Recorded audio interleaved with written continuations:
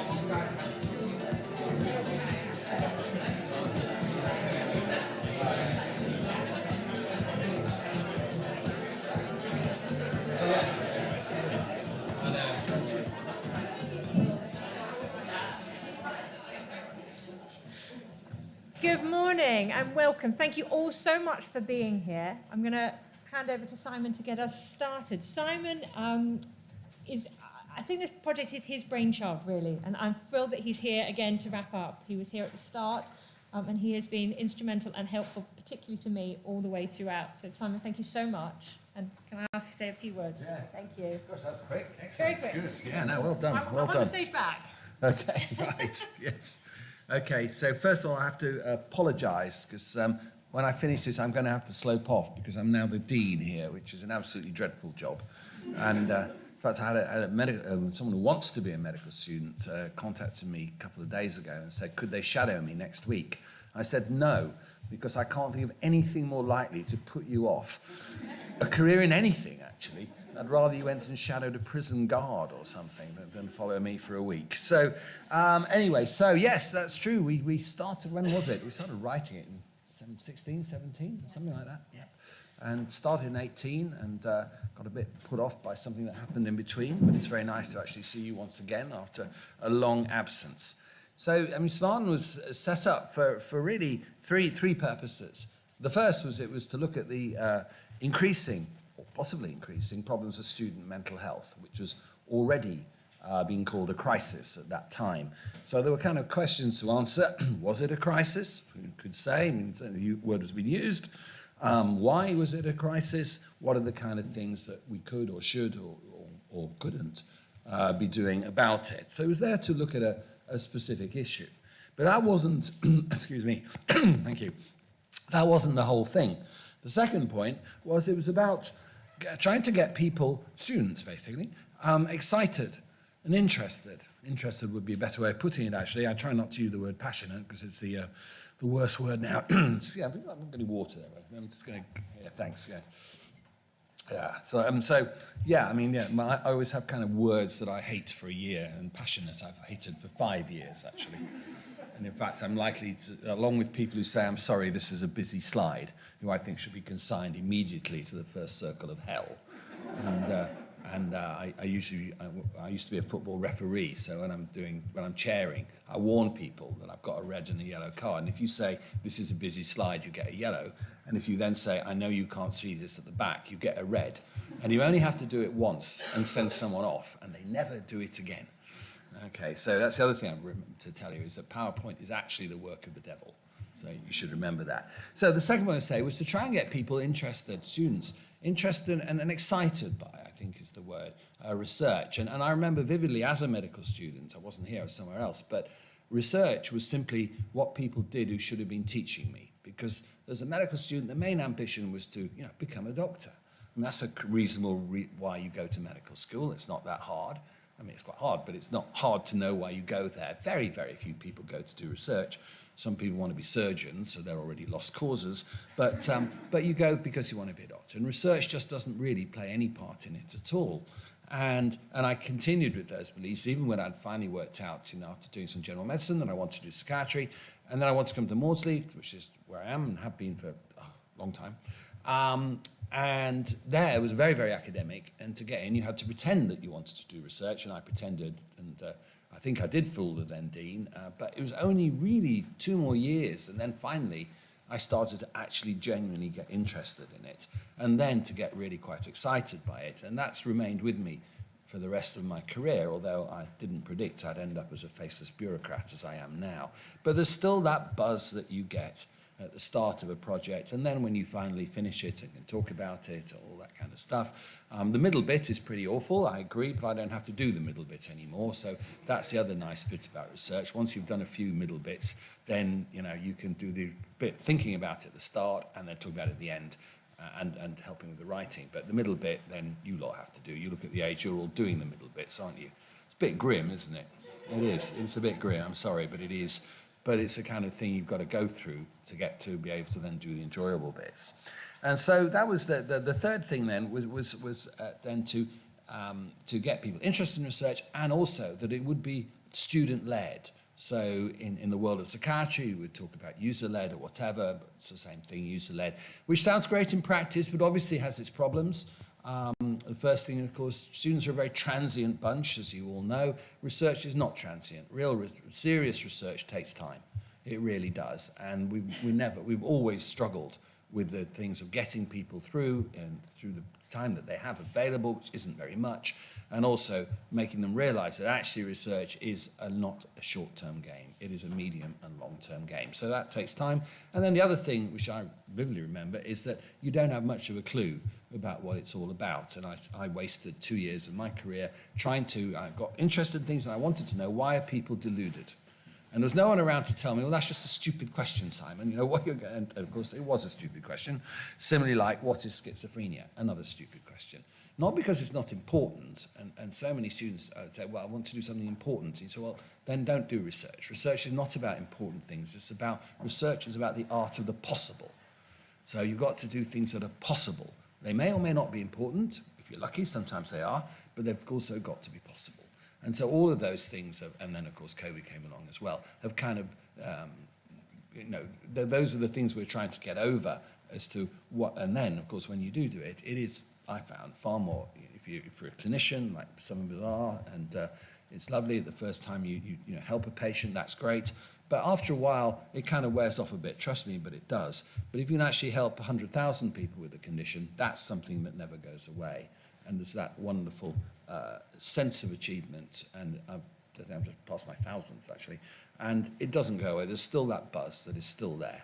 So you may ask, why have I now stopped it? That's a really good question. Why have I become a teen? I really don't know, actually. Anyway, now, you've been very generous. Certainly I was very involved at the start, but life intervened, and I haven't really been anything like as much involved as Nicola has said. Why? Because we have Nicola. And without Nicola, there would have definitely been absolutely no chance of any of this happening at all. And that's not me being polite, because I'm not a very polite person. It's being truthful, and I'm not a very truthful person either, actually, but this bit actually is genuinely true. So, having done the introduction, I will be sloping off. I'll stay for your bit, though, because I love you. Yeah, but I will be back again in the afternoon. I will be doing deanery things during the rest of the day, most of the day, and if you try and shadow me, I will shoot you. So, over to you, Nicola. Thank you.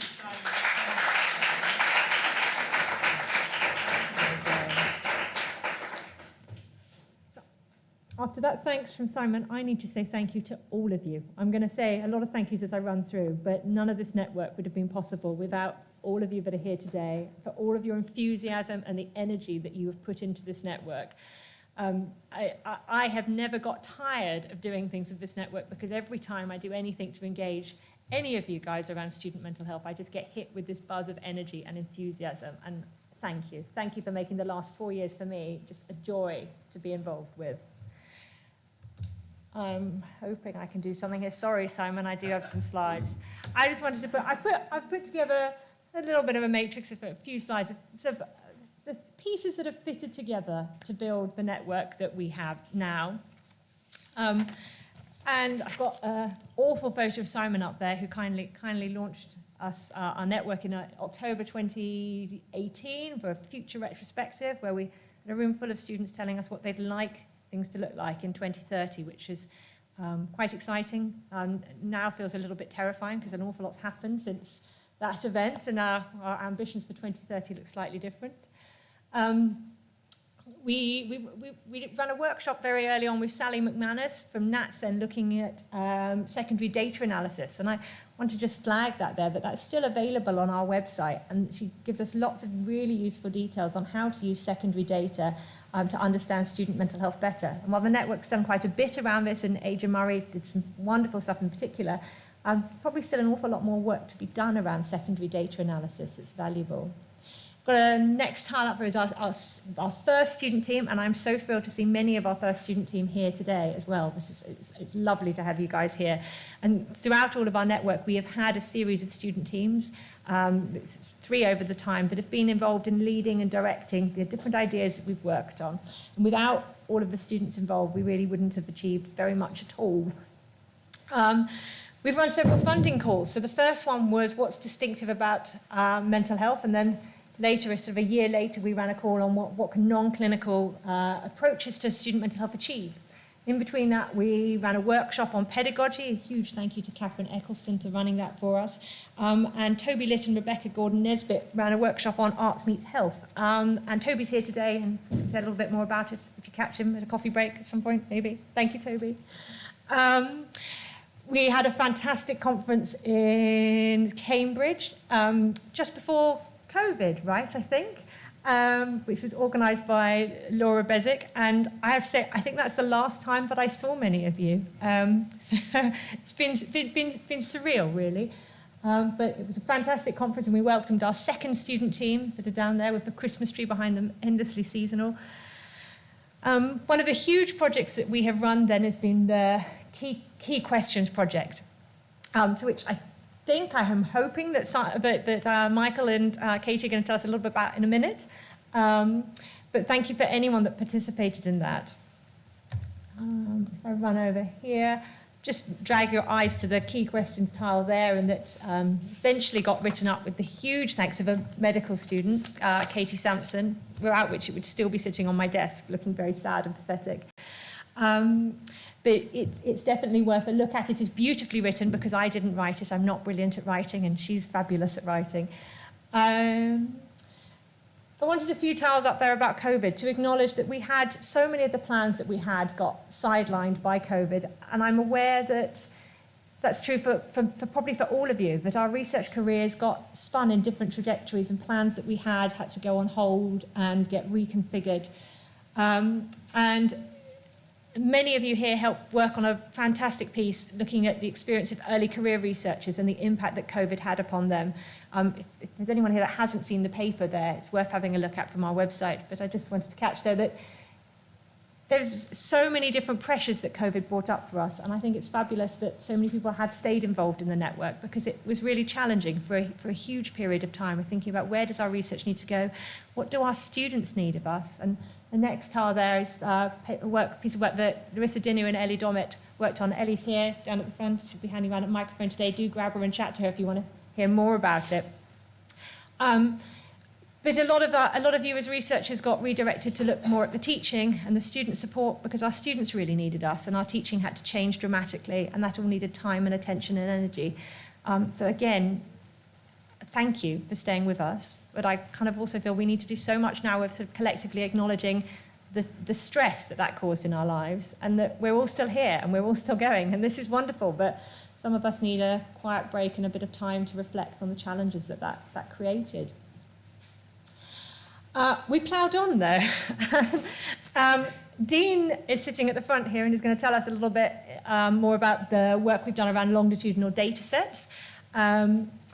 We ran a funding call around key questions. And then over the last year or so, we've had a wonderful series of events actually pulling together some of the work that funded research that we've commissioned through the network has produced. So looking at enhancing inductions for PDRs, the wonderful Things in Your Mind cartoon, it's a graphic novel, sorry, that's the right word. Work looking at pathways to success, so good transitions into university, enabling peer-assisted learning. Alison's wonderful work around measuring well-being and student population. And then really towards the end, we've had some great work looking at trying to do a bit more around workshops, co-creating with students. And Aniskus has, with her project All in the Mind, has been working with us to create podcasts specifically around student mental health, which has been fabulous. Quick little slide. I'm hoping everyone can see it at the back. I know it's a busy one, but just a list of all the different projects that we have funded, and so many amazing people have worked on these. Such a range of work. And today, I think Trish is here, Margaret McLafferty is here, Thomas Cador is going to be speaking later to tell you a bit more about his work. Nicola Coogan is going to be telling us a bit more about her work, as is Z, that I think is also from Strathclyde. Yes, wonderful. We've got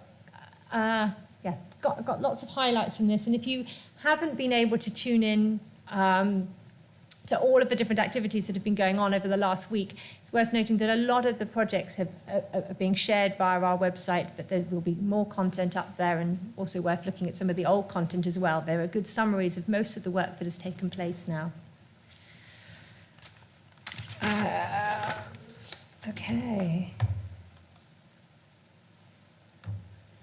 Well, we've done lots of stuff, and we've funded lots of research. I think one of the most important things that our network has done has been to create an opportunity for people to talk to each other and to meet and to build connections and to find people that they want to collaborate with. Certainly for me, this has been an amazing part of our work, of just meeting so many wonderful people who share a buzz and enthusiasm for trying to address the issues that we have around student mental health with solid, thorough research. And this list of this sort of tile of connections along the top here wouldn't be possible without the energy that people have put into this. So huge thank you to Michael Priestley and Katie Tyrrell and Thomas and Hope for the work that they have done with the ECR Lab Group. But Thomas was telling me this morning that he thinks he's added up that we've had over 100 guest speakers since the start of COVID to the ECR Lab Group. It's not going anywhere. Well, it is going many places, but it's not leaving. It's not vanishing.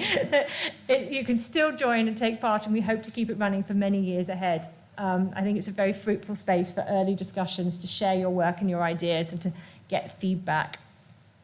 Rebecca Upshur, who's here today as well, worth grabbing and having a chat to, has been running our Education for Mental Health Special Interest Group, but has spun out a number of really exciting projects from that. Alison Dodd and Chris Sampson have been leading our special interest group in measuring mental health and well-being. Alison isn't able to be with us today, but Chris Sampson is, and is definitely worth catching and having a chat to about that if you're interested in the very thorny, prickly question about how we actually measure anything.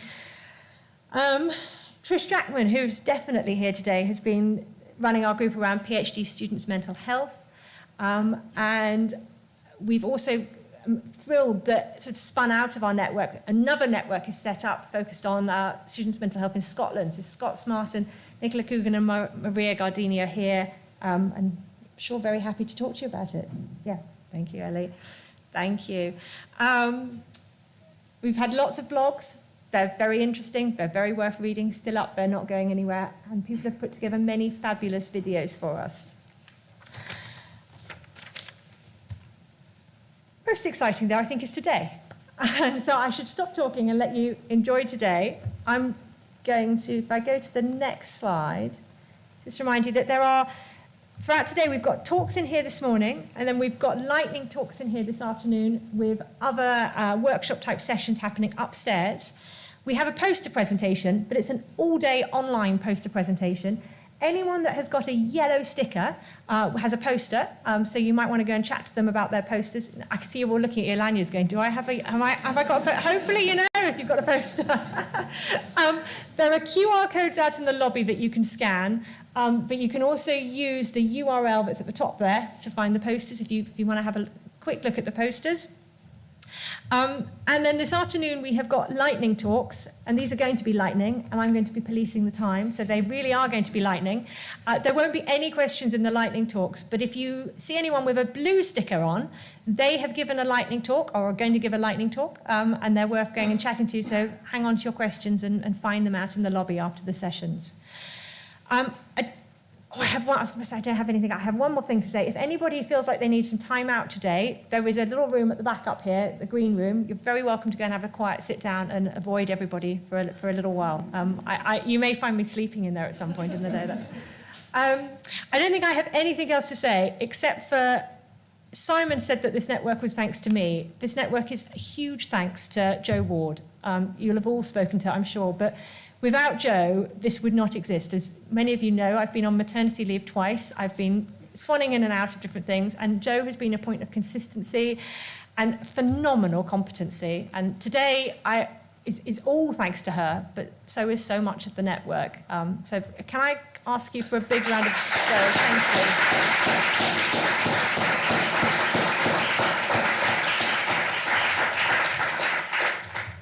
I've overrun. I'm going to be in trouble with Ellie. But I'd like to welcome up to the stage Katie and Michael, who are going to tell us a little bit more about the the student-led projects that they have run.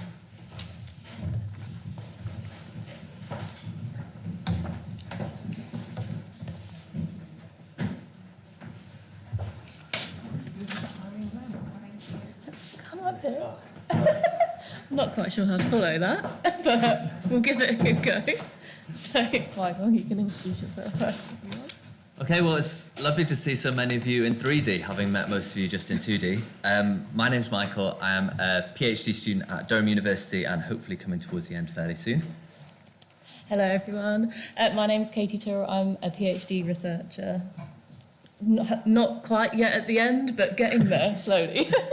Yeah, so both Katie and I became involved with SMaRteN as members of the student-led research team back in 2019, and then later remained involved as co-facilitators along with Tom and Hope of the PhD and ECR virtual lab group for student mental health research. And yeah, through SMaRteN I've had the opportunity to meet some amazing people and had loads of great opportunities to develop my knowledge and skills, which I will always be very grateful for. So I feel like we've been very privileged in that we've been involved right from the start. So it's been really exciting to see how much the network's grown over time and to meet so many amazing students who have had the joys to work alongside and conduct research with. So it's been such a great and amazing opportunity for us. By students for students, I think you'll all be kind of well aware that have I just done no? Okay. Started from that co-production is so important and is really key to this network, and we've been witness to the fact that, you know, having students at the heart and being able to conduct research alongside amazing researchers who are kind of experts and specialists in their field has been such an amazing experience and opportunity for us. So we're going to give you kind of a brief overview into two of the projects that we've been fortunate enough to work on alongside some of the senior leaders in the SMaRteN network. So I'm going to give you a brief overview of the Measuring Student Wellbeing project that Nicola mentioned within her slides at the start.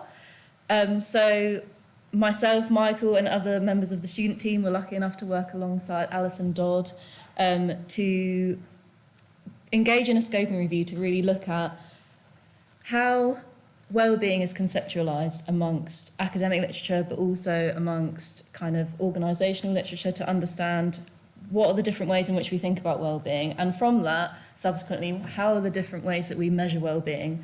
And you'll kind of see that there's a bit of inconsistency within that I will discuss further. So, as I said, as part of the scoping review, we looked at academic literature, we looked at grey literature, so literature from organisations such as Student Minds, to get a real good sense as to how we understand wellbeing and wellbeing in the student population more specifically. From that scoping review, I think we had so many search results, it was actually quite painful. Myself and Sebastian were looking through the academic literature thinking, oh my gosh, how are we going to get through all of this? But we came down to 44, so in the end it was manageable. So we had 44 academic studies and stakeholder reports which met our criteria for inclusion. And from those, we then looked at how wellbeing was conceptualised and what the kind of measures that were used to look at student wellbeing in higher education. So in terms of conceptualising wellbeing, it was really interesting when we were looking at the literature to identify that there was a real kind of, I guess, inconsistency and interchangeable use of terminology across the literature, whether that be referring to mental well-being, psychological well-being, subjective well-being, and you know, it's quite a complex area, and I think quite a lot of studies did reflect on the complexity of defining and measuring well-being. Some studies utilise theoretical frameworks, such as self-determination theory, or they might have referred to definitions, such as the World Health Organization's definition of well-being. However, what was really consistent was the fact that definitions of well-being, or how they were conceptualised, was quite inconsistent and perhaps limited. So really highlighting the fact that there's actually not a lot of consensus into how we actually conceptualise well-being within the student population. In terms of measuring well-being, there were many different measures of well-being that we utilised within these studies that we referred to. 28 self-report measures, seven academic groups created their own measures for well-being. These were related to specific theoretical frameworks. We had things like the PANAS and the Scales for Psychological Wellbeing, or more kind of pan-theoretical measures of wellbeing, such as the WEMWEBs and the WHO5. There were also a lot of indirect measures of wellbeing as well, so measures used as proxy measures for wellbeing, such as the Rosenberg Self-Esteem Scale, but we also had kind of mental health measures of symptomology as well, which was used as a proxy for wellbeing. So what was really key from this was that wellbeing was often conceptualised as being synonymous with mental health, and subsequently a lot of the studies used scales and measures for mental health symptoms as a proxy for wellbeing. And as two different kinds of constructs, we realised that that's probably something that needs to be considered a bit further. So, implications. We really need a clear consensus of how we define wellbeing. As I said before, mental health symptoms were measured as a proxy for wellbeing, despite the two constructs being quite different. And being able to measure well-being consistently is really important within higher education when we're looking at students, but also amongst, you know, society when we're looking at public health more broadly. Distinguishing between mental health, especially when this is conceptualised as mental ill health and well-being, is important. And some of the research that we referred to within this project suggests that actually students conceptualise mental health and wellbeing differently as well, so it's something that we really need to consider. A core set of validated wellbeing measures that align with student perceptions was recommended as a result of this research, and I'm glad to tell you that, as Nicola mentioned, there was a Measuring Wellbeing in the Student Population toolkit developed by Alison and Nicola in 2022 as a result of a wide stakeholder consultation to identify what the most important factors were to both students but also to wider stakeholders and staff working within higher education with regards to wellbeing. So the priority clusters listed on the slide highlight and core outcome set that can be used and developed by universities. And what we also identified within the review was that not many measures have actually been validated within the UK student population apart from the WEMWEBs and the core, GP core. So more work to be done in terms of thinking about how we actually measure wellbeing. And so I guess to conclude this part of my presentation, having a shared understanding of student wellbeing and subsequently how to measure it is important for creating a consistent evidence base and developing our understanding of how we can enhance and support student wellbeing. So we get that consistency right in the start, actually kind of understanding and developing our evidence base will be easier, hopefully, fingers crossed, potentially. But that kind of gives you an overview as to the Measuring Student Wellbeing project, and the toolkit and the findings of this is all available on the SMaRteN website, so if you're interested in finding out more, then please do have a look. On that note, I'm going to pass over to Michael.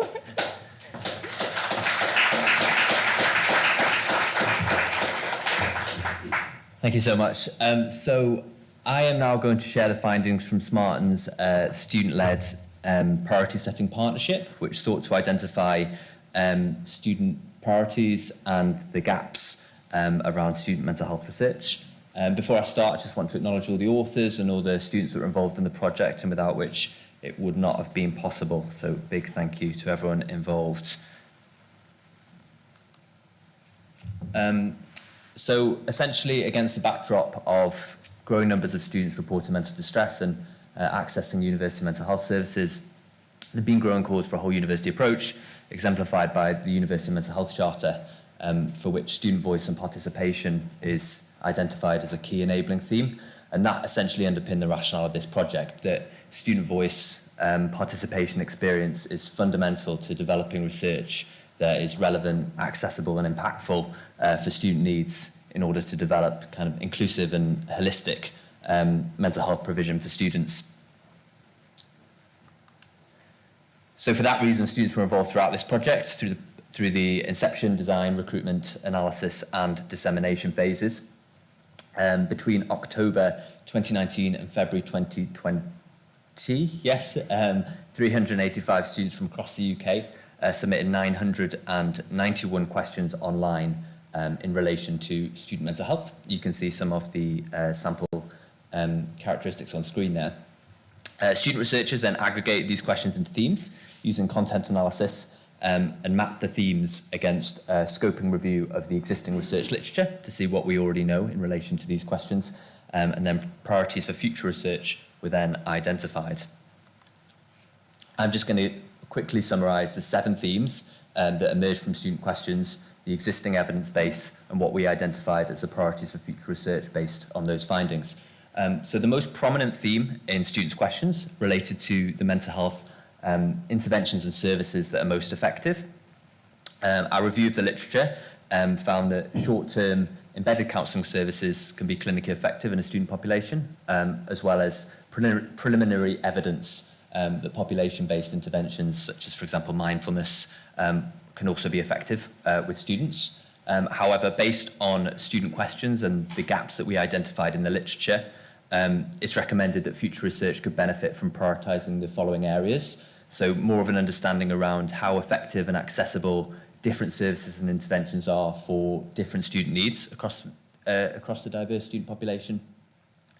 An understanding of the effectiveness of more preventative interventions as part of a whole university approach.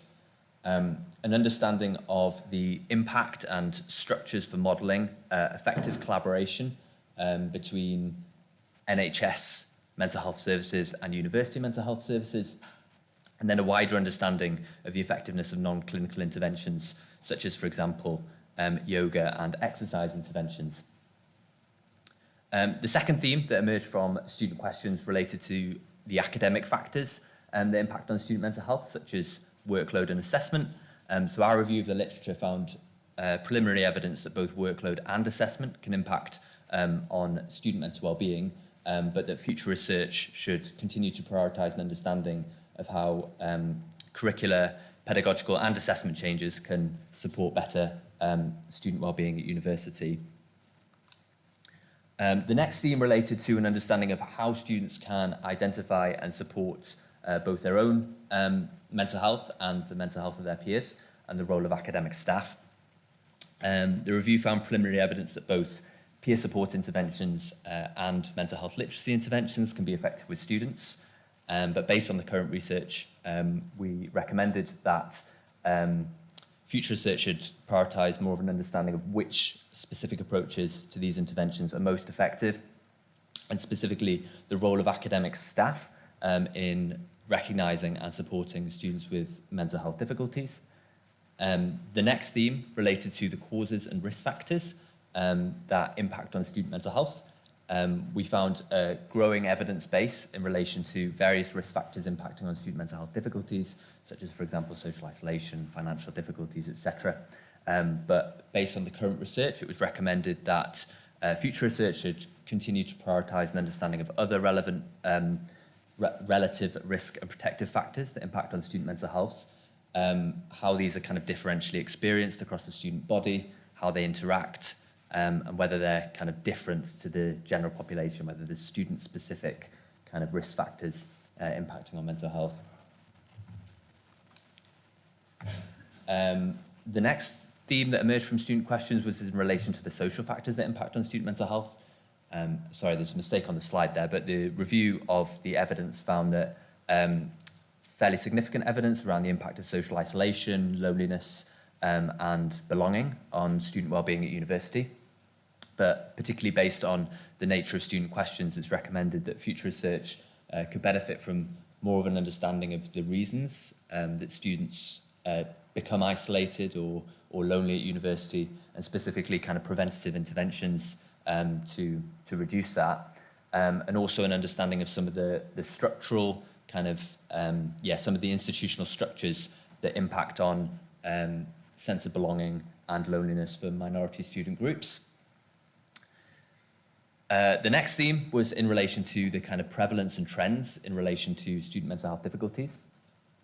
So our review of the evidence found existing estimates tend to be around 24 to 40% of students experience mental health problems, and there's a general trend towards increasing numbers of students reporting mental distress at university. However, as Katie has outlined, much of the kind of existing evidence is often conflicted and compromised by inconsistent use of terminology or measurement scales, etc., which means that some of those estimates can be quite varied. So therefore, future research could benefit from developing more kind of robust, accurate, consistent estimates of prevalence and trends, and also an understanding of how student mental health difficulties vary across the student population based on different socio-demographic and academic factors. And then finally, some students expressed in their questions a theme related to the consequences of mental health difficulties. So while the review of the evidence did find that mental health difficulties at university do negatively impact on academic attainment, based on student questions, future research should prioritise an understanding of the long-term implications of mental health difficulties for social and career development. So taken together, essentially the project identified 7 themes and areas to prioritise for student mental health research based on student needs. We concluded that given the discrepancy between the emphasis in student questions and the existing evidence base, that future research could particularly benefit from prioritising more of an understanding of the interventions and services that are most effective, and also the academic factors that impact on student mental wellbeing at university, to ensure we're developing kind of interventions and support in line with student needs. And also it's recommended that the existing research and the knowledge that we do have is better disseminated to students so that we can answer their questions. Thank you so much for listening.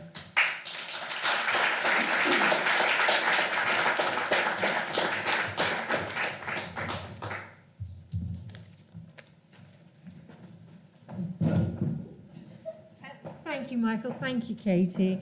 I feel it's important to stress there that the huge amount of work that students put into those projects, and always alongside everything else they're doing. This hasn't been Michael and Katie's job for the last 2 years. They've been putting in hard work and energy because they care, and I think that's amazing. Michael mentioned at the end of his that list that we need better measures to better understand sort of variance in student mental health across universities and disciplines. And I want to welcome Dean to the stage, who's been doing some wonderful work in trying to answer these questions for us of how should we be measuring student mental health and how should we go about setting up longitudinal studies to do it. Dean, thank you. Thank you very much. Thanks for the introduction. And has Simon gone? Is he gone? Good, because I've got some really fancy slides coming up with lots of information on, so I'm really pleased about that. That's good. Before I do start, I want to echo the words that have been said, thanking Joe and Nicola and the SMaRteN Network for making this happen. As one of the presenters, you get to peek behind the curtain and get a sense of just how much goes on in organising an event like this. I'd really like to thank Nicola and Joe in particular, for just being so well-mannered to me when my slides were late and I forgot to register. So, Joe, thank you for being really nice. It's really appreciated. So, thank you. There you go. And in fact, we met for the first time face-to-face today. She's never got angry with me. It's really good. So, I'm going to talk about developing longitudinal data sets for student mental health. And I'm Dean Macmillan. I'm from the University of York, but I'm talking on behalf of a much wider group.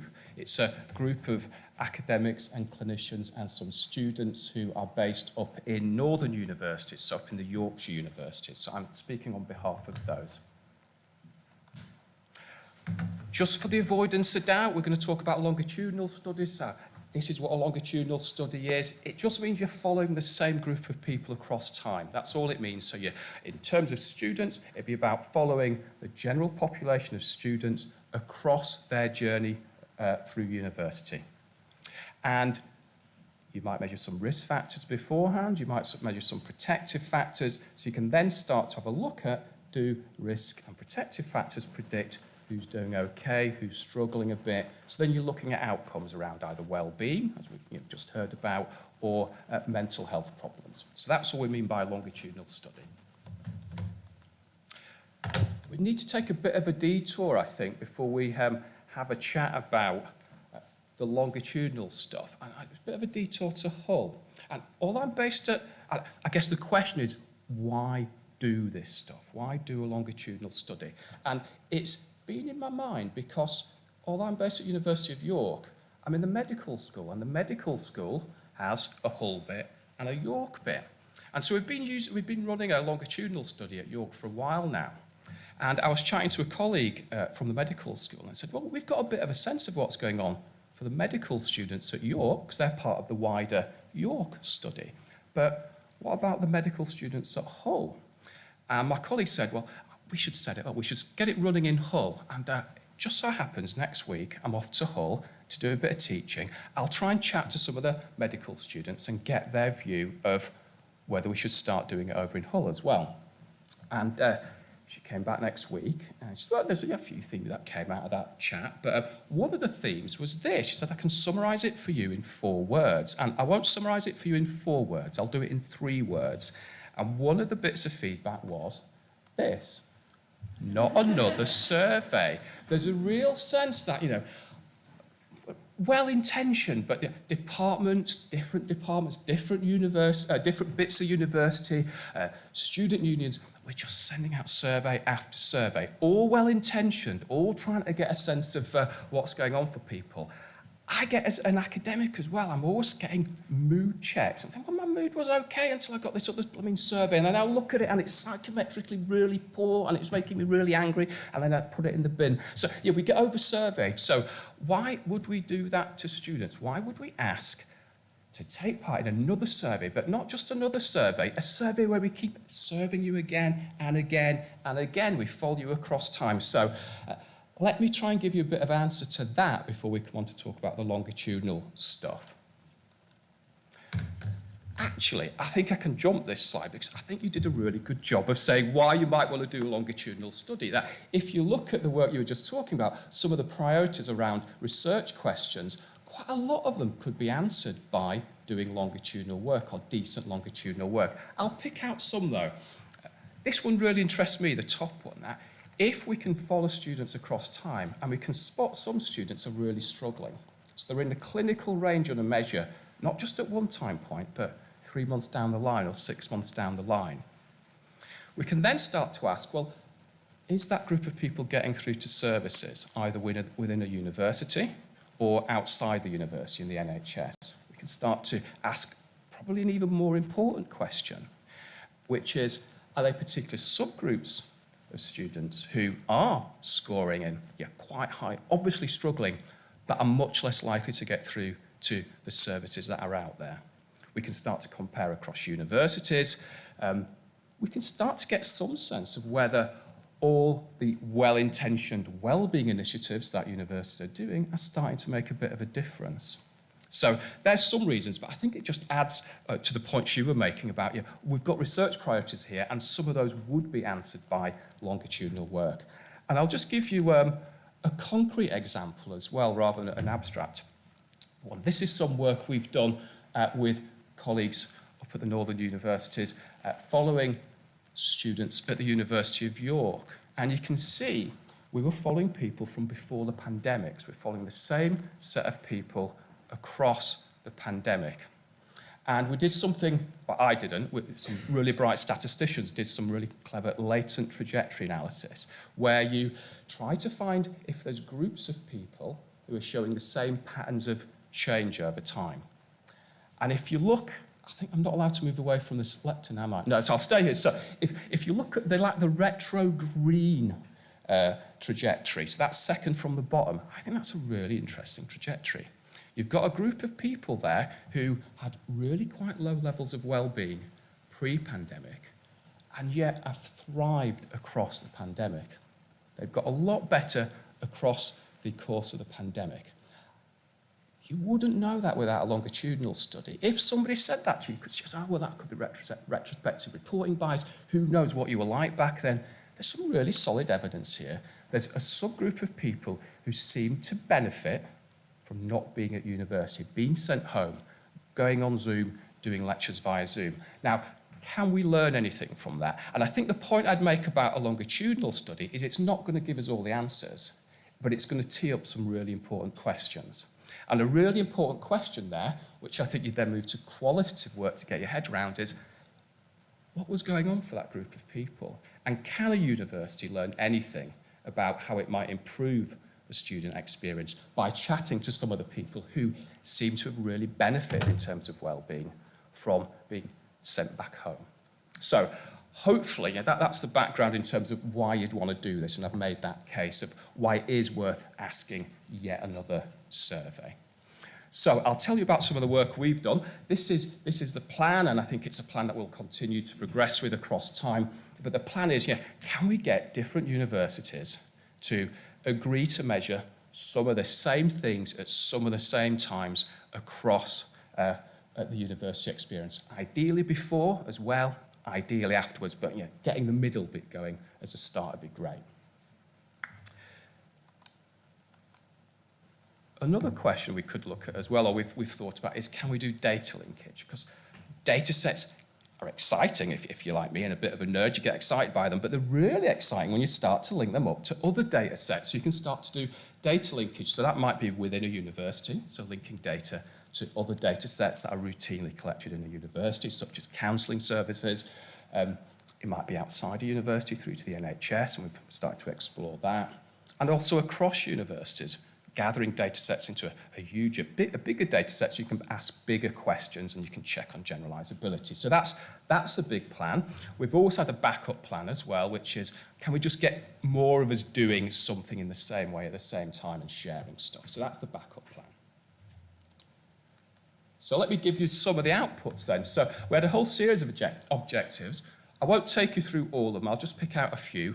One of the things we thought we should do is develop some standardized protocols and ethics proposals for people. So if you were wanting to set something up, you could set something up that would be standardized, it'd be shared across different universities. So we've done a bit of work around that for proformas and protocols for getting work going, but also for the data linkage stuff.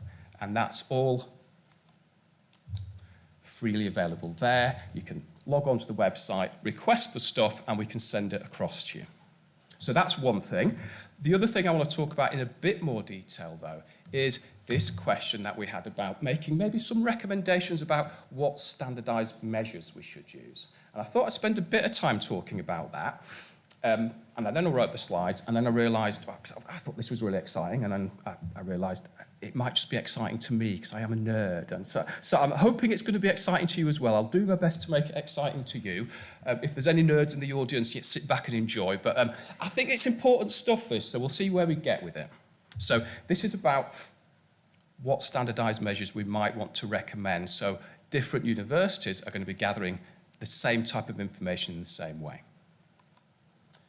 It's worth noting that SMaRteN's done some lovely work just mapping what's already been done. So there's a list of measures here that are currently being used either in surveys or existing longitudinal studies in university services. There's some names you might recognise there, but no consistency there, though. That's important. Some that are used more than others, but no absolute consistency. So we thought we could take that work on a bit. So we run a series of consensus groups where we had academics, clinicians, typically from counselling services within universities, students, other stakeholders, in a room having a discussion about some of these issues.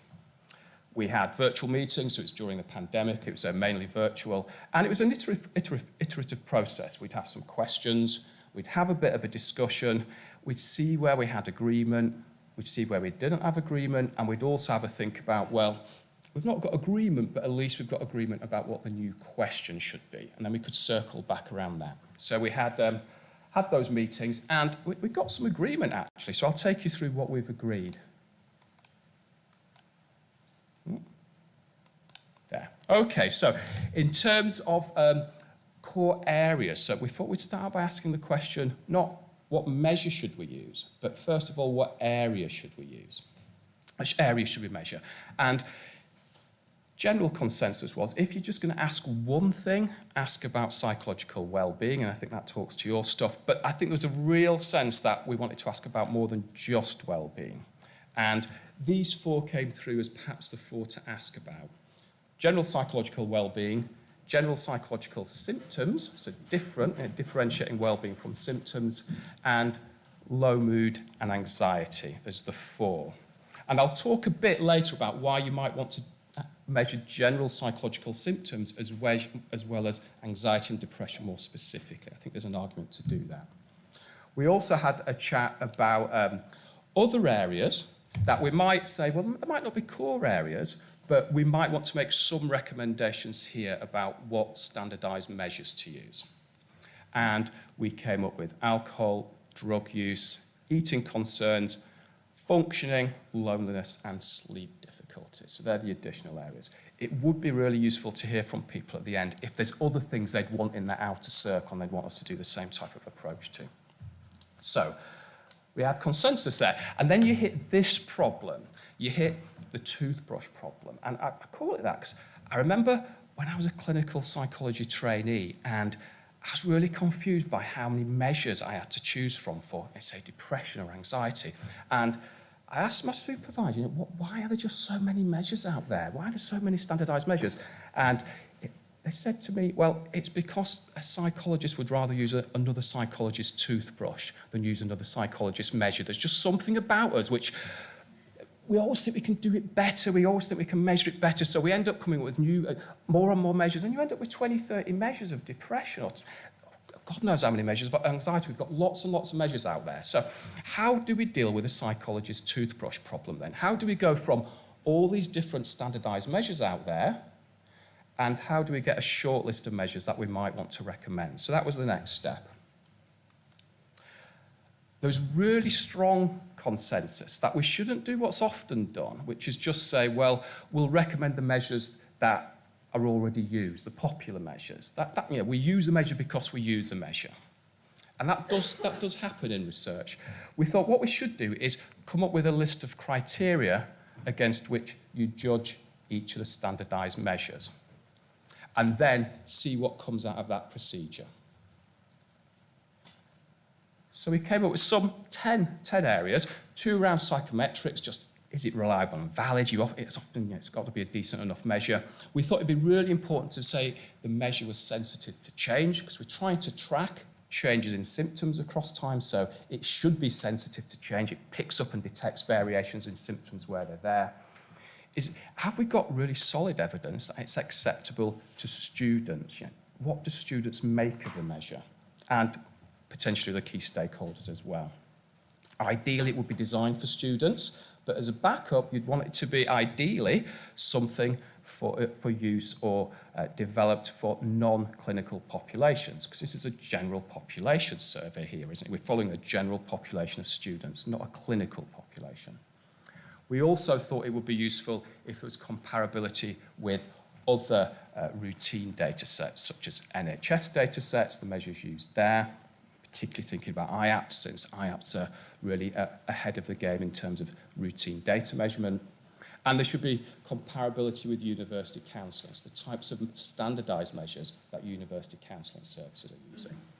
And then finally, it should be free to use, because naughty psychologists sometimes monetize these things and try and sort out their pension pot through monetizing these measures, and we shouldn't be doing that, and we shouldn't be supporting that.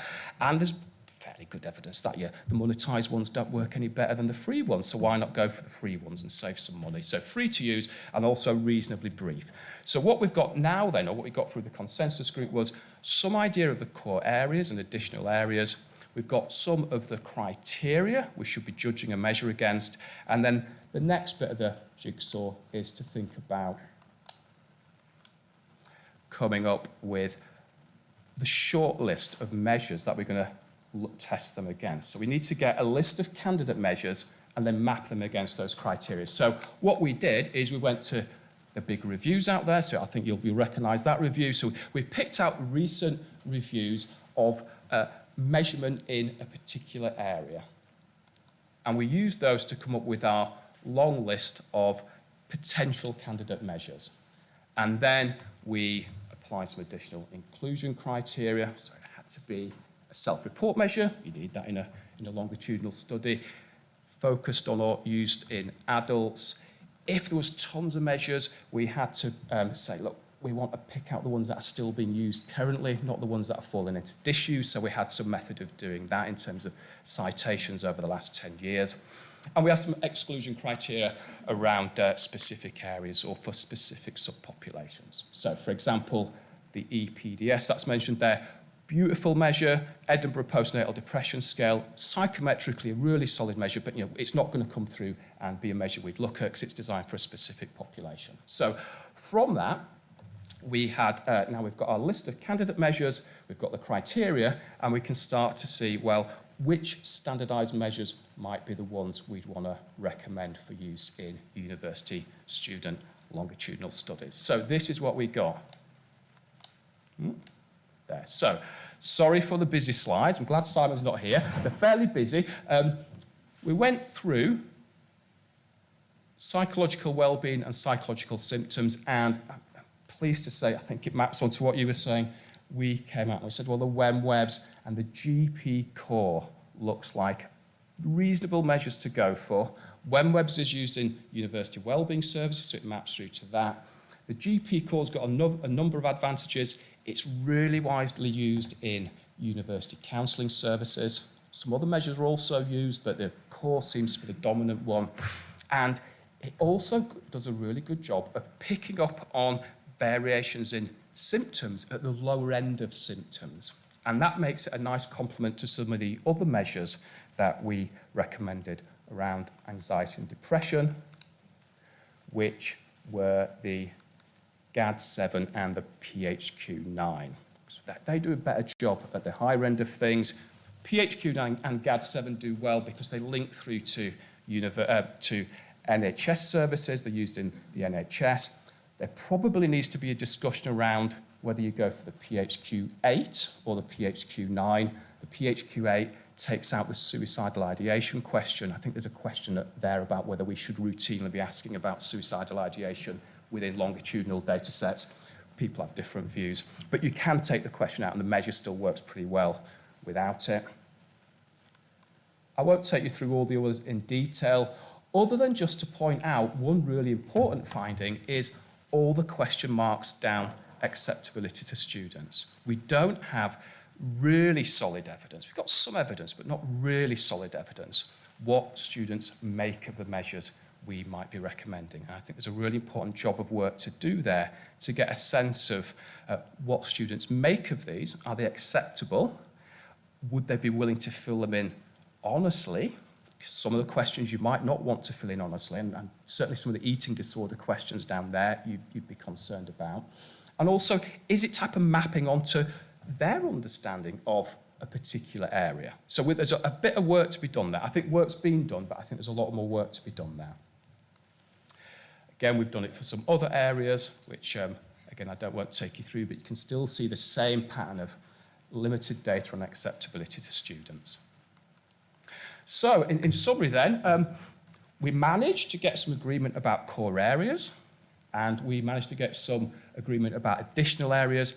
As I said, I'd really be interested in any other areas you think need to be there. We'd be more than happy to go through that process of trying to track down and make recommendations by mapping against those criteria we've got. It really jumped out at us how limited the information was on acceptability. And again, I think there's an important bit of work to do as a next step, which would be, I think, qualitative work, putting some of these measures in front of students, doing something like the cognitive interviewing technique, where you get people to talk aloud about what they make of each item. And then you can do some analysis around that to get a sense of what students really are making of some of these measures. The measures that, we routinely foist on people in the NHS, but we really don't have a sense of what people or students make of them. And I think that's really important, particularly for something like the eating concerns questionnaires, because there's questions in there that jump out at you as thinking, we'd really need to check whether we should be asking these types of questions routinely in students. So I think I can finish there. We're writing this up. It'll be available on the website. It'll hopefully be a paper as well, but at the very least you can get it on the website. And I will finish there, other than to say thank you to all the people who took part in the consensus group, and in particular, the people who are here today who haven't met for the first time. It's been an absolute joy. It feels like I've known you already, but we've now got to meet in person. So it's been one of the joys of coming along today. Thank you very much.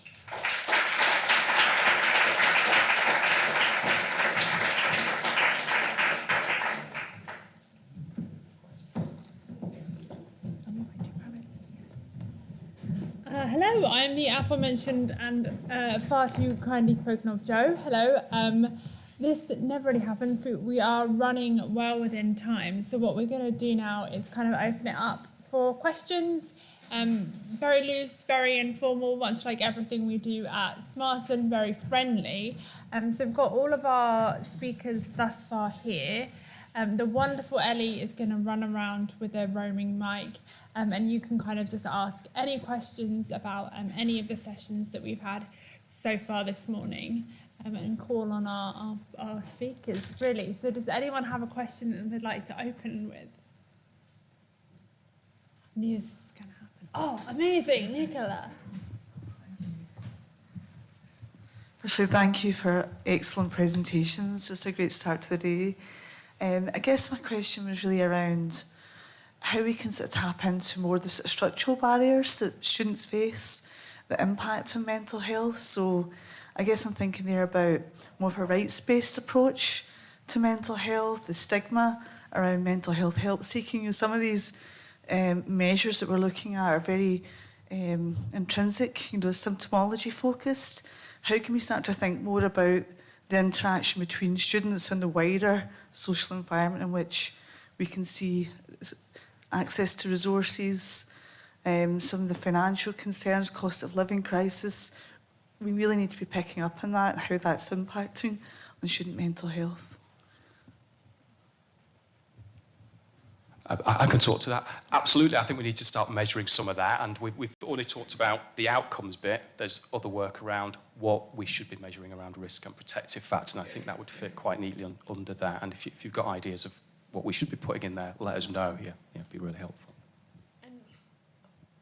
I was just going to say that I think one of the themes from, I just agree with you, I think one of the themes that was coming out so strongly in students' questions was in relation to the differential impact on different student demographic groups, and an acknowledgement that the student mental health is very differentially experienced within the university body, and that's influenced by structural and systemic factors, and that we need we need an approach that is much more aligned and attuned to that. And again, in terms of some of the questions around the academic factors and cultures and practices and stuff, and how they impact on student mental health, I think that also needs to be really attuned to some of the kind of structural and systemic pressures on academic performance and stuff that impact on student mental health. So I agree with you that definitely from the work that we did in relation to student questions, it's something that is very important to students and that we find an answer to. I was just going to say as well, I think obviously we've spoken quite a lot about measuring mental health and wellbeing, and I think this is where qualitative research into students' experiences is really important, and looking at the kind of ecosystem in which they're inhabiting and how that impacts on them. And a lot of the work that I've done is also about looking at, you know, students before they go to university and that transition, and they just don't arrive in a vacuum and they have lots of different experiences prior to even arriving at university, and how do those impact on them and how they might experience well-being whilst at university. Thanks, guys. And Nicola, when Katie and Alison did their scoping review, this was one of the big holes that we picked out, is that there is a huge gap. There is no work around what does a community level of well-being look like, and how does that get measured? So that was something that we wanted to pull out, but there's too big a gap for us to be doing it. I'm working with a few people at the moment to try and get a next project off the ground to look at that. So I didn't know you were interested, but come and let me know. Yeah. I didn't know you were interested, but come and let me know. That's exactly the kind of words that I wanted to hear today. So that's brilliant. Has anyone else got any questions they'd like to put to our panel? Yes. Hi. Oh, funny, talking in a microphone. Thanks again for your talks. I wanted to ask what you think about like disinterestedness in student mental health, like the idea that we need to be detached from our research for it to be like objective and therefore reliable and things. Because I feel a lot of people go into mental health research because you've got some like deeper reason, and you think it's really important work or like personal experience or like friends who've gone through mental health difficulties. And I think that's like a really great thing to harness as a reason to do research. And like having that experience is so informative and can lead you down important paths. But then you have people saying, oh, you know, you should be detached. And yeah, I just wonder what you think, especially Michael and Katie like talking about co-production, which I think is awesome. But yeah, how do you keep it seeming objective, or is that even something that we need to do? So like lived experience within researchers and the people they're researching with, but brilliant. Can I can hand to you guys, but can I jump in there and go, I think it's a fraud to try and say that we're completely objective. I think it is really important to be honest about our own experiences and honest about how that shapes the questions we ask and the way we interpret data. And I hope more people will be more honest about why they're doing this work and why they care about it. And so I'm so thrilled that you're picking that up. And I hope perhaps our next generation of researchers will care about this. We're asked so often by funding agencies when we pitch for research funding to say, how are we involving patients and the public in our research? And when we look at mental health, that's how are we including people with lived experience? And I've come to the point in my work where when I pitch for funding, I say, well, the first reason why we're including, or the first way we're including people is my research team has lived experience. We are motivated by our lived experience, and that is at the core of what we do. And I think we need to do so much more of that. So thank you for the question. I think Katie and Michael can say a bit more. I can, or maybe not. I can try. I mean, you've articulated it much better than I can, really. So in some of my own research, I kind of ground it in pragmatist understandings. Basically, what Nicola was talking about, that really I would argue it's impossible to ever be totally objective and removed from what we're researching, and that actually pragmatism tells us that experience is actually really beneficial in terms of identifying some of the gaps and solutions towards a particular problem. So I'd agree with that. I guess just from my own experiences, kind of in terms of like co-production stuff, I think it's particularly important, and something perhaps that we could get better at doing is just acknowledging that, as you say, there are lots of people that are interested in this field because of their own lived experience, and just ensuring that there's supportive networks and systems in place when you're kind of encountering these issues on a regular basis, and also just the kind of real importance of just being reflective and not, because of some of my kind of own experiences, etc., not imposing that onto other people that I'm doing research with, and just being really open to kind of the wide range of different experiences and stuff. But yeah, I agree with you that I think lived experience is something that is actually productive and important to good research in this area, and not something that we should be worried about needing to hide or suppress. I love this, and I love that question. I know I'm not anywhere near as articulate as any of these guys, but I sometimes feel like it needs to be about moving away from like lived experience, capital L, capital E, to just experience mental health in a much more broad way. So thank you for kind of bringing that to us. Any other wonderful questions we've got? I can see Can I Stephen. just add, yeah? Oh, yeah. I'm old enough that when I did my PhD, I was told not to use the word I when I wrote it, because that meant it was not objective, and I think that's gone now. So hopefully that's a historical thing. It's something you see in history, but it's something that's gone. And, I do quantitative research, but I know there's an I in quantitative research. I make sure my students put the word I in. They're allowed to say, of course it is, yeah, it's experience, and we all experience mental health, and we all experience mental ill health as well. Brilliant, thank you. And yes, Stephen, I think you've got a question at the back. Thank you very much. First off, all the presentations were fantastic, and it is great to be here today. My question was towards yourself, Dean, in terms of longitudinal research. I'm a big advocate myself, having done one. And with you saying that we should actually encourage more longitudinal research, I guess one of the issues that I identified, and I guess many others, is the dropout. And therefore, have you got any best practice to share to keep students retained on such projects? Well, I probably don't have answers to best practice. I'm probably not the best person to ask, but I think the answers are in this room. I think this is the way you retain people is you get a sense that this thing actually matters. This is not just another bloody survey. And having some sense of we've asked these questions of you, you've done this research, and we found this stuff out. I think that is the type of way you keep people involved. I think co-production as well, you're more likely to do that if there's people asking the questions. People in the research group are also students and contributing to what you're asking, how you're asking it, and how you're analysing it. So I'm an old fogey academic. I'm not great at this, but the future's in the room, and that's where the answer is. Thank you very much.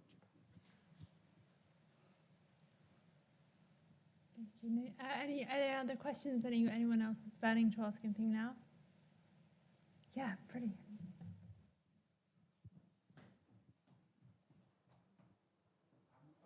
I was sort of interested in questionnaires and research that doesn't necessarily situate the problem with the individual.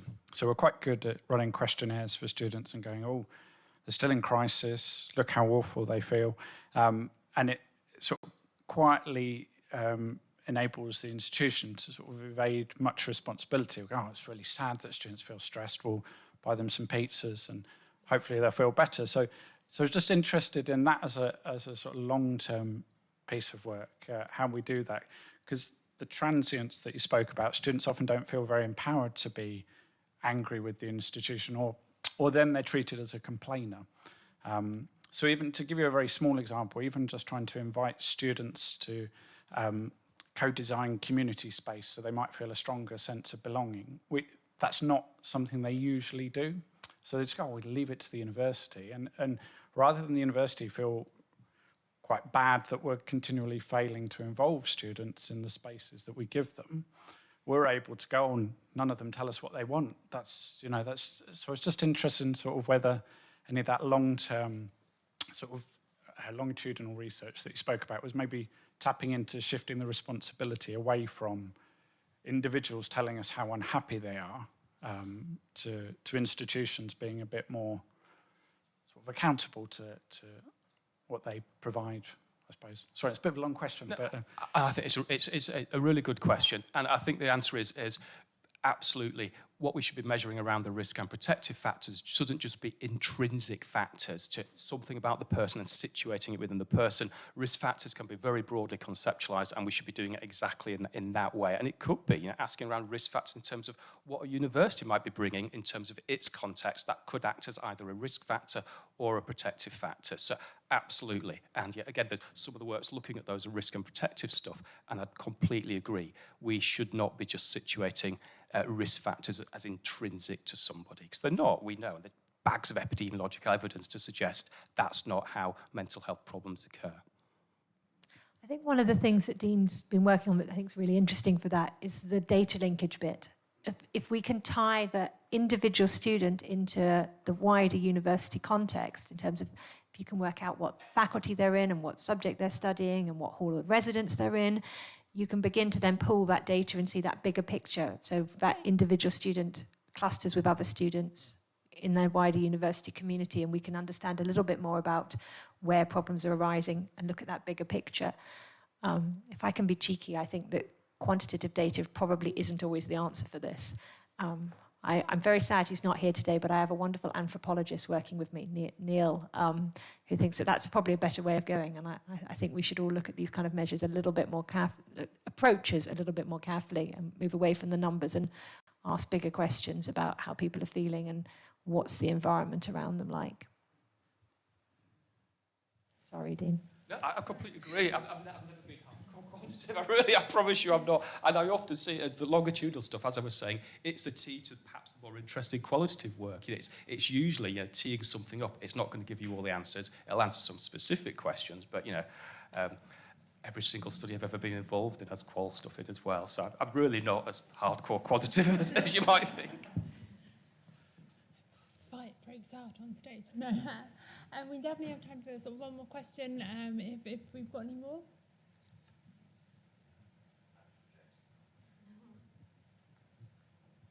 Thank you very much. It's really, really encouraging to hear both longitudinal research and co-production being talked about in such concrete terms.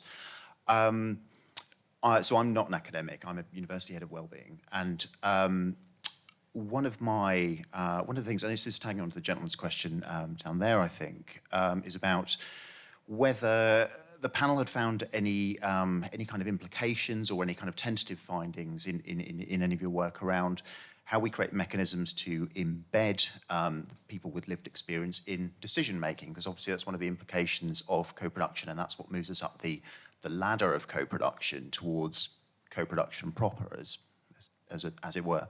So yeah, I guess I'm just asking for any kind of musings or rumblings or emergings from the research base around how we might meaningfully, non-tokenistically, embed lived experience in university decision making.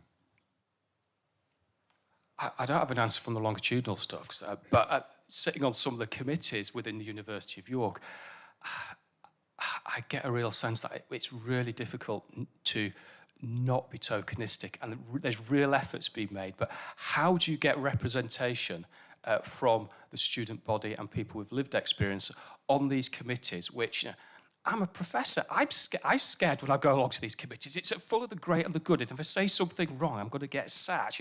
It's really struggle for me. So how do you get proper student representation there? And I think there's probably some answers, and it's probably similar to what we might think of in the way we work in health research when we say well, the PPI stuff, we've got to get better involvement, better co-production. It's about numbers. It's about making sure it's not just the one person from the student union who's there as a representative. There needs to be a bigger body of people there. And something in the force of numbers might allow you to speak up and make a point and talk against the important, scary person that I'm scared to talk up against. But I don't have any answers other than that. I've just always thought this is a real struggle and we probably need to do it a bit better. And the only thing I've thought of is we just need larger numbers there so you can speak up and you can speak against what feels like quite a scary bureaucratic system sometimes. Yeah, I can probably add to that. I agree that I think we need more representative forms of student participation and more inclusive, and part of that is really developing an understanding of some of the barriers, particularly for different demographics, around why it's difficult to, or why they may not want to participate in decision making. I think from the SMaRteN projects that both Katie and I were involved in, I think one of the learning points was around student involvement right from the project's inception and right through the life cycle of the project. So both of the projects kind of, I feel like we meaningfully fed in and shaped the direction that project was taking. It wasn't that the project was necessarily predefined and then we came in to do it. And I think there's maybe value in trying to think about how to replicate some of that approach a bit more broadly across the institution, to thinking about how to involve students right from the early stages, and also thinking about, again, one of the things that I think SMaRteN has done well, and particularly on those projects, is just enabling kind of student voice and participation at different levels, to kind of acknowledge some of the different barriers that students might experience. I was just going to add as well. Hello. Oh, there it is. I think also it's about thinking innovatively about participation. It doesn't have to necessarily be sitting on a committee, which is, bores the living daylights out of anyone. So thinking about different ways of engaging and ensuring that students can participate in a way that suits them as well is really important. And, if senior management takes that into consideration, I think we'd be in a better position for having more student engagement. So driving senior management out of the boardroom is really what we're looking at here. But no, Nicola. I think lots of really good points there, but I think I sit on various different boards across King's, and I'm also just coming back from maternity leave.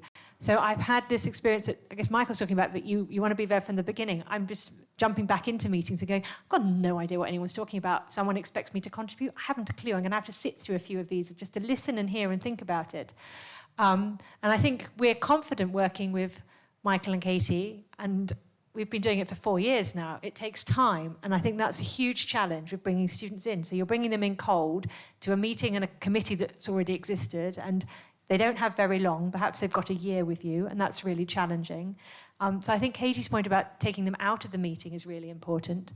One of the lessons I think we've learned in terms of co-production that I think is so important is to actually have some honest conversations at the start about where everyone's expertise lie. What do I bring? What do you bring? We're not all equals in the room, and I think it's really important to acknowledge that it's kind of fraudulent, and maybe that's where the tokenistic bit comes from, to say your voice is as valued as everyone else's on everything. It's about working out, well, what do you bring and what do we bring? You bring the actual lived knowledge of what's going on, and perhaps we bring a bit more understanding about accountancy and the budget headaches that we're dealing with, and being open about that.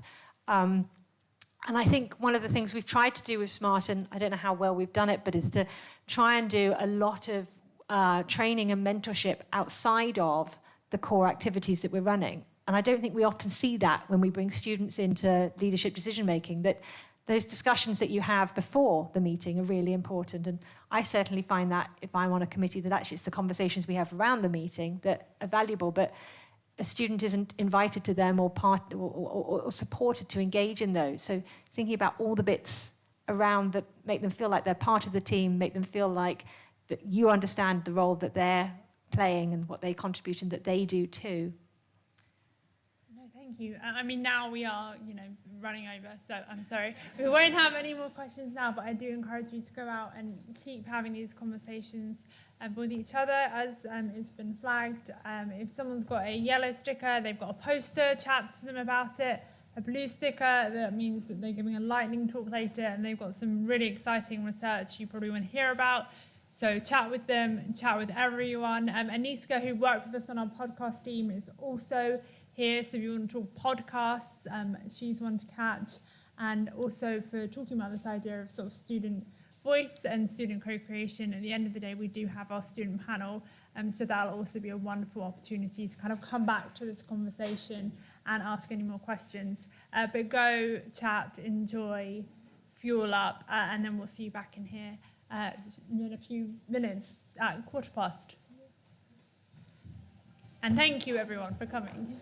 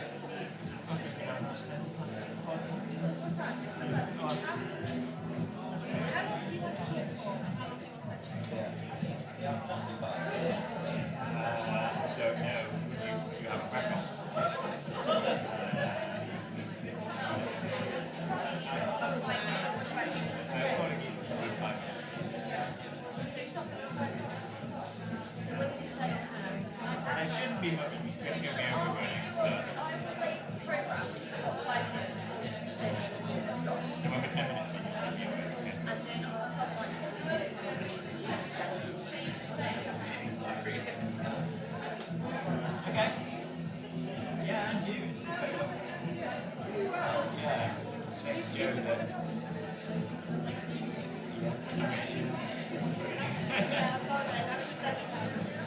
mean, it's very slow. Yeah, hectic at work at the moment. Trying to be ahead of this academic conference. So, yeah, busy time. But yeah, good to see you too. Right. Right. Should I be sitting there? No. Thank you.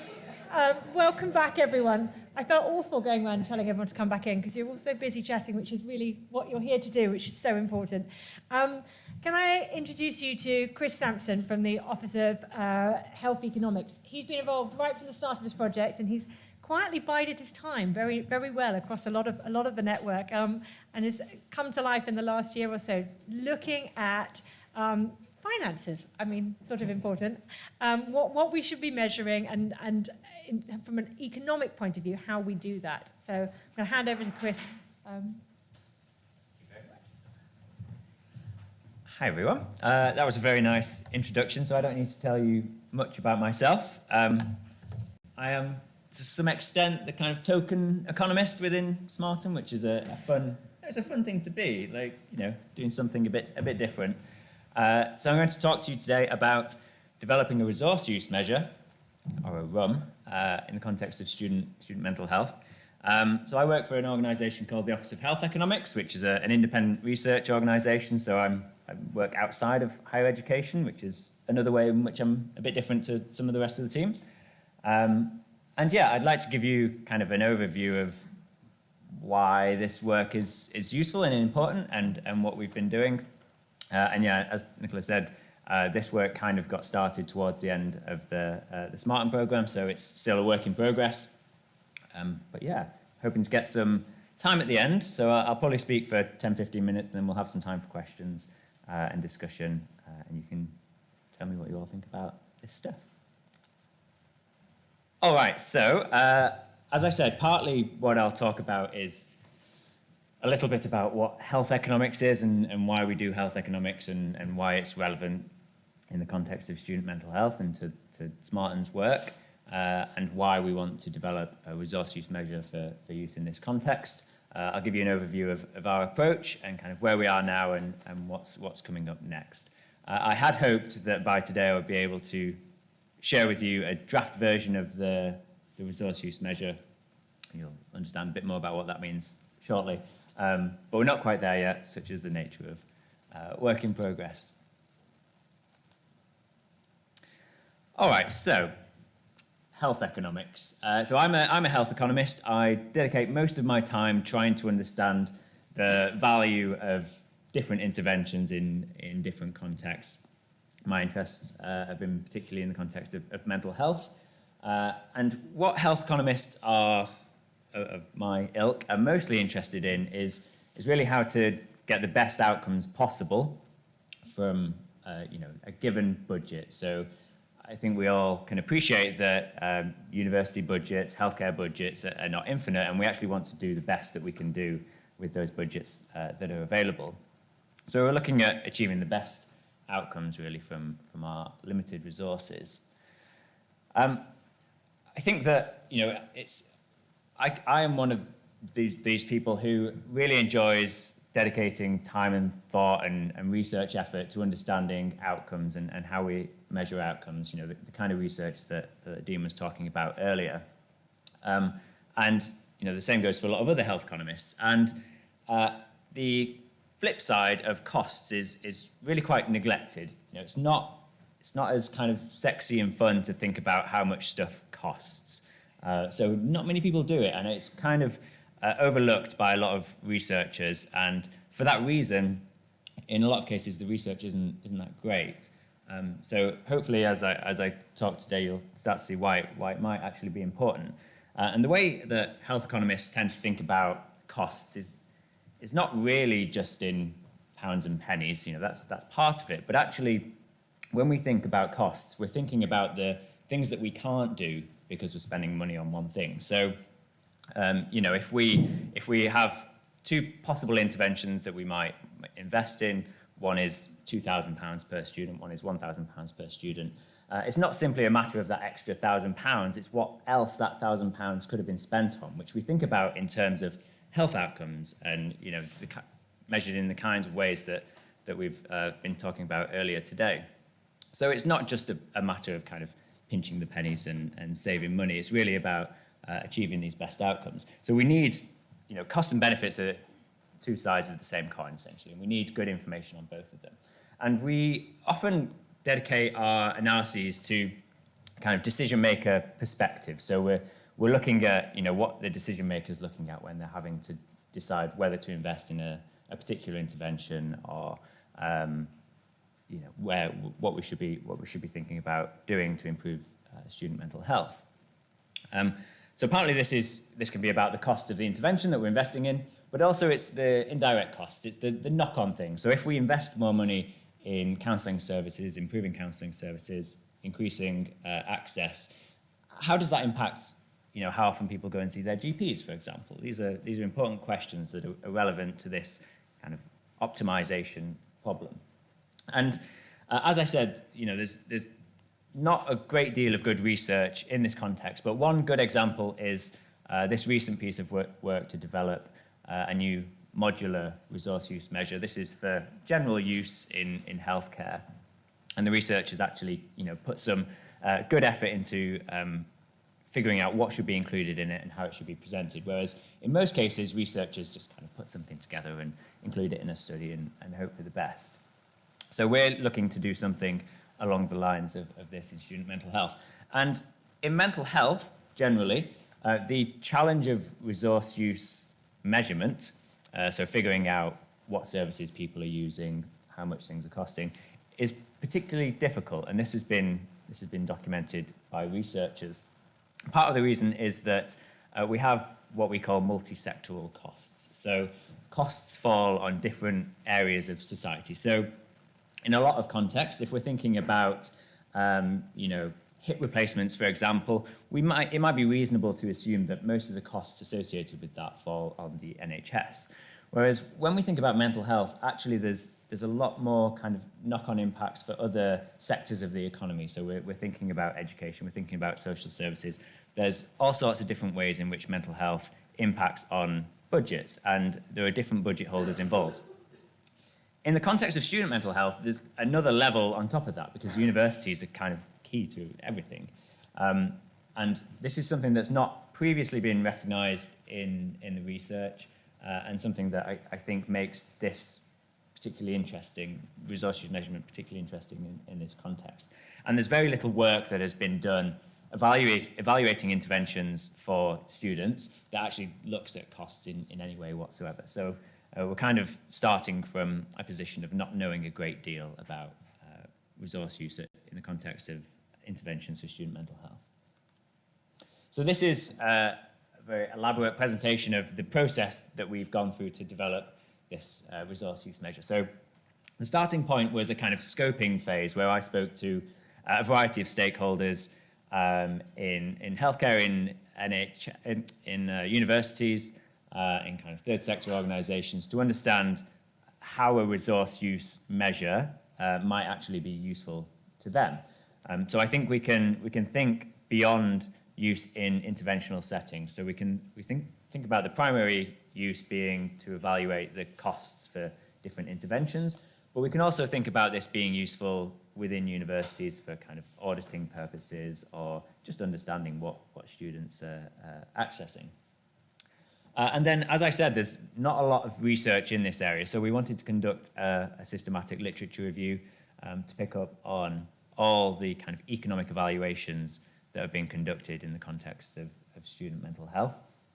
And then we conducted a survey, which I'll speak about a bit more, to kind of understand what's deemed to be most important to include in this resource use measure.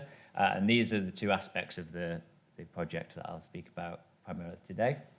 And then subsequently we'll conduct a workshop to understand, you know, exactly what should go into the instrument, and then we'll publish it and, you know, try and encourage people to use it and support stakeholders in adopting it in research, but perhaps in wider applications as well. And there's a few publications along the way to share what we've been doing.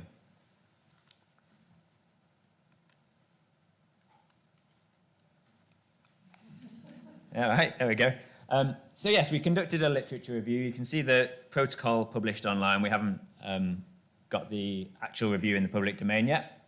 So this is to some extent still a work in progress. But we did the usual thing of screening lots of articles, finding that most of them are irrelevant because there's actually not a great number of studies that are actually evaluating interventions in the context of student mental health, regardless of the kind of economic analyses that we were looking for.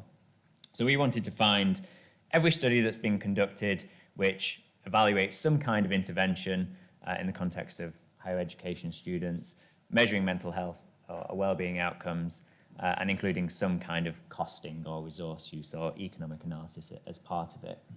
And we're probably going to end up with about 12 papers, some of which are more relevant than others. But there's a variety of interventions, and I think they may not be super surprising interventions. Particularly the kind of digital programs are easy to make available.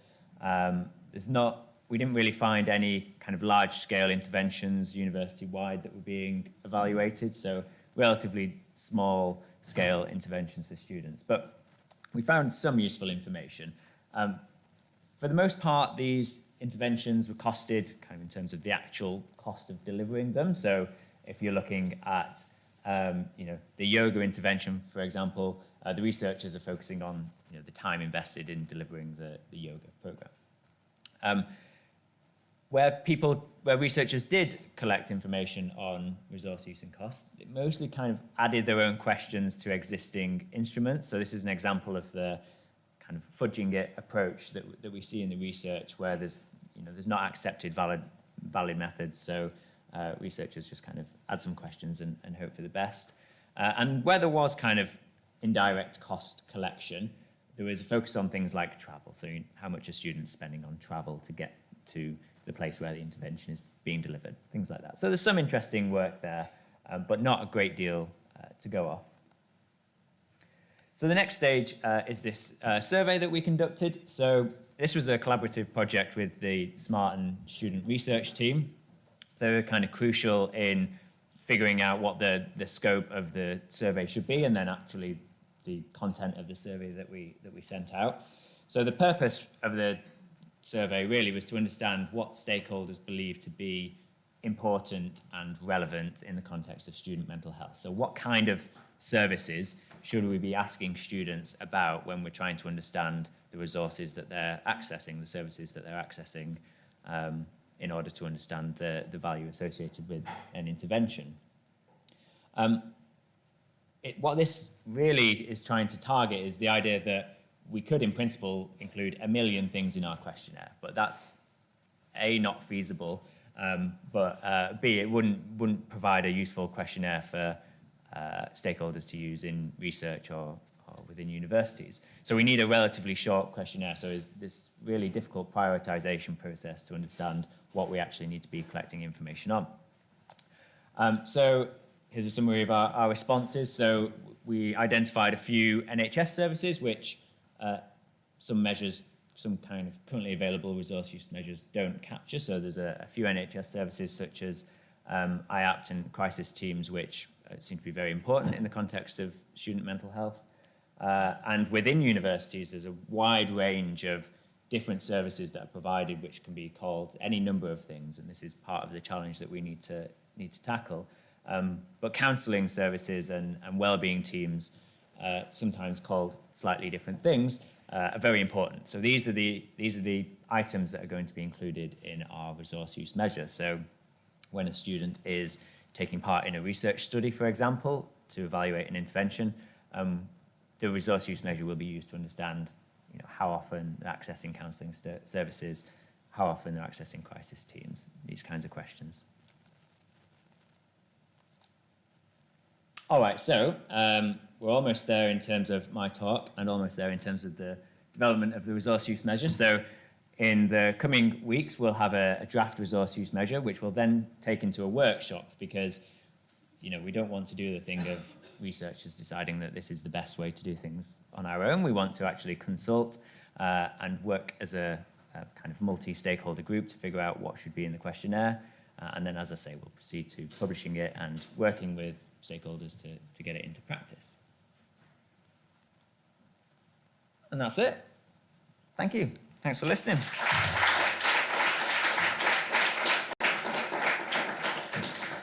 So, I think we've got a few minutes.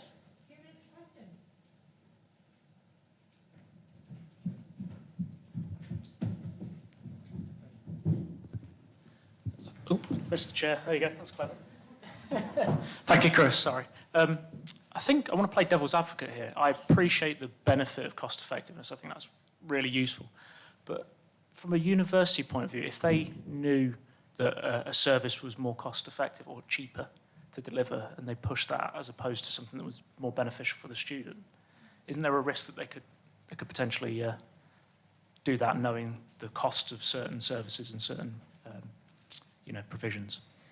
Well, so yes, I mean, there's always the potential for that, but I generally believe that the more information you have, the better the decision you can make. So I think the scenario you provide, I think is quite unlikely, because the nature of a resource use measure is that you're understanding kind of the knock-on effects across other university services.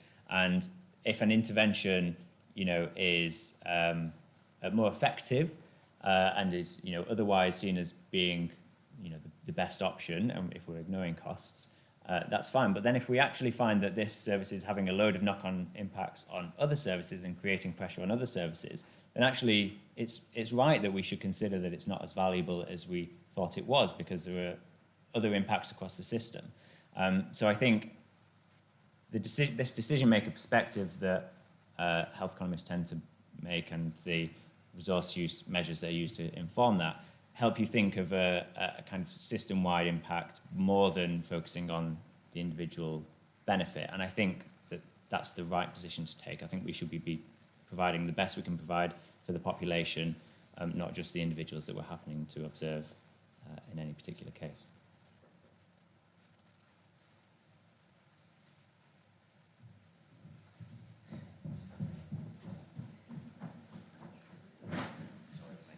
Additional exercise. Thanks, Chris. That was really, really interesting from the economic point of view. I think my question is whether any work has taken place or is going to take place on the appropriateness of the interventions that people accessed.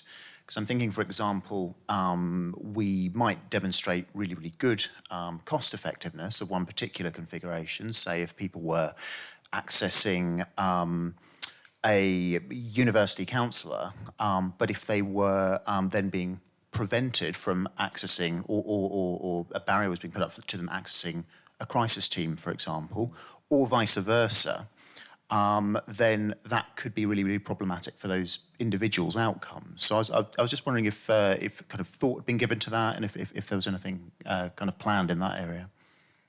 It's a really good point, and it's something that came up during the survey development phase, and also in the responses we got to the survey. That's something that we observed. Yeah, there's concern about people being able to access the kind of right services at the right time. I think that I don't have a good answer to your question, but I think that the key takeaway is that a resource use measure like that can help reveal the kind of scenarios that you're describing, and help decision makers and other stakeholders understand that is actually happening. Otherwise, we may simply not know about it. And then I think the question becomes not just what is the most cost-effective thing to do, but actually how can we use this resource use information as part of our decision making. So I don't think it is a simple optimization problem as I just described it, and actually capturing this information is crucial to aid a kind of discursive process where you figure out the best allocation of resources to support students. So I wouldn't be inclined to reduce it to a simple cost effectiveness argument, and I think if you don't do that, you can still use this information in a really productive way.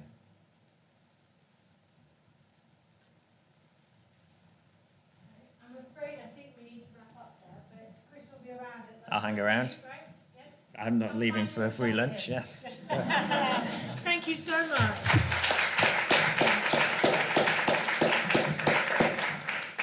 Before I introduce introduce our next speaker, I'm just aware there are quite a few people floating at the back. If anyone wants to sneak in and come and grab seats, there are plenty further down towards the front.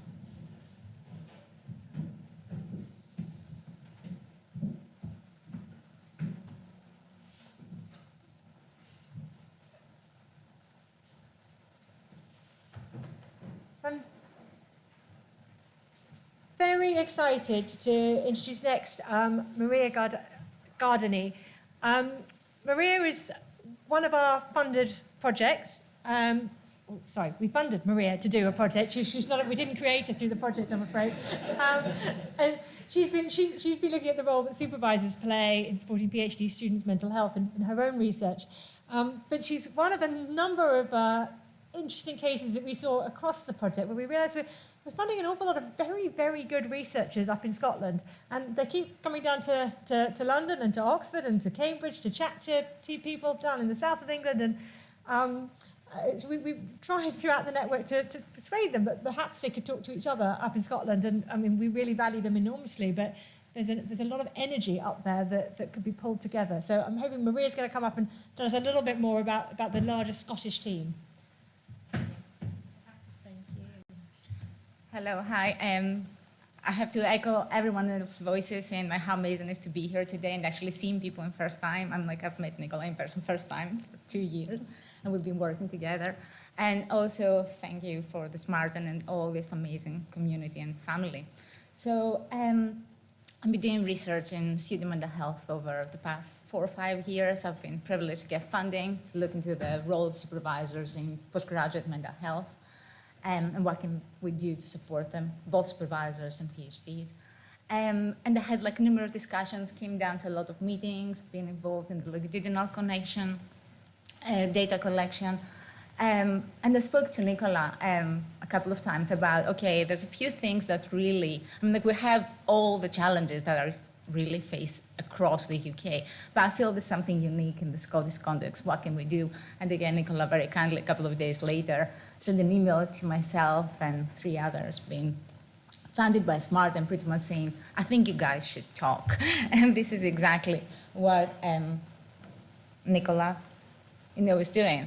So she brought together myself, Asia, Mari, that she had funding to look into secondary data sets, from psychology in Edinburgh. Michelle O'Toole, she looks into widening participation.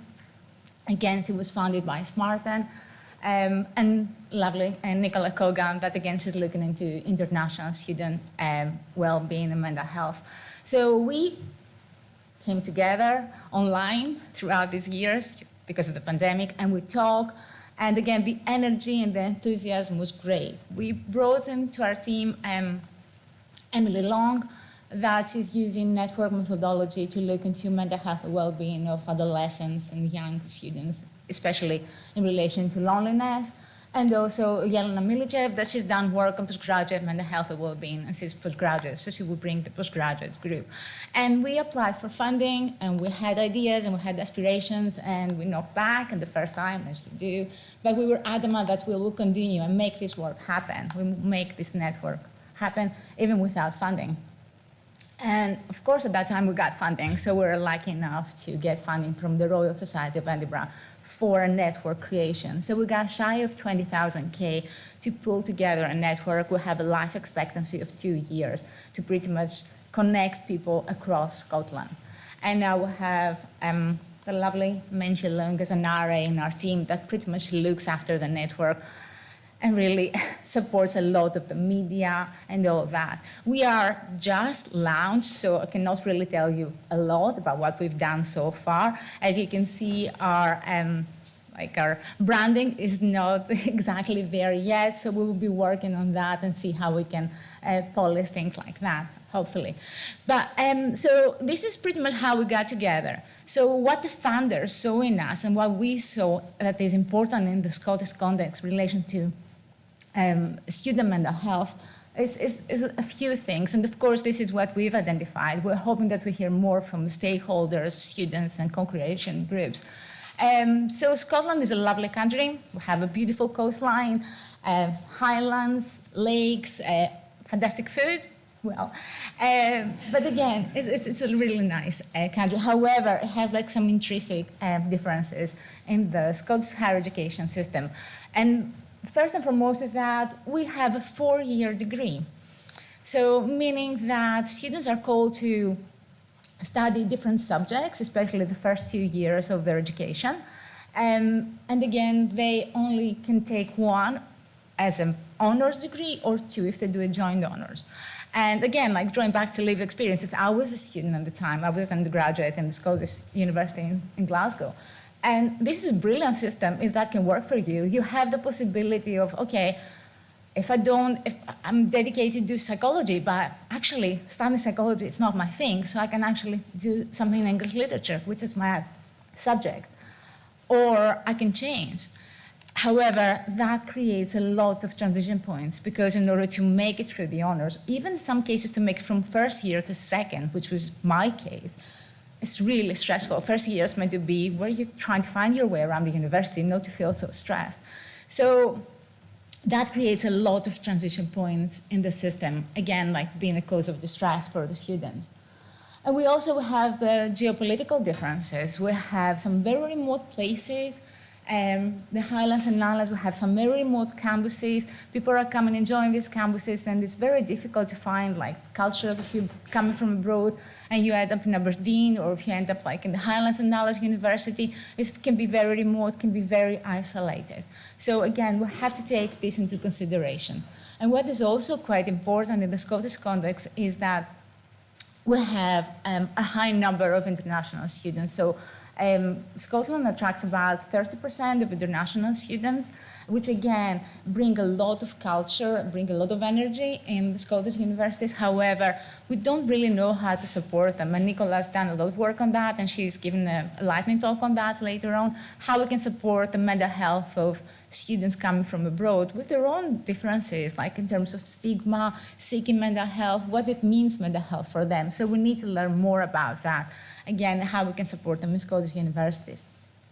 In relation to, again, the geopolitical differences, Scotland has a strategic target that people will be attracted by what we call a widened participation programs, meaning that give an opportunity for people coming, be the first generation in their families, coming from socio-demographic backgrounds that are more deprived, and they are really aim to increase the target. By 2030, they want 20% of students enrolled in Scottish universities to come from widened participation programs.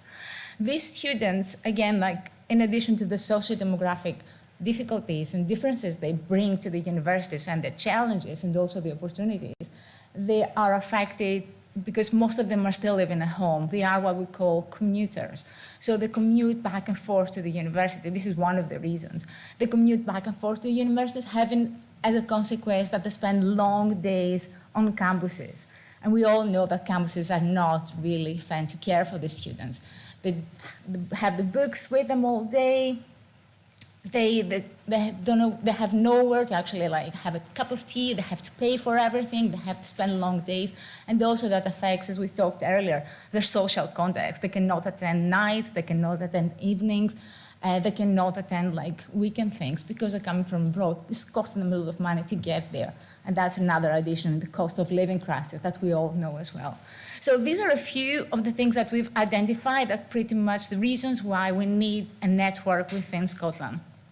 And what we're hoping to do is that to create Scottish-based evidence, how we can support our students in the Scottish context. We have no, we want to learn from each other, share practices, see what happens across the Scottish context, getting people to speak to each other. We tend to see that student mental health is something that really, all the research comes from psychology. Research comes from psychology for psychology. So we want to bring everyone in the discussion. Engineering, medical school, arts, humanities, and really open this dialogue and learn from each other and learn what we can do in Scotland. We need a database. We don't have a Scottish student database at the moment to learn exactly how we can track students longitudinally. And also, of course, we hope to improve the quality and impact of student mental health research. So we are now speaking to the government which again, they're putting the new student mental health research policy later in the year. So we hope to really influence stakeholders, local stakeholders in their decision making. We hope to have a range of events. Again, map what is different in Scotland, have a Scotland review, speak to people, find more about what they think we should do, again, in the process of co-creation with stakeholders and students alike, have a digital platform we can engage and share ideas with one another, create podcasts, blogs. We want to develop specialist working groups across the themes that hoping to emerge from the annual meetings that hopefully we'll have the first one later in the year. You may get invitations if you want to come up all the way to Scotland to join us, that would be great. And this is pretty much the range of events we're hoping to do. We've just launched, so we haven't done any of that yet, but we've had Think Positive, which is a nice Scottish student charity that's really instrumental in helping us and supporting us in this process. And we've also wrote a network support, like an opinion piece that's published in Research Professional News, pretty much trying to give some track in what we're hoping to do across Scotland, get a bit more traction on what we are. And of course, I cannot close by having a big thank you to all of you that you've been instrumental by supporting us, giving us endorsement letters, or even just really getting the energy going. And that was really great. And really, really want to thank you from all of us. So if you want to follow us, we are SmaRteN because we founded in 22. You can email us, get in touch, and follow us if you want to hear more about what we're doing. And if any of you want to set up your own networks, we can give you piece of advice, which is not that much, but whatever we have, if it's useful. Thank you very much.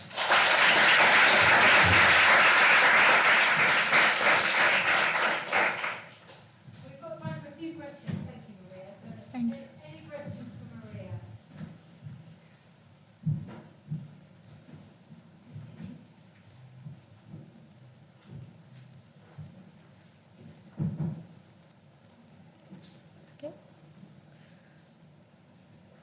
I guess my talk was very factual. This is what we're doing. Leaving no questions hanging there. Thank you for inviting me. Thank you, Maria. I think Maria, I'm so pleased that she's giving us a template to follow for how we keep energy with the network going after we wrap up. So I hope maybe some of you might consider her offer for help setting up your own networks. That is maybe worth trying to bring people together to keep talking. Two wonderful people are going to come and talk about another project that we're getting set up, and they very kindly offered to do this despite the fact I said I was squeezing them in between you guys and lunch. I'm going to invite Juliet and Sarah up to tell you a little bit about a project that we've spun out of SMaRteN that is just getting started with very early days. And I'm hoping some of you might be interested in keeping talking to us about the project as we grow and develop. One of the things I'm most excited about with this project is that it's another interdisciplinary project, bringing together people with different research expertise. I hope you've seen from the pattern of this morning that this is something we've really, really tried to foster at SMaRteN, that we need this range of voices, this range of expertise to look at student mental health from a number of different perspectives, and recognising very honestly that psychologists don't have the answers, that they definitely lie outside of psychology, and we need to keep reaching out for better answers. So I'm going to invite Juliet and Sarah up to say a little bit more. Yes, thank you so much, Nicola. So when Nicola said it's very new, she really does mean it. I think it is currently 4 days old, this project. So we're a baby, so be kind.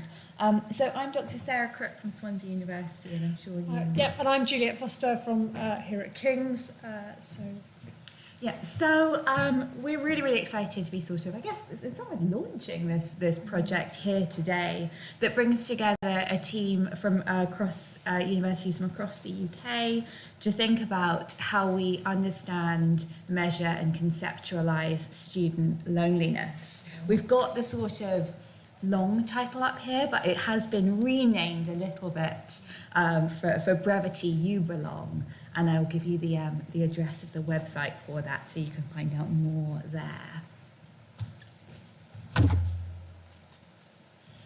Okay, so in some ways I think that this question has been addressed a little bit, has come up across today already. So we know that loneliness is a problem across lots of different demographics in British society, but we also know that there's a quite acute problem within student communities of feelings of loneliness and isolation. What we don't know, and what has again been gestured to in other people's talks, is how we can best grapple with those issues of measurement that in a way that addresses the specific needs and context of the student community. So that's what this project is looking at around measurement. It's also looking at conceptualization. And I think that issue of conceptualization is really important, because something which, you know, and I think we've probably all had this when we talk to people from outside universities, and they say, oh gosh, but you know, university was the best time of my life. Like, it was such a social time. It was just amazing. And you're just surrounded by people constantly. So in some ways, this issue of conceptualization gets us to start thinking really critically about how this idea of the social university might kind of feed in to student loneliness.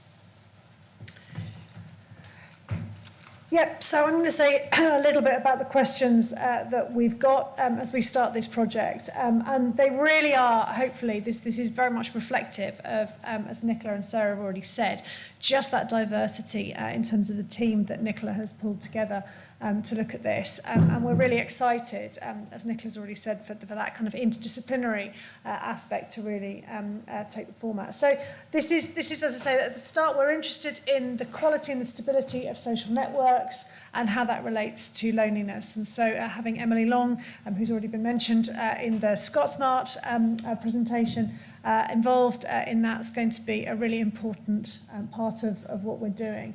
We're also really interested in what the relationship between expectations of social connection and loneliness might be. As Sarah's already said, there's this sort of urban myth, if you like, about university just being this incredible time. You know, you'll go into halls of residence, you have people around you all the time, you'll be in lecture theatres, you know, it's this whole kind of idea of the sociability of universities. And I think it's probably fair to say that actually, you know, a lot of marketing departments in universities really kind of push that as well. So, you know, are we able to actually look at student expectations around that and how that might actually relate to the experience that students have once they're at university? Sarah's going to say a bit more about this in a moment around the concept of loneliness and how that's evolved among students. Taking that kind of historical approach is a really critical part of this project. And it's one of the things that I'm really excited about looking at too. I'm a social psychologist, but I've got quite a lot of time for that kind of whole approach that looks at how these ideas have developed, where they've actually kind of come from, how have we got to the point that we're at today. What's the relationship between social identity, belonging, and loneliness? There's so much discussion in the sector at the moment about this kind of whole idea of belonging and how belonging might correlate with, you know, particular outcomes, etc. How can we actually kind of understand that better? How are students understanding it? How's it being conceptualized within universities? And how does it relate to issues of identity and issues of loneliness more broadly? Really importantly, we're interested in whether there are ways that actually we can look at reducing loneliness in university settings on campus as we sort of collect all of this data. So actually thinking through the utility of it in the longer term. And inevitably, and really importantly, and kind of sort of staying true to so much of what SMaRteN's been about, ensuring that we're maximising those opportunities for co-creation and co-production with students right the way throughout. More practically then, as I say, co-production's at the absolute heart of this, but then we have these different phases of the project as well. As I've said, I'm a social psychologist. I'm a big fan of qualitative data analysis. I'm really interested in understanding the understandings that are actually out there in universities. I think a lot of the time, when it comes to mental health and well-being in universities, we're often talking about concepts without properly understanding really how they're genuinely really understood by students, by staff in universities. So we're going to be doing some focus groups looking at shared understandings of loneliness as well. Again, for me, this isn't just about sort of, individual ideas that students might have. It's about thinking through the entire context. Where did these ideas come from? How are they generated? How are they developed? How are students sort of sharing those ideas? And how can we understand those understandings as well? Mentioned already the social network analysis aspect to the project, which is going to be really important too. And then hopefully thinking about developing a more specific measurement tool for loneliness amongst students as well. And there's a longitudinal survey aspect to the whole of the project as well, as we're sort of thinking this through. As I say, very interdisciplinary, co-production, student co-production at the absolute heart of what we're doing. But Sarah is going to say a little bit more about the work that she's going to be heading up, which really, as I say, does, I think, embody the importance of this kind of multidisciplinary approach that we're taking. So back to you. Thank you so much. So I guess we've had sort of someone say they felt like the token economist, and definitely feel like the token historian. So I guess I'm here to kind of sell the historical approach, or to talk about the value of the historical approach and how that's going to be feeding into the other amazing work that's going into this topic. So I was really lucky to receive some SMaRteN funding to do some work of thinking with students about how exposing them to ideas about historical experiences of student loneliness might help shape their experiences in the present. And as part of that, I spent time in archives looking at student writings on loneliness that came particularly through in the 1960s and 1970s.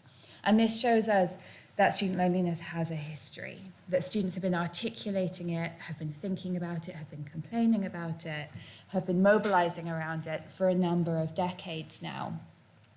And I think, so that work has kind of been established. So what this project is going to be thinking about is thinking about how, if we think about loneliness as a cluster of interlocking and interrelating emotions, it touches on other feelings, actually how that cluster might have changed, and how that changing of feelings of loneliness might have been shaped by changing expectations of the sociability of the university experience. And I'm really interested in where this idea of the sociable student came from, this idea of the model student as this incredibly kind of socially connected, out all the time person came from. And that kind of feeds into thinking with students, thinking with historical materials about how experiences of university have changed, how, the introduction of fees, for example, might have changed the student experience and expectations of loneliness, how shifting marketing, how shifting ideas that are expressed in student union materials might shape expectations of university and shape experiences of loneliness. And I'm interested in how students have articulated the experience of loneliness across decades. So I'm going to be working with archival materials. I'm going to be spending time across different universities, looking, for example, at student newspapers, student magazines, marketing materials, student surveys, the gazillions of surveys we've already had mentioned that students are encouraged to fill in. But I'm also going to be conducting oral histories as a part of this. It's just been filling in the ethical clearances for that, of where I'll be recruiting people who've gone to university across, really any time since the Second World War, and talking to them about what their expectations of university were, what their experiences were. So this is also, I guess, a little recruitment call of if you would be willing to talk to me about that, or if you've got parents or grandparents who went to university, or family friends who would be keen to talk to me about the experiences of university and friendships, belonging, loneliness at university. I would love to hear from them. So I think our last slide is the call to action. We would love collaboration with people who are here today, or if this resonates and you're thinking of other people that you're aware of, staff, students and so on who might be interested, please do get in touch. Nicola has already, in true Nicola style, set up a website that you can go and have a look at a little bit more about who we are, the different phases of the project and so on, and it gives you the opportunity there to basically tell us that you would like to be involved and tell us you would like to collaborate. So do take a look, and as I say, we would love to hear from you. I'm so excited about getting this project off the ground, and as I say, that opportunity to hear from a really kind of wide range of voices will be so important as well. So check out Nicola's brilliant website and do get in touch if you have any questions or any comments, or you would like to be involved in any way at all. And the other thing that you will find linked to on that website is, I think, definitely one job post. Now, 2 job posts. Yes. So there will be 2 posts falling within the psychology side of this project. One quantitative, one qualitative, that are funded posts for 2 years to work with us on this project. So if you know someone who is interested in this area and will have kind of relevant expertise, then please send them to the website. We would love to hear from them, and I know that Nicola would be happy to answer any questions. The qualitative one is out there and being retweeted a lot on Twitter. So have a look. If you just go to Nicola's Twitter feed, you'll see the advert there, and the quantitative one should be coming fairly soon, shouldn't it? Yeah. If King's processes can grind into action. We've got plenty of time for questions. So I know the questions sit between you and lunch, but How hungry are you all? Hi, thanks for a really interesting talk. So I'm not advocating for loneliness. I'm curious as to how ideas of solitude might fit into the work and how we understand time alone. And I suppose the risk that wouldn't also feature into the thinking. So I'd just be curious to hear how within the work you might also be conceptualizing the value of, stepping back and recharging and stuff like that. I think that's such an important point, and actually it's one of the reasons why for the focus groups and actually hearing from students, that's got to be a really critical part. How are students defining loneliness, and how are they not defining it exactly as you say, when time on your own is not necessarily associated with loneliness, but we need to hear from the students in order to really kind of get to grips with how they're defining what makes the experience of being on your own and feeling lonely different from the experience of being on your own and not feeling lonely. What other factors can come into it? I'm absolutely not advocating for for kind of students having to for enforced sociability all the time. I mean, I would find that just horrendous myself. So I'm definitely, but yeah, understanding that student perspective on that is really important, and I think that's also a really important part of what Sarah's going to be doing historically as well. Yeah, oh my gosh, I love this question because it also gives me an opportunity to flag up the amazing other work that other historians have been doing on histories of privacy, solitude and loneliness, all of which are sort of interlocking and intersecting and also very different in their kind of the way that they're experienced. So yeah, it's definitely something that I'm going to be really interested in. I'm going to be building on the work. So anyone's particularly interested in histories of solitude, amazing historian at Queen Mary University of London called Barbara Taylor doing work on histories of solitude, histories of general loneliness has been done by an amazing historian called Faith Bound-Alberti, who's talked about some of the way that, for example, secularization has shifted ideas around solitude and loneliness and the boundaries between them. So yeah, it's something which I think as historians we're really thinking about, and privacy too, right? The kind of historian called David Vincent has done some amazing work on histories of privacy. So it's something I'm really, really attentive to and thinking about the ways that students might have aligned themselves with one or another at different historical moments and what shaped that.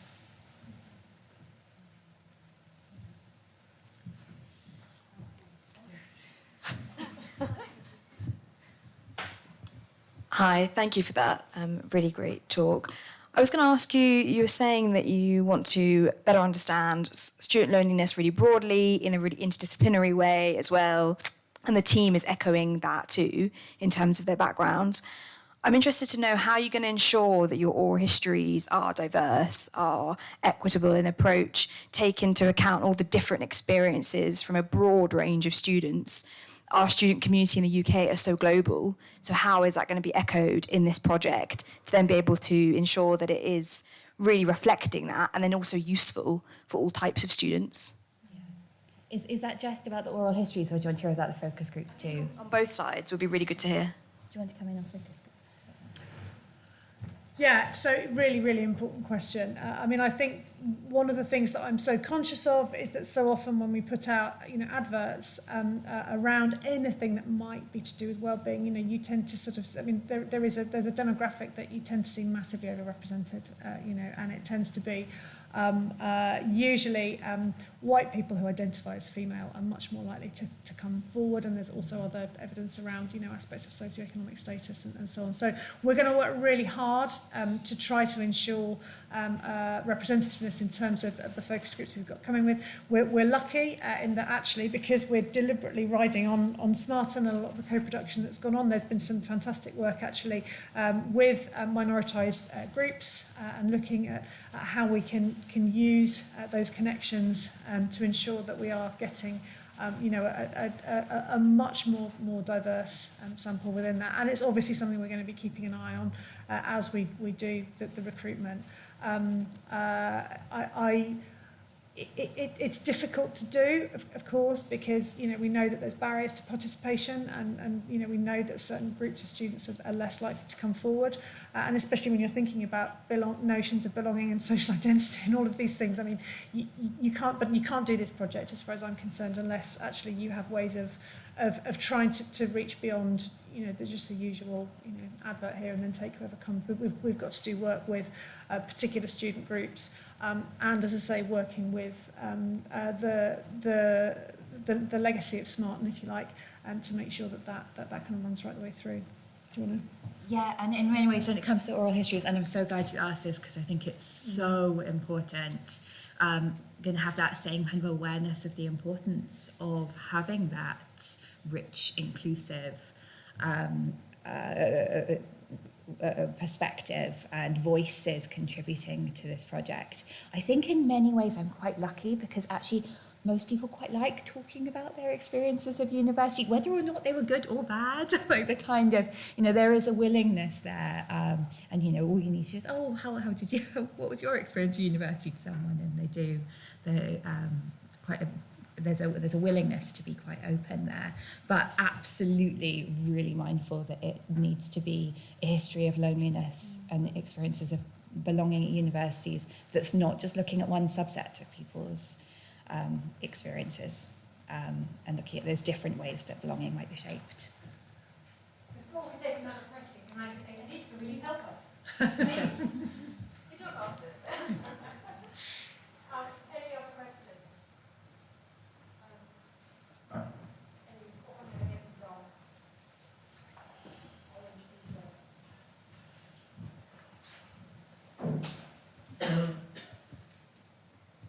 Hi, sorry, really awkwardly sat right in the middle.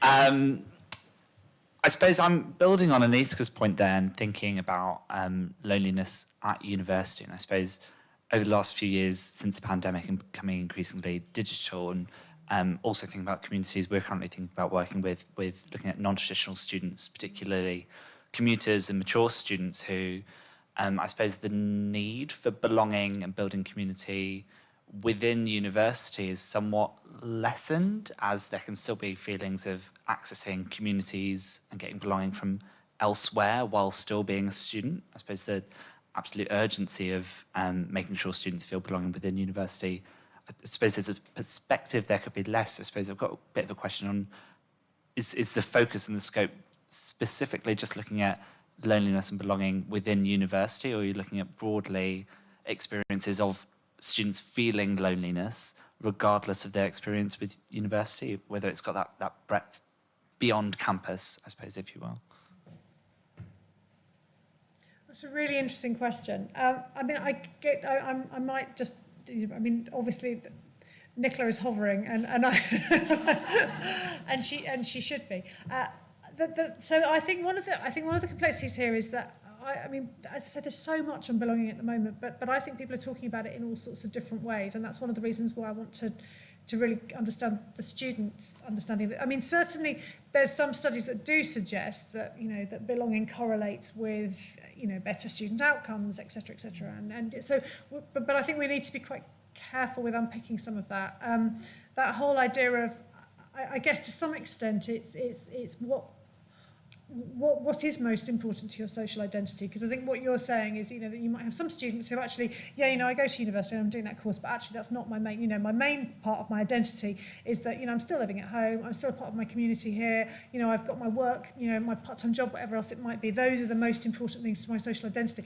I'd be really interested in looking at what those kinds of students, how does their loneliness differ from students whose social identity is very, very much, I'm living in a hall of residence and I'm part of this society and I'm part of that, because how the relative importance of belonging to university as part of your social identity, I suspect is going to have quite an important relationship with how loneliness is understood and defined. But we don't know that yet, because, you know, but I'm looking forward to finding that out. Do you want to? No? Okay. All right. All right. Thank you. I think we've got time for one more question before lunch. Just given that we've waited very much.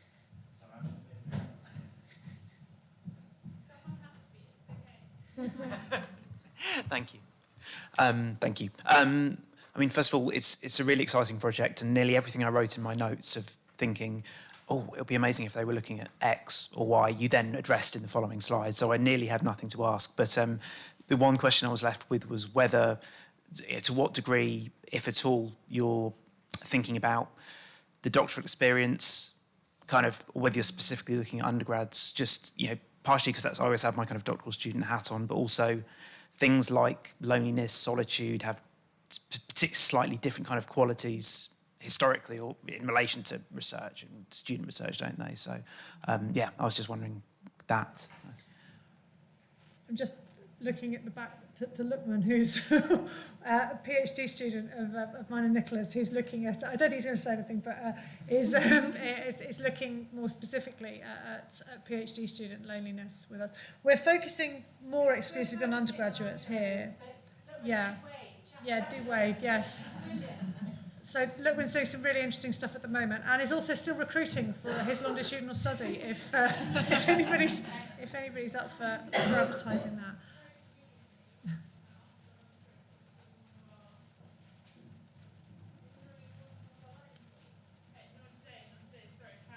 Yeah, but for this project, we're looking more exclusively at undergraduates.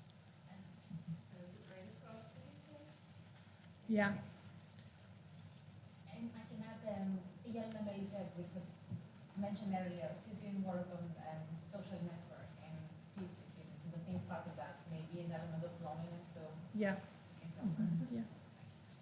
I love this. I think it's time to break for lunch because you're already disintegrating into your own conversations, which is brilliant. We have a really, really long lunch break. We've got an hour and 15 minutes, I think, to go and chat. I mean, find some food. I think there's some really lovely food for lunch, but please go and find people to talk to and follow up these conversations. We will be back in 2 different spaces after lunch, so there will be lightning talks in here. So those are really, really quick, short presentations of introducing some new ideas to you. Or on the top floor of the Science Gallery, there are going to be 2 workshops back to back. I should probably tell you what they are. Looking at early career researchers, and the second one is around the transition into universities, which I think is being led by the wonderful Emma Broglia. I hope I've got that right. Yes. Go and have lunch. Enjoy. Thank you. Oh, just so back in here at 1:15. If you're someone who kind of, it doesn't really matter too much about the pre-booking for the sessions, that was mostly just so we could keep an eye on numbers. It's looking a relatively even split. So essentially you are free to go to whichever session you would like this afternoon, regardless of what you might pre-selected. So if your interest has changed, that's fine. Yeah, back in here, 1:15 or up in the studio. Thank you everyone.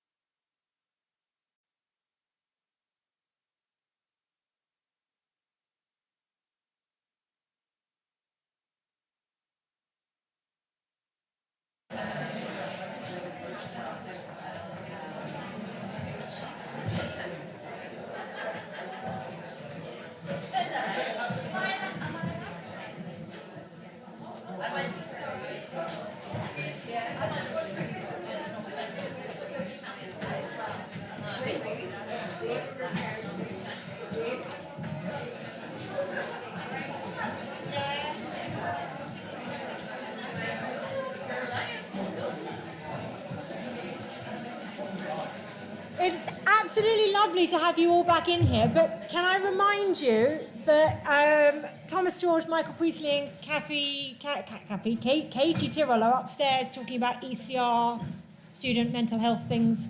I'm just checking everyone's in the right place and they want to be here. Fine.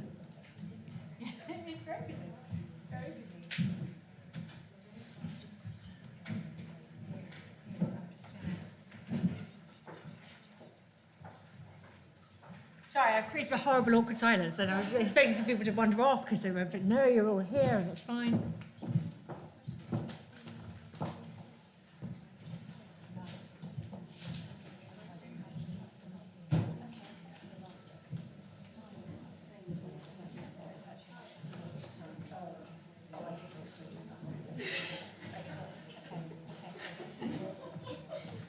So I'm going to just do a quick reminder for the...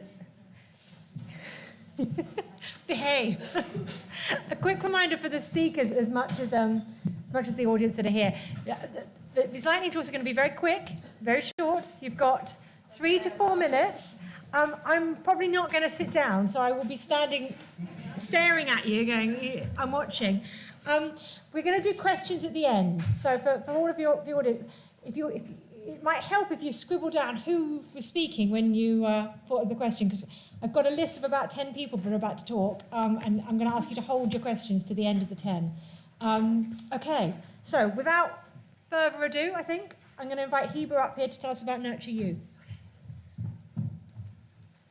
Hello, I'm here to talk to you very briefly about the Nurture You project. My name is Heba Shueri. I'm an associate lecturer and research psychological wellbeing practitioner at the University of Exeter. Nurture You is a national project being run by 6 different universities, as you can see across the bottom there, and in association with all these fabulous academics whose names I don't have time to read. So what is Nurture You? It's a national research project, as I said, which is about finding better ways to support university students with their wellbeing and mental health. The universities involved are Exeter, Cardiff, King's College London, Oxford, Newcastle and Southampton. And we're also partnered with the You Flourish project, which is based at Queen's University, Canada, who began their work in 2018 along a very similar vein. So this research is for students, with students and by students. Students have been involved in the inception, the design and the implementation of all parts of this project. And our goal is to understand and promote student mental health and wellbeing in universities. In case you're wondering, we're funded by the Medical Research Council, the Arts and Humanities Research Council, and the Economic and Social Research Council. So what is it? It's basically around step-changed whole university approach to wellbeing. It mimics in some ways the sort of IAP Step Care programme. So we're looking at, first of all, trialling kind of step 1 approaches, i.e. kind of low intensity or accessible approaches, which include psychoeducation around mental health literacy programs, self-monitoring apps, and a compassionate campus program. Then the step 2, which is more low intensity interventions, which I'm primarily involved in, is around creating guided and unguided self-help tools for students. So this includes things around depression and anxiety, managing stress and improving resilience for students. And then at step 3, we're hoping to use that same self-monitoring tool to help students better communicate with their therapists around how they're feeling and how things have been for them in between their sessions. And how do we measure this? Yes, we do use the dreaded student survey. We also have digital self-monitoring tools, and we will be conducting qualitative interviews with our students as well. We're hoping to evaluate what works for whom and figure out how we can better predict which interventions are going to work best for which students. Hopefully this will allow students to access the help that's going to be best for them more quickly. And we're hoping to understand a little bit more about the different needs that students have and present with, and allow students to help us really design what works for them through focus groups and interviews. So where can you find us? Check us out. Our website is nurtureyou.co, not nurtureuniversity.co.uk. I know it. We're also on Instagram. We've got a lovely new Instagram page. You can find us on Facebook and Twitter as well. Thank you very much.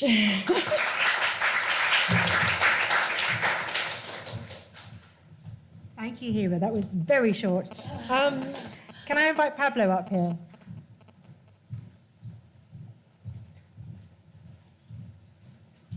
Good afternoon. So I'm Pablo van Skravendijk. I'm a psychotherapist and clinical supervisor in private practice. I'm also a part-time doctoral researcher at the Metanoia Institute. So I'm self-funded, and I'm probably what you call a late career researcher. I'm also a specialist mental health mentor and mental health advisor for a London university for 9 years up until 2020. And it's out of this experience that my research focus is born. So what I'm going to introduce you incredibly briefly is research that bridges the fields of mental health, student mental health and higher education, international mentoring and psychotherapy. So I started off with a pilot piece of research about 2-3 years ago. I conducted a pilot inquiry into the lived experience of mental health mentors, the challenges they encounter and the responses to those challenges through a survey and 3 phenomenological interviews. For those of you who don't know anything about mentoring, if you are a Welsh or English student and you've been diagnosed with a mental health condition, you may be eligible for disability study allowance funding. And that offers a range of particular interventions to help the student overcome the impact of their mental health on their academic experience. Just to put that in focus. Some of the, in the absence of a practice roadmap for mentors, the approach is born from a very situational context. So for example, you've got self-employed mentors, employed mentors directly by universities or through private providers. So the context is really important. Through their lived experience, mentors, the development of their role and their identity and their practice, how they work, is incredibly diverse. And the 3 themes from this research were that it was an emergent process with a central focus on activation, being active actors, trying to activate students, and shaped by experiences of displacement, which to me really mirrored the student experience of those mentees coming in trying to get that help. I do have an article coming out. I've just found out it's coming out in 2 weeks' time. If you're part of got access to the British Association of Counselling and Psychotherapy, they have a divisional journal for university and college counselling, and on becoming a counsellor will be in the next edition. From that research, mentors also expressed a desire to have their voices heard and their experiences validated. There were a lot of feelings of deep professional satisfaction. People who'd been working in the role from anywhere from 2 years to 10 years plus. But they also really wanted more guidance to inform their practice. And one of the things I noted was that 56% of them also mentored international students. And this is really relevant coming into the project that I'm about to start, which, let's move on. So it's called Fixity and Flow. It's navigating life's challenges through mental health mentoring. And what I'm aiming to understand is what individual mentors bring of their life experience to their practice. My doctoral program very much focuses on getting senior practitioners to become practitioner researchers and emphasises qualitative research and researchers that are using reflexivity. I'm also looking to see what their experiences of significant or meaningful moments in their relationships, and to consider, to ask how they consider their practice interventions. And this is, I'm prioritising people that work with both international and UK mentees. So I'm about to promote a call for participants, and the initial findings are going to be distributed to different people in the field for member reflections and be incorporated into the final dissertation and products. I hope and believe that this research will reveal an emergent practice that's been hidden by a lot of conceptual issues, such as not to work therapeutically, which is DSA guidance, and what I perceive as an outsourcing of student mental health. I think it'll contribute to research conversations on inclusivity and the whole university approach. I think it links a lot to the topics that came up this morning, and I hope goes some way to address the call from mentors for more further practice guidance. Get in touch if you want to find out more. Thanks.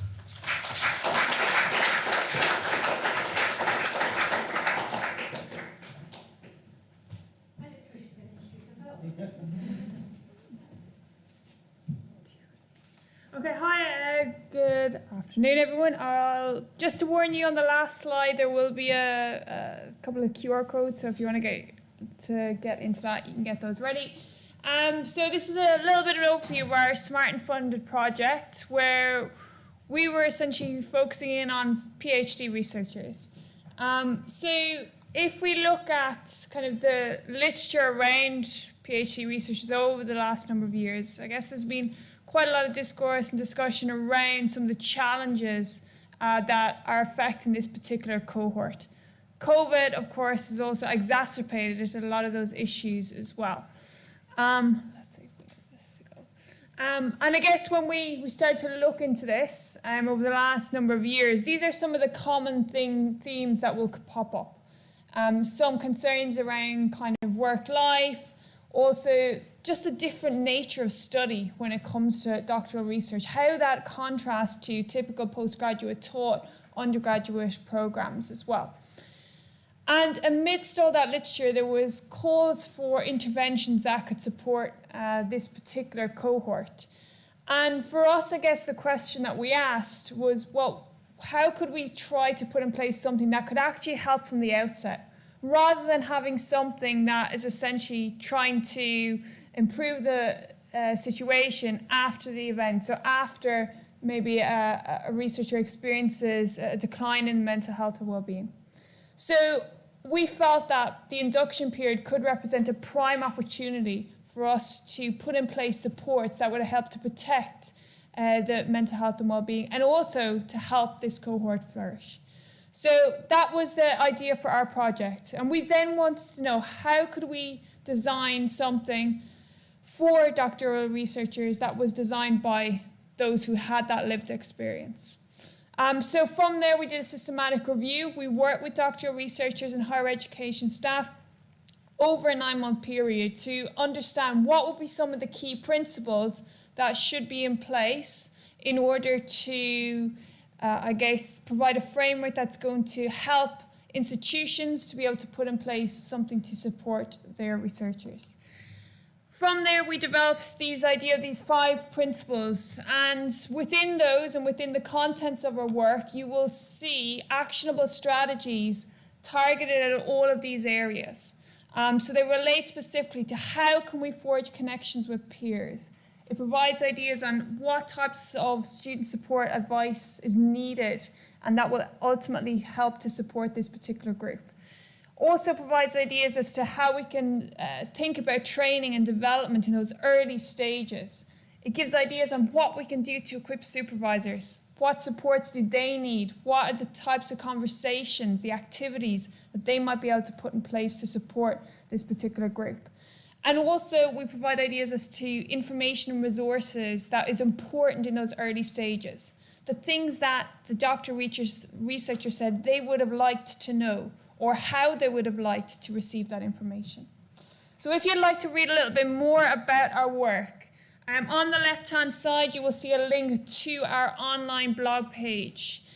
This provides all of the resources. All of our publications are also open access. We have a report there. We have a self-assessment planner. So if you are a doctoral lead, a supervisor, a PGR rep, whatever your role is, if it's relevant to this particular cohort, you can go on there, look at the self-assessment planner. It will give you then ideas on maybe some key areas to kind of focus in on. And the right-hand side, if you have used our findings, please let us know. We'd love to know if they've been useful to you, whether, again, a supervisor, a researcher, a PhD researcher yourself. I'm going to leave it there for now, but I hope that this has been useful and that work will be too. Thank you.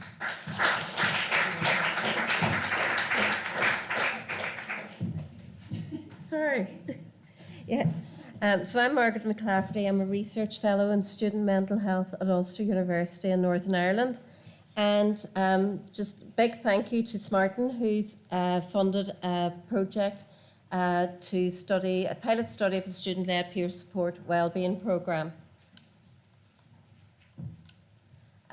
So this theme is transition to university. So Ulster University, like loads of other universities, have a number of different initiatives that they use to help students to transition into university life. And the peer-assisted study sessions are used quite a lot in universities, but what we were finding was that our students were attending in the first semester, but attendance was dropping off in the second semester. So we asked them, what would you like in the second semester? And they said that they would really love to have some student wellbeing sessions built in to that. So we ran a pilot study to co-design, develop, implement and evaluate a 12-week student wellbeing programme in the School of Psychology. And this was led by student mentors who were second-year students, and they delivered the programme to first-year students, the mentees. And the main objectives of the pilot study was to see if we could enhance the wellbeing and resilience of these students. So in relation to the design and the development, the first thing we did was we sent out a list of topics that we thought that may be of interest to students, and we asked them as well if they would come up with some ideas of their own. And they picked the 12 topics that they felt would be of most interest to them, such as self-care and low mood, negative thinking, managing anxiety, loneliness, etc. Now, we ended up running this during the pandemic. We hadn't intended that way, but that's what happened, so it ended up being online. And we built in some sessions on living during a pandemic, etc. So the PowerPoint presentations were developed by the project team in collaboration with the mentors and the mentees themselves. And the pilot study ran from week 1 to 12. If we're doing it again, we'd probably run it over 8 weeks, but that's another subject. And as I said, the sessions were delivered online and lasted approximately an hour. So what did we find? We did a number of different evaluations throughout. The first one, in week 1, we conducted a survey in relation to their mental health and wellbeing, and we conducted it again at the end of the sessions in week 12. Now, it was only a small sample, but we had really encouraging results. We found that resilience, optimism, and mental wellbeing scores all increased for all participants, whereas depression, anxiety, and stress scores decreased. We also we did weekly evaluations after each session, and based on the feedback from those weekly evaluations, we adjusted accordingly for the following week, if need be, just to make sure that it was inclusive. And we also conducted qualitative interviews and focus groups after the wellbeing programme with both mentors and mentees. 3 main themes came out. Benefits for the mentors themselves. They felt that they really developed self-efficacy and developed other skills, and that their own well-being actually improved as well. The benefits for the mentees really felt that the whole peer support was brilliant and that their well-being had improved. And the other final theme was really around barriers and future improvements. One of the main barriers that was identified was the fact that it was online and not face-to-face. And they also suggested that the wellbeing content could be changed somewhat just to make it a bit more inclusive, particularly for mature students. So that is me finished. I don't think I've ever talked as quick in my life. I hope you understood me. And that's my contact details. So thanks to everybody.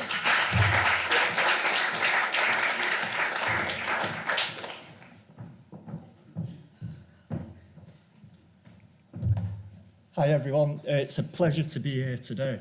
So I'm going to be speaking about my study, which was the exploration for the mental health of students who are first in their family to attend university.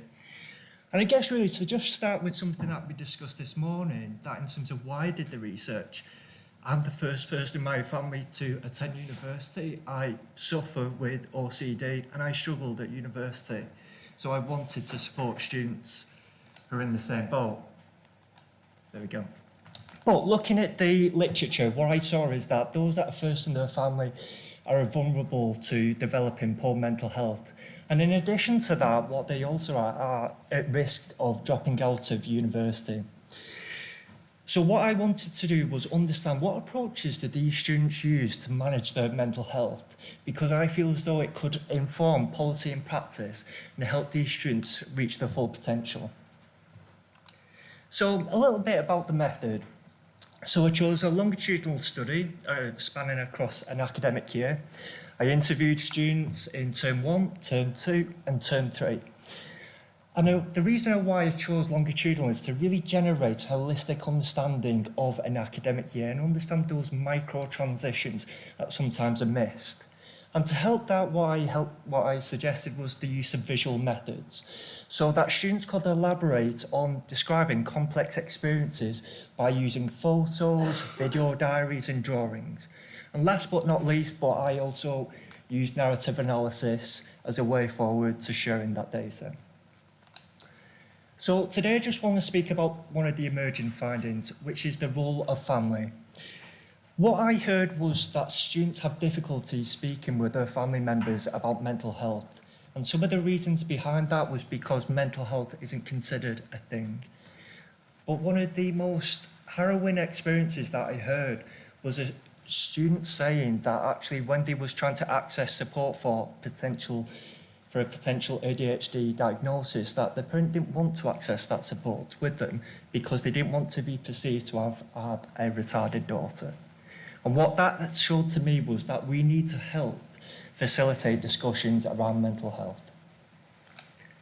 And so what I've suggested is that we need to have a dedicated space at University Open Days to help bring together students and their close contacts to start speaking about mental health, to build a greater understanding should the need arise. Now, more information can be found on my wonky article that I wrote recently, but let's face it, University Open Days can be the catalyst for optimism, that despite the challenges that may occur, we can help support students and their families with a toolkit so students can prevail, be successful, and be amazing while they're studying university. Thank you so much for your time today.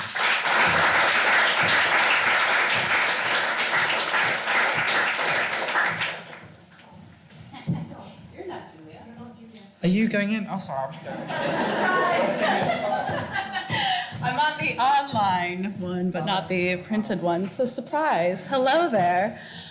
Hi, everyone. Let me just put my timer on so I don't just waffle on, which could easily happen. Look at this. Right, so hi, I'm Julia Hawes. I am the Student Wellbeing and Welfare Manager at King's College London in the Students' Union. I manage a student-led wellbeing service. That is not why I'm here to talk to you. I am doing a PhD at King's in the IOPPN with my supervisors, Professor Juliet Foster, Dr. Nicola Byram, and Dr. Jennifer Oates. And I'd like to talk to you about my research looking at university peer support for student mental health and wellbeing. Part of my project was firstly looking at a systematic review to understand what this thing is. So we know that universities are seeking effective ways to support students. We're looking at new opportunities, right? The demand is on the rise and we know that the need is there.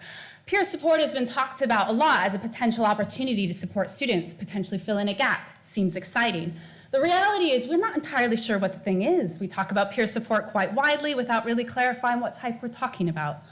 Also, in the literature, it's not exactly clear what the impact on mental health and well-being is in university settings.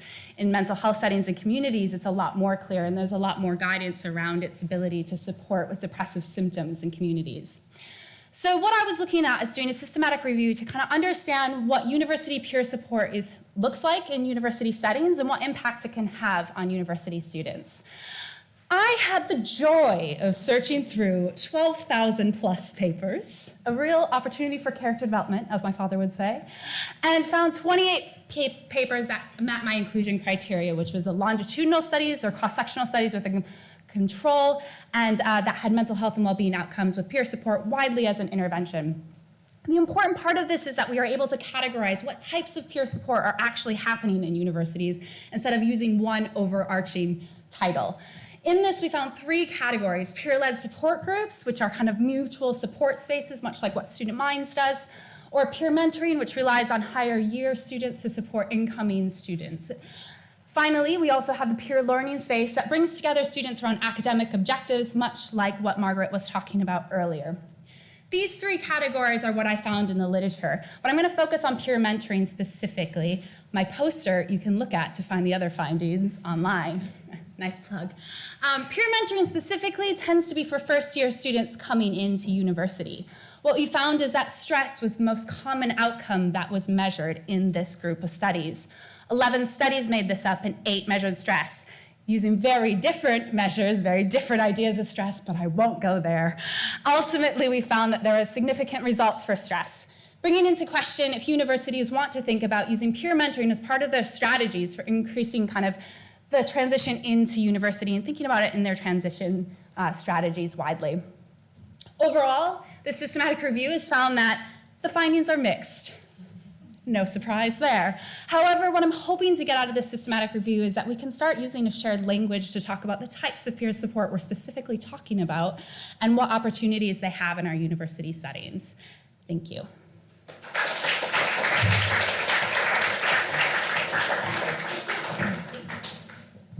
Okay, definitely my turn. Hi, hello all. I'm Dom Smithies from Student Minds, and just for my own sense check, how many people have heard of Student Minds before? Just show of hands. How many have engaged with us in any kind of capacity? Brill, hi, hello. Nice to see you all again, and welcome to the people who've never heard from us. A little bit about Student Minds, if you don't know. We're the UK's student mental health charity. I've only got 3 minutes to talk about everything we've ever done, everything we're doing, and everything we're about to be doing over the coming year. So I won't give you a proper introduction, but do go online, find out more about us. But we're quite a broad organisation with a broad aim of trying to transform the state of student mental health across a range of change-making tools and levers. But I'm here specifically to talk about our research, our reports, what we're doing. Here's a bit of a spread of some of the work we already have published. We have live on our website. You can check them all out. They're all open access. Some of the specific ones I suppose I want to highlight with this space is I think there's been some emerging themes just from discussions today around the guidance we have around co-production and developing strategies specifically, but there's a lot within that toolkit that is useful for research, for general partnership building that I hope will be useful to many of you. There's quite a few of them where we've been focused on health inequalities for a number of years, which is understanding the specific experiences of different student communities. So we've got reports on international students, we've got a report on male students, on LGBTQ students, working on more, watch this space, but across all of our work, particularly underpinned within the University Mental Health Charter, health inequalities and understanding the different experiences of different student communities is absolutely key. So hopefully these are useful to you if you're not using them already. But what I'm here to plug are 2 reports that we're working on currently that will be coming out over the coming year. First one I briefly mentioned in a question earlier around non-traditional learners. Hate the title. If someone has something better, I do welcome it.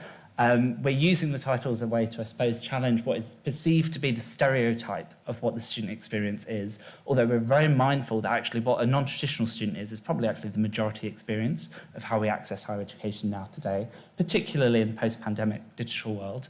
But we've had the privilege of working through an OFS-funded project with a group of students who fit within the non-traditional learners category. And by that, we're broadly meaning the commuter students, digital learners, mature students who aren't typically accessing university in what's perceived to be the stereotypical route. Key themes that we're going to be exploring around flexibility and balance, belonging and connectedness, as was discussed earlier, learning environments, support, and barriers and challenges these communities face. Hoping to publish in early summer. Would love any case studies, feedback, thoughts. That's all very welcome. So do grab me if you see me around. And the second piece of research I'm here to plug is a piece of work we're doing around climate change, looking at eco-anxiety and mental health and trying to get a deeper understanding of what the particular nuances with the student population. There's some research that exists looking at impact of climate change on youth mental health, but we're trying to add something novel to this discussion.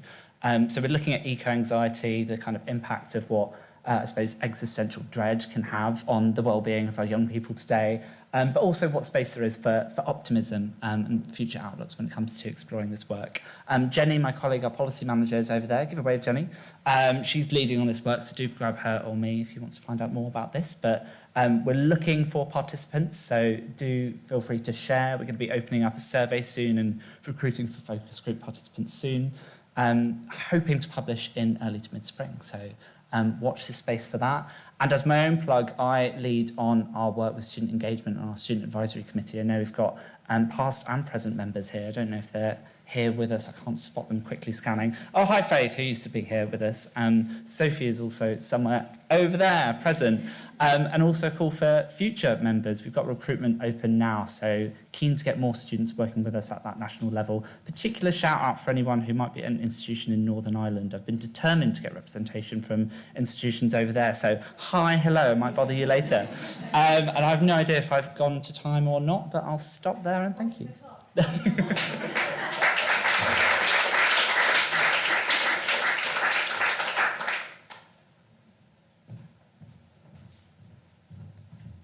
Hi everyone, I'm Miles. I'm a psychologist and a research fellow based at the University of Bristol. I am particularly interested in information sharing. So thinking about students who may be experiencing the highest levels of mental health difficulty, and in particular, whether universities should be widening that circle of support to involve family members, friends, maybe partners, but more times than not parents. I think the issue is particularly challenging for three main reasons. From a psychological perspective, I think there are questions about how serious mental health difficulties need to be in order to warrant making a call.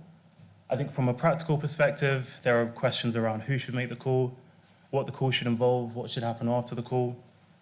But then I think maybe most contentially at like an ethical or legal level, I think there are questions around what is the duty of care, what should universities be doing to support all students anyway, and what is the right thing to do. Some of you may know that back in 2017, Bristol introduced, at the time, what was quite a novel policy where all students who were registering were invited to say up front whether it was okay for the university to make that call to a nominated individual if there were concerns about their mental health. Since the policy was introduced, levels of opting in have always been above 90%, which I think is really an interesting finding. I'm particularly interested in those 10% who don't opt in. I probably don't have time to present all of my analysis. If anyone wants to talk about logistic regression, I'll be in the breakout area. But one of my studies was really exploring which student groups may be least likely to opt in. So I did a secondary data analysis of all of the decisions that were made at registration for 1 year. So that's about 30,000 students. And the groups that were least likely to opt in were students who screen positive for probable depression, so poor mental health. So that's a 37% less likely to opt in. Students with a gender identity different from the sex they were assigned at birth. Students who identify as LGBT+, students who are Black, Asian, or another ethnic minority group. Students who are male. Postgraduate taught students. There's one more. And students who declared a disability at registration. So these are the findings that were statistically significant in 2020. Sorry, so many animations. And when I repeated the analysis in the 2021 data set, all of these associations were still significant. So it gives us a degree of confidence that these weren't random findings.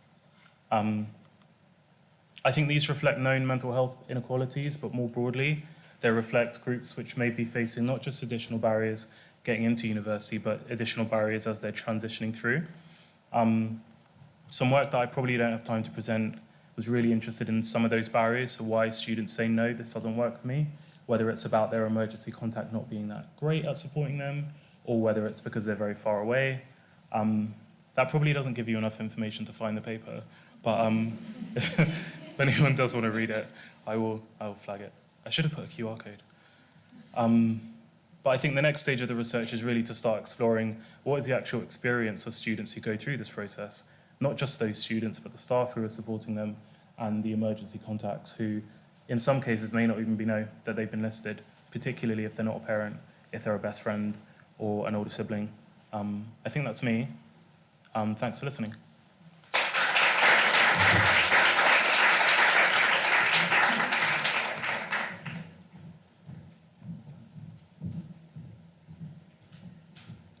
Hi everybody, I'm Natalie and I'm currently a PhD student at Oxford Brookes University.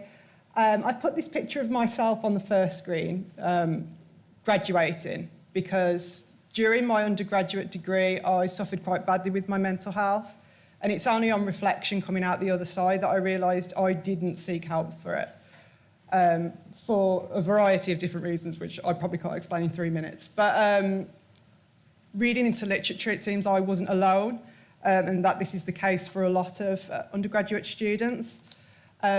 A survey I did earlier this year of about 250 UK students indicated that up to 30% of them are unlikely to seek any form of help if they are struggling mentally. So it shows it's still quite a current problem. So in this PhD work, it aims to develop and test the feasibility of a social media-based behaviour change intervention, which hopes to encourage university students to seek help for their mental well-being when they need it. Currently, I'm trying to understand student behaviours around seeking help, what the barriers are. As I mentioned I've run a student survey the start of this year and I'm just analysing that now. For the next month in November, I'm running a series of online help-seeking workshops with students to further understand their help-seeking experiences and any barriers that they may face. And then taking that forward, I'm hoping to put together a stakeholder group of students and university staff to meet with regularly and work together to build an intervention, allowing them to shape the direction of the behaviour change techniques it uses, what types of social media functions it uses, and the material presented to ensure that it's relevant and appropriate to them. And then I'll take that forward to a feasibility study in my final year of the PhD. Yeah, that's just a really quick overview of what I'm doing, and that's my social. So, thank you.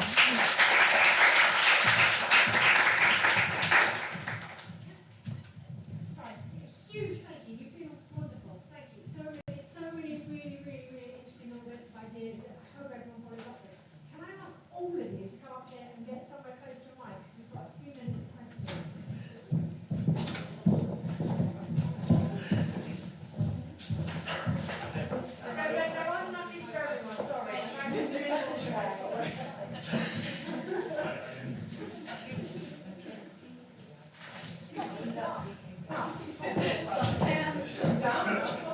So, has anyone got a question? It's an important one. Should we start over? Oh, we.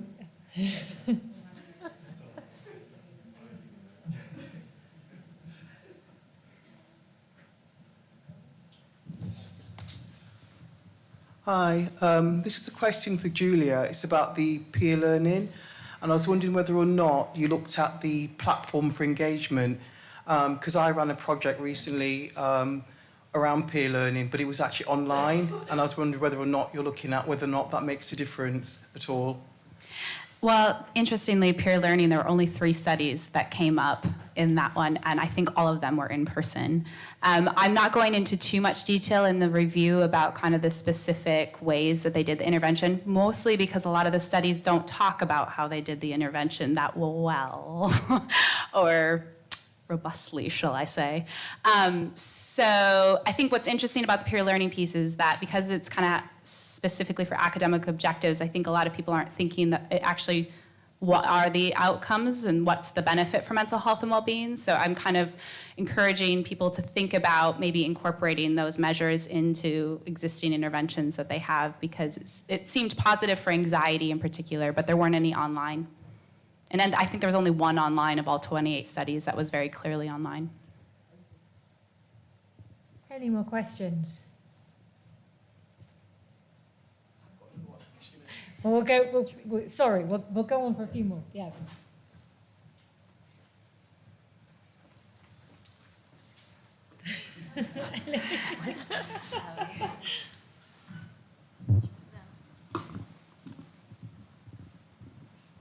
Yeah, just a question for the last speaker. Natalie, is it? I might have blinked and missed what the social media intervention was going to be. Can you quickly describe how that's going to work?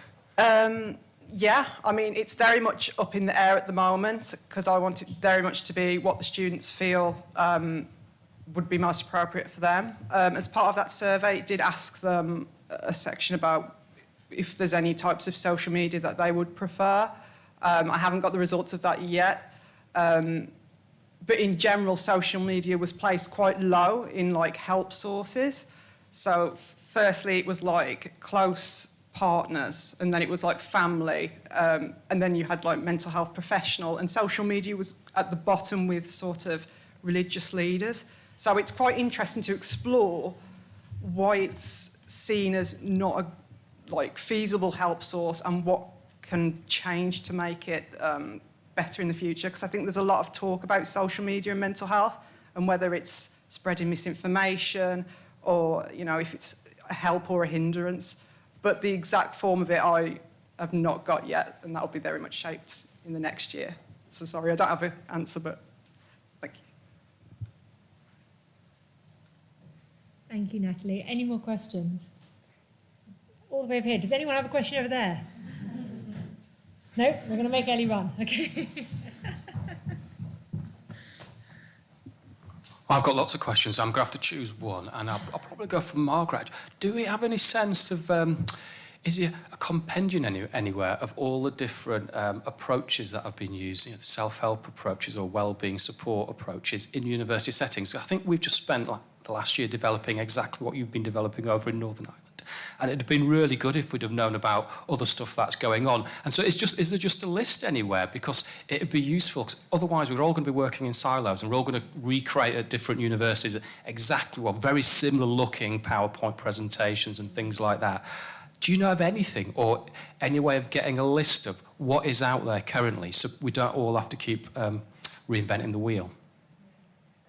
I don't really, but I mean, like I've been saying, like I know I've presented this project before, and like I'm more than happy, and we've been saying this all along, that we really would love to share what our findings, and we actually wrote up a report that SMaRteN have. I don't know if you can share it, but like we're happy to share the report. What I would say is like, we also have the PowerPoint presentations that we developed with the students. Now, what I would say is that we would be happy to share an example of one, but I would say to any universities, develop your own with your students, you know, so that it is tailored to your students, but definitely happy to share anything that we've done so far. Exactly, yeah. Dean, you're mentally making me think that Joe and I have some homework to do. Thanks. Jax. Thank you. Thanks to all the speakers. Really interesting. This one's for Dom. That slide that you've got with all of the research that Student Minds have done, that's just amazing. As a researcher who ploughs through all of those documents, thank you. Thank you, everybody that's involved in all of that as well. It's a bit more generic. How do you have any sense, or do you evaluate how students use Student Minds website and come to you for support? Great question. I'm not our digital. I don't know if this is on. So sorry if you can't hear me. Hello. I'm not our digital person in the team, but I'll try to do justice to this question. In terms of, so you just talking in terms of the reports and publications, or the whole breadth of everything we do as an organisation, because that could be a very different question. Well, so I signpost students to Student Minds. Mm-hmm. So I guess my question is, are they coming to Student Minds? Because I know there's a wealth of information on there for them. Yep. So are they using it? So yeah, absolutely. So different avenues, I suppose, of what we do. I suppose the main way I'm imagining in terms of where you're signposting to, Student Space is our hub for all of our resources, our support. It's where we commission a lot of services to deliver support to students. And I know we've got lots of student traffic through the psychoeducational content we develop for there, through the support services we have on that page. So no, loads of students are coming there for support. We have plenty more students than we can afford to take wanting to volunteer with us and engage in our work. Got plenty of brilliant people already in the room actually that are engaged with our work and do great stuff. And when it comes to research participation, we always would love more, but we're always very happy with the kind of contributions we get from students in filling in surveys and stuff. So yes, your signposting is having an impact, and it's very, very well received, so thank you. We probably have time for one more question if there's another question.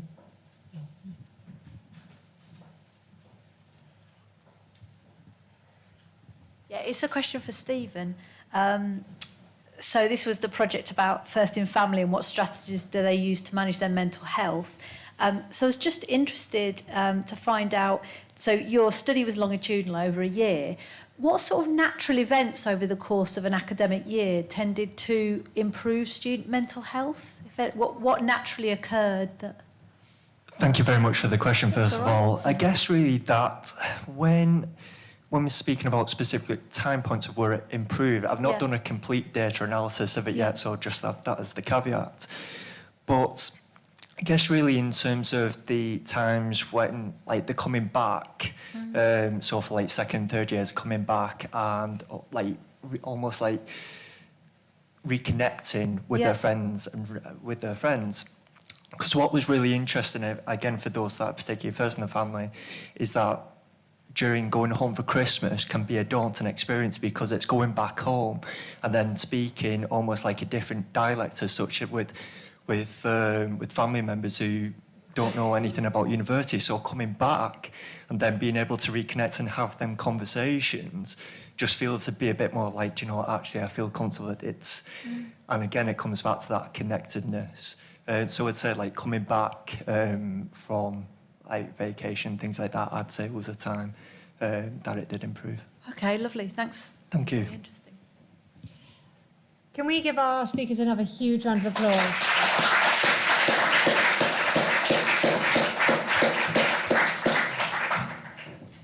It's not easy to talk that quickly and to cover a fantastic range of content in that amount of time. I mean, it's really fantastic. Well done.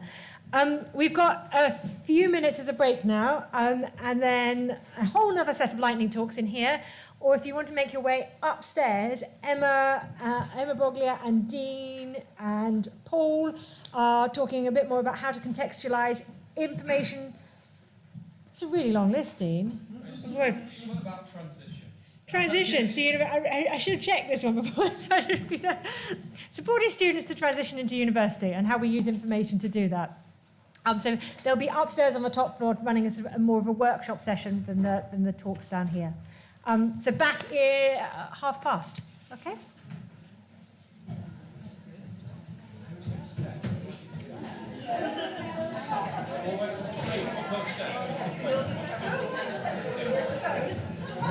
Dean's just asked me where he's going, which makes you think others might not know where you're going. It's all the way up the stairs, and you're following signs for the studio.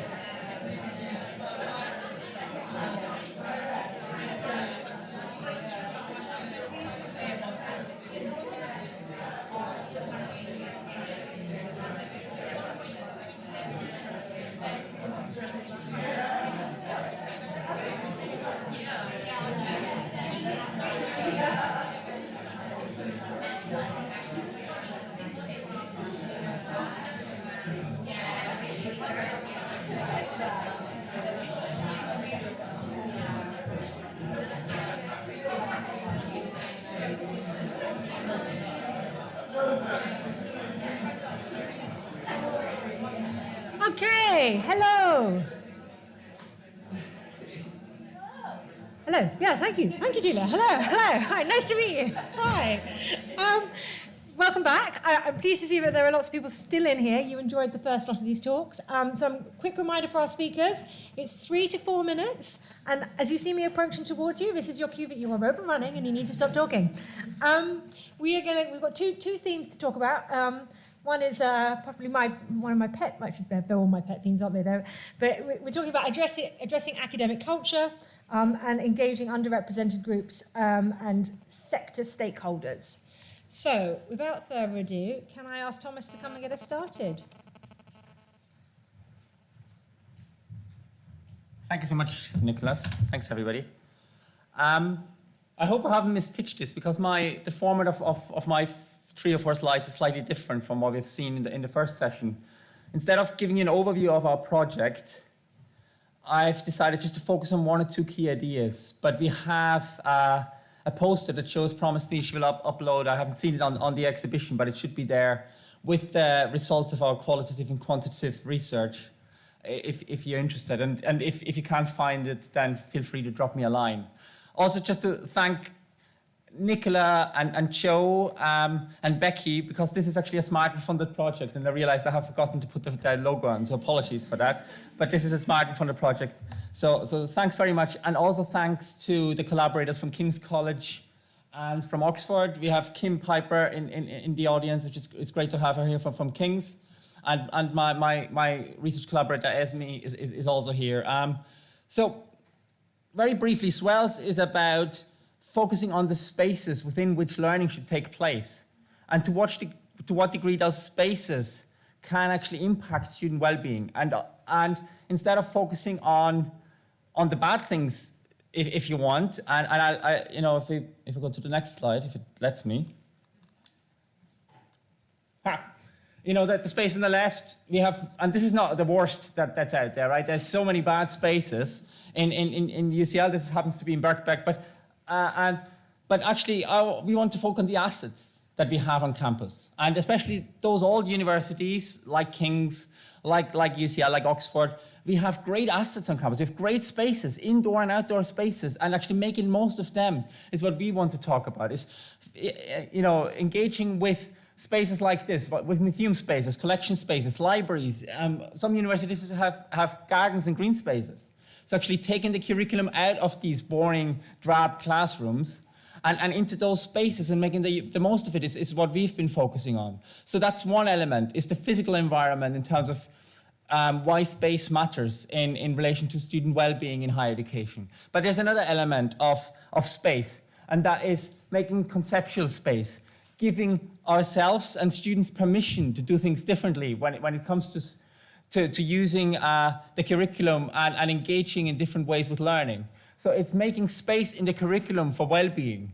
And I won't have time to read those quotes, but if you're fast, you can have a look at how students really benefit from that idea of making space to go out into the outdoors and engaging with green spaces, or just focusing on different learning activities as opposed to the standard lecture, seminar, assessment kind of roller coaster that students tend to be on, especially undergraduate students. So it's about giving permission, making that conceptual space to focus on well-being. And I feel very strongly that if we take this seriously, that means the curriculum needs to reflect it. It doesn't need to be it can't be just an add-on that students can do in their own time. It needs to be built in. So in the curriculum, there needs to be space to give students permission to focus on, talk about, and explore their own well-being. So these are sort of the key takeaways. So we're not talking about redeveloping physically the campus spaces, although in the longer term, I think there's a need for us as academics and the students to be part of those conversations, because usually we're not there.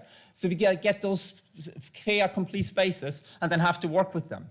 But in the short term, there are so many things we can do with the spaces that are available, and a lot of it is actually taking the time and thinking about the environments within which we learn and how we construct these environments and how we utilize them.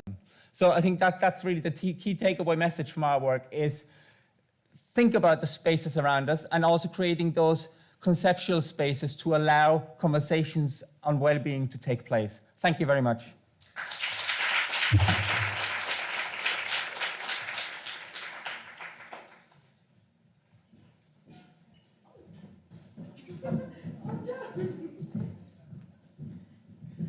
was just about to steal Julia's idea and put a timer on my phone.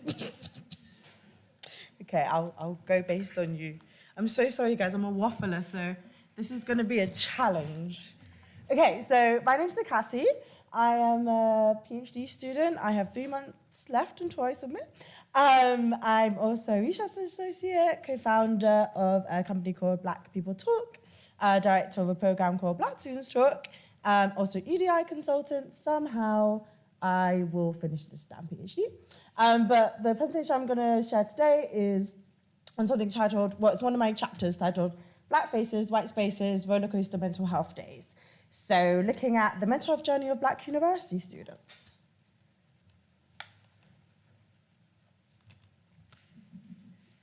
There you go.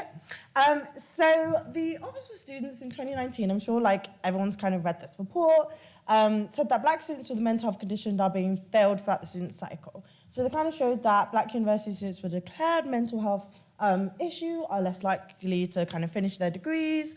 They're more likely to kind of have experiences of like not getting like the grades that they want to get, and also more likely to kind of have exacerbated mental health difficulties. And they kind of concluded to say that we need to do more to address these mental health inequalities. So we kind of decided to set up some of these aims to kind of investigate what are the experiences that affect the mental health and well-being of Black university students. What, as reported in the literature, because basically there was no review that kind of existed to say what was happening. We also want to know what the life events are, what the life events experiences are that shape their mental health from Black students themselves, and also what are students' motivations, experiences, and outcomes of an online peer support group to kind of address some of these issues. So I attempted to do that in the last 3 years. So kind of just presenting a little bit of the themes that have kind of come out. So the environment. So the racist social, economic living, physical learning, and academic environments impact Black students' well-being and exhaust their coping and defense mechanisms. So what we found based on Black students kind of sharing their experiences is that there are many different universities, environments, and like spaces that they interact with, and they all kind of have a similar theme, which is racism. And it, over time, over their journey, compounds to kind of affect the coping and defense mechanisms that they've built over their lifetime. So some of these coping and defense mechanisms were kind of like avoidance. Avoid spaces that make you feel uncomfortable because they're racist, right? How can you do that when you're a student who, when you turn up to a lecture or a classroom environment, you're kind of getting these microaggressions that happen on a daily basis? Another thing that was really interesting, because I actually asked students to talk to me about your mental health experiences that you felt have affected your university experience, basically. But every single student talked about early experiences of racism as a children. So they talked about over a life course, the racism they've experienced in education from teachers, from their family members, from like just systems like family and social education systems, all impacted their mental health to then affect them. And that was kind of interesting because I didn't expect to have to read about, primary and secondary school education, but here I am. And it kind of comes into kind of the cumulative adversity, right? So we kind of know that the more adverse life experiences you have over time, the more your mental health is going to be impacted. So it's kind of similar here for Black students. But what we don't do is we don't think about that. We kind of think about Black students as their interaction of their environment as they enter. We don't think about the fact that they've had a whole lifetime of being affected by some of these things, all the isms, as I like to call them. So yeah, something to consider. Students also talked about kind of some of the similar things that all students talk about, the academic pressure, but they spoke about the fact that they had to do things to help them to survive the academic environment, which is like to mask, to code switch, to remain silent and learning and living environments, which means, how can you engage in a classroom if you have to basically stay silent for safety? Things like that. We also kind of talked about the fact that Black students will find spaces that they find safe, so they're more likely to kind of gather around other Black students or find people, lecturers or staff that they kind of have sussed out as being safe. So yeah, there was a big talk about the importance of that. So I have not got enough time to go into what Black Students Talk is, but basically it's a peer support group developed by Black students for Black students. And we did an evaluation on students' feedbacks of engaging in that service that was funded by Student Space over the pandemic. Don't have time to go into all of it, but basically some of the suggestions were that we need to do more Black peer support services in universities. They need to be funded. So Black students kind of talked about the fact that it takes a huge emotional toll to provide peer support to each other. So to get funding to support their mental well-being, to get funding to kind of support them being able to set up these interventions are really important. There needs to be kind of more robust training. So there needs to be training on some really specific things like racial trauma that, you know, you don't really find in other types of peer support interventions. So we need to think more about the training that we provide effective practice so that they have spaces to be able to go to actually heal from this. Yeah, it's all there. You guys can read it. But yeah, basically as well, they talked about the importance of having resources and stuff that are basically made by Black students for Black students. These resources are very hard to come by. We're trying to develop them. But the importance of kind of having information that's tailored towards the Black student experience was something that was found to be really important. So I'm sure I went over, I'm so sorry, Nicola, but that's my information if you want to talk to me more about it.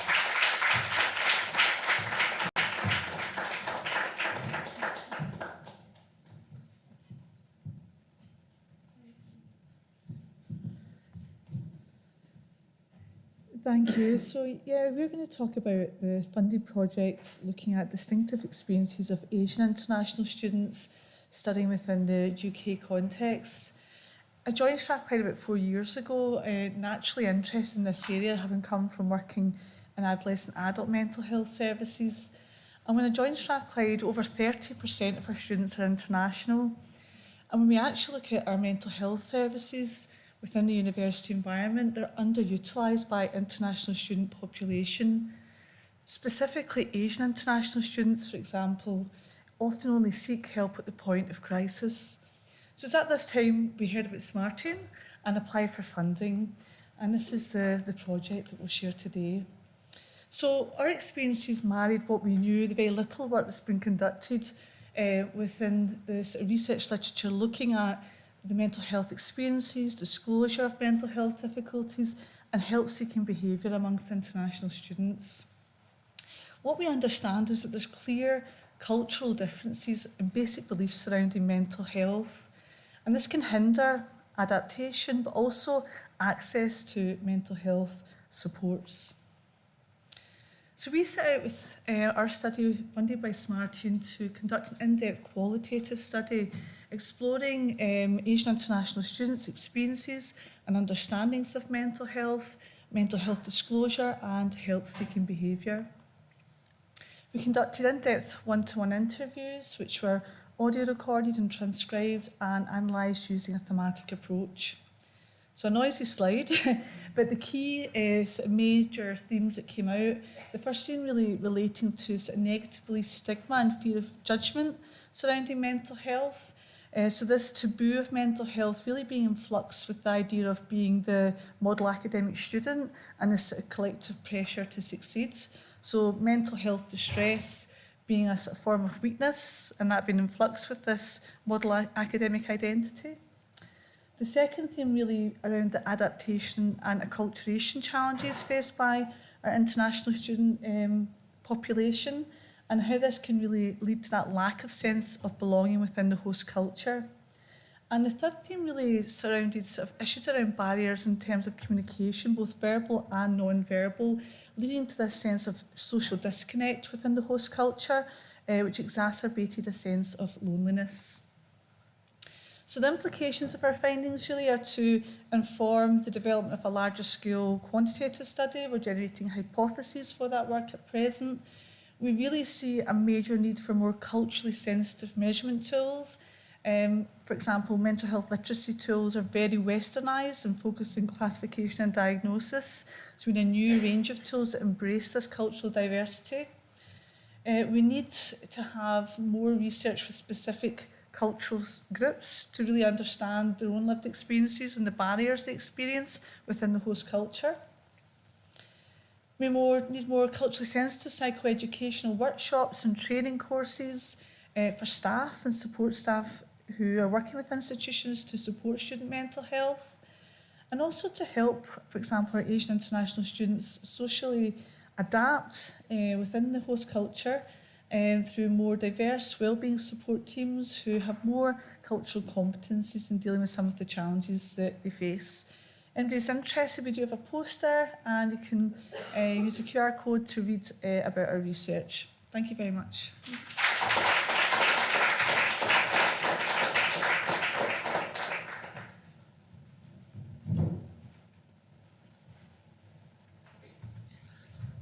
Hello everyone, my name is Zi Liu. I'm a teaching fellow in psychology and counseling at the University of Strathclyde. I'm a psychologist, counselor, and mindfulness teacher. So today I'm going to talk about our SMaRteN funded project on exploring Chinese international students, their understandings and experiences of loneliness, and how this can inform cultural adaptation of mindfulness-based cognitive therapy. So we have two primary aims in this project. One is to explore their understandings and experiences, and the other one is to explore their opinions on whether MBCT can be helpful, can be useful for them to help them deal with loneliness. Our data collection involved 3 phases. So in phase 1, we recruited 15 participants. In phase 1, we conducted semi-structured individual interviews to explore their understanding and experiences of loneliness when they study in the UK. And we then invited the participants to attend a 2-hour MBCT workshop, just to introduce MBCT to them, introduce the concept of mindfulness, and also give them a taste of how mindfulness practices feel like. And in phase 3, we held 3 focus groups with the same group of participants. And in the focus groups, we explored their opinions on how to culturally adapt MBCT for Chinese international students experiencing loneliness. The data were thematically analyzed, and we made efforts to involve student researchers throughout the process. The student researchers, we involved 3 student researchers who are Chinese international students, and they, each of them conducted a number of interviews. And in the data analysis phase, we also involved them. We are doing further data analysis, and they are continuing to contribute to the process. So here I'd like to share a few preliminary findings from our interviews. So when talking about loneliness, our participants, they talk about the lack of intimate, authentic, and understanding social relationships. So they are far away from their close social circles and familiar culture. So they felt that they were forced to develop a new social network, but it's so difficult for them to develop social relationships that have these desired qualities. So this picture here, we in our data collection, we invited participants to share their experiences using images and photos. So this is a photo taken by one of our participants. It's a snowman. So the participant, she was from the southern part of China, and she did not see, she never saw real snow before she came to Scotland. And when it was snowing, she was so happy, and she built this little snowman. But then she realized there was no one there to share this enjoyment and excitement, and she felt sad. So that's how the images can represent their feelings of loneliness. And we also found that their adaptation process is closely associated with their belongingness, their sense of belonging. So at the beginning of the project, at the beginning of their time in the UK, they felt kind of disconnected from the academic community, and they face a lot of intercultural communication challenges. And they also have a tendency to, we found they also have a tendency to withhold feelings, and they prefer self-realigned, problem-focused coping strategies.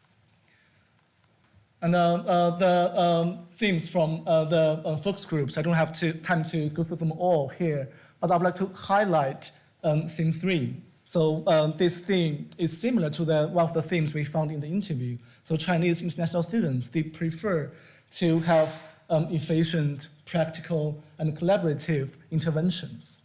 So the traditional 8-week mindfulness course seemed lengthy and too slow-paced for them. So maybe we can, in our adaptation, maybe we can consider offering shorter versions of those.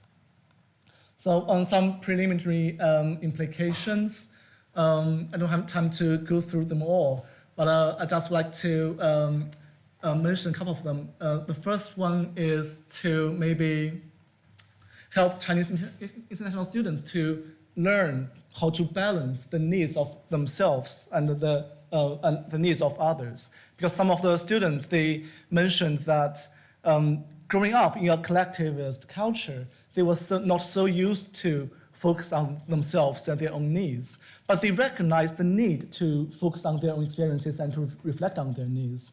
And it would be helpful to help them keep a balance between their own needs and the needs of others.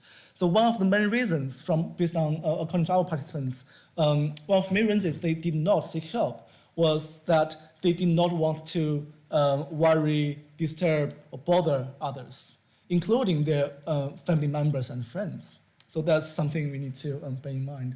And also, for mindfulness courses, they would prefer, they would emphasize on the effectiveness of learning. So anything that can support their learning, they would prefer that. They mentioned language barrier there, but actually they were not concerned with the cultural background of the teacher. They mentioned Chinese speaking only because they believed that this would help their learning, would facilitate their learning. Okay. And for the next step, we are keen to work with well-being services, maybe in different universities, to discuss good practices for working with Chinese international students. So if you're interested, please get in touch. Thank you. That's me.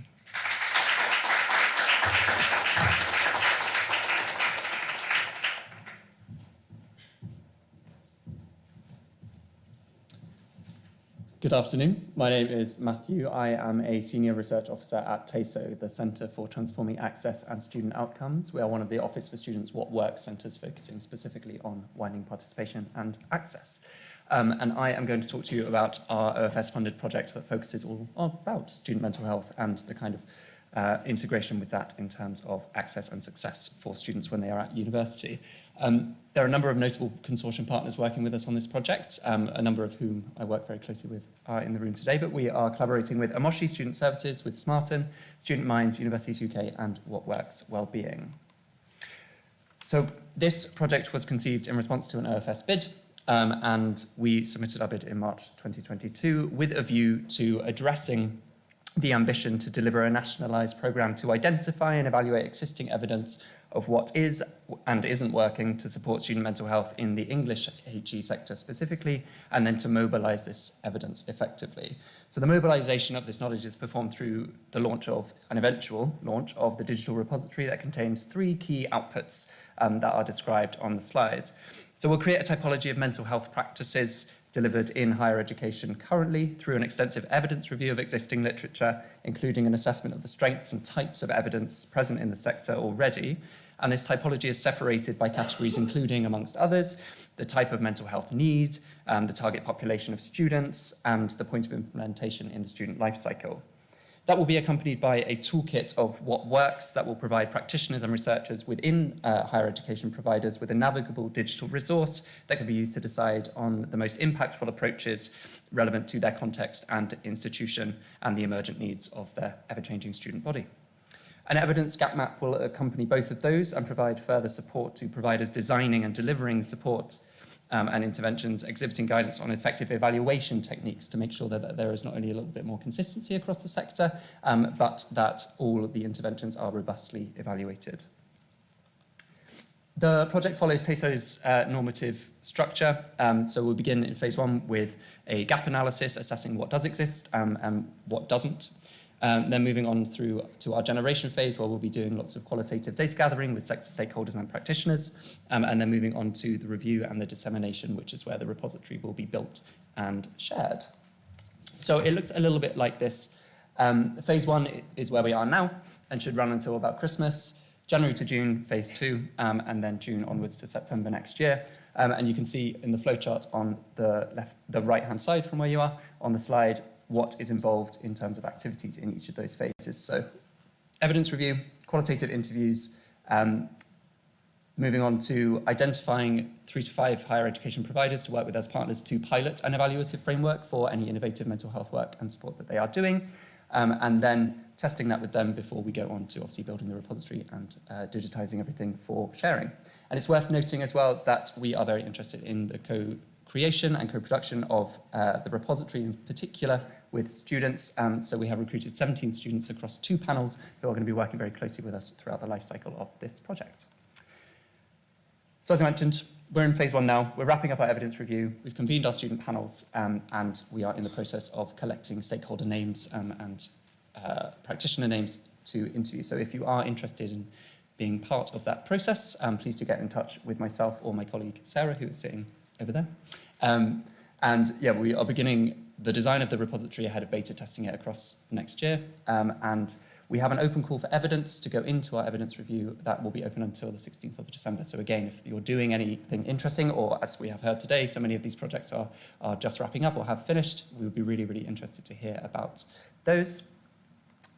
And yeah, if you are interested in hearing anything else, we have our poster on the online exhibition, so feel free to take a look, but otherwise get in touch with either myself, my research officer Tatiana, or Dr. Helen Lawson. Thanks.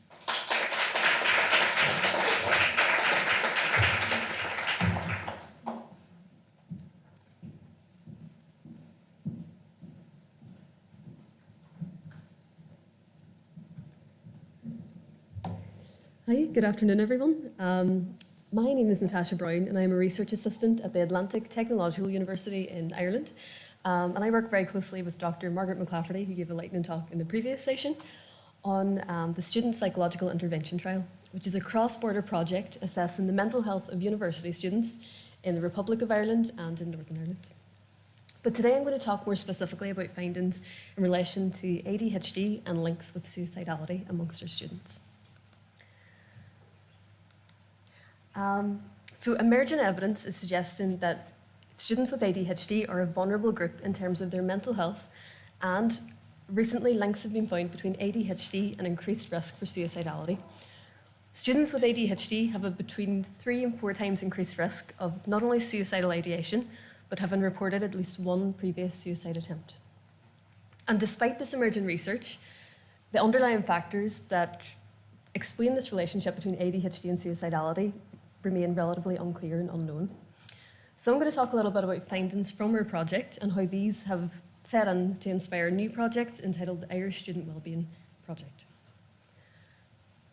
So the key aims of our project were first of all to investigate the prevalence of a range of suicidal behaviours among students screening positively for ADHD. We then wanted to investigate the mediating factors that may go some way in explaining this association. So we explored the influence of depression, anxiety, substance and alcohol use. The project in total 1,829 students, or 1,828 students, completed a comprehensive online survey. And this survey included validated clinical measures for depression and anxiety, and also asked questions in relation to suicidality, and included an ADHD screener too. And mediation analyses were conducted using M+ software. The results were quite concerning. So among our students, among that cohort, the rates of suicidal behaviours were statistically significantly higher on each of these counts among students with ADHD. And I think the bar graph shows how concerning these results are. Suicidal ideation was more than twice as high among our students at almost 45%. Suicide plan was almost 3 times higher, and suicide attempt and non-suicidal self-injury were around 2.5 times higher. In terms of the mediation analysis, and I'll try and go through this quickly, mediation analysis showed that partial mediation had occurred, implying that there were both direct and indirect effects between this link of ADHD and suicidality. So we found there was the ADHD condition in its own right presented an increased risk for suicidal ideation, plans, attempts, and self-harm. There were also indirect effects that were recorded.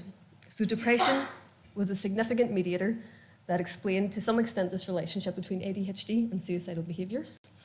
And substance use also had an influence on this relationship.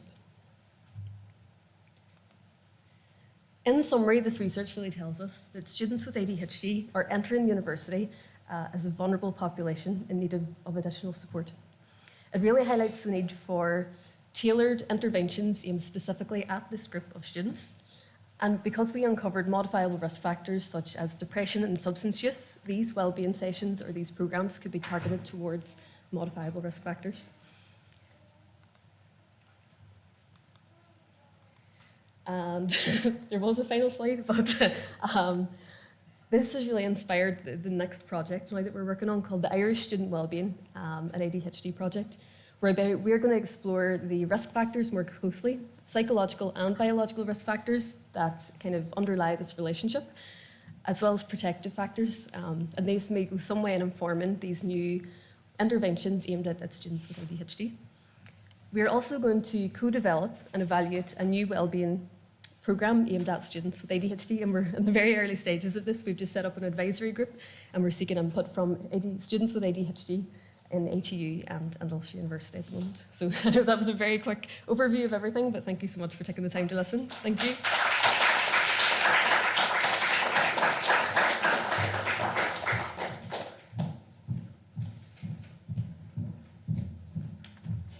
So hello everyone, my name is Katie Stote. I'm a project officer at the University of Plymouth. So as part of the University of Plymouth's Office for Students and Research England funded project engaging students in knowledge exchange, we have been seeking to identify and create interventions for the barriers preventing students from engaging in knowledge exchange activity.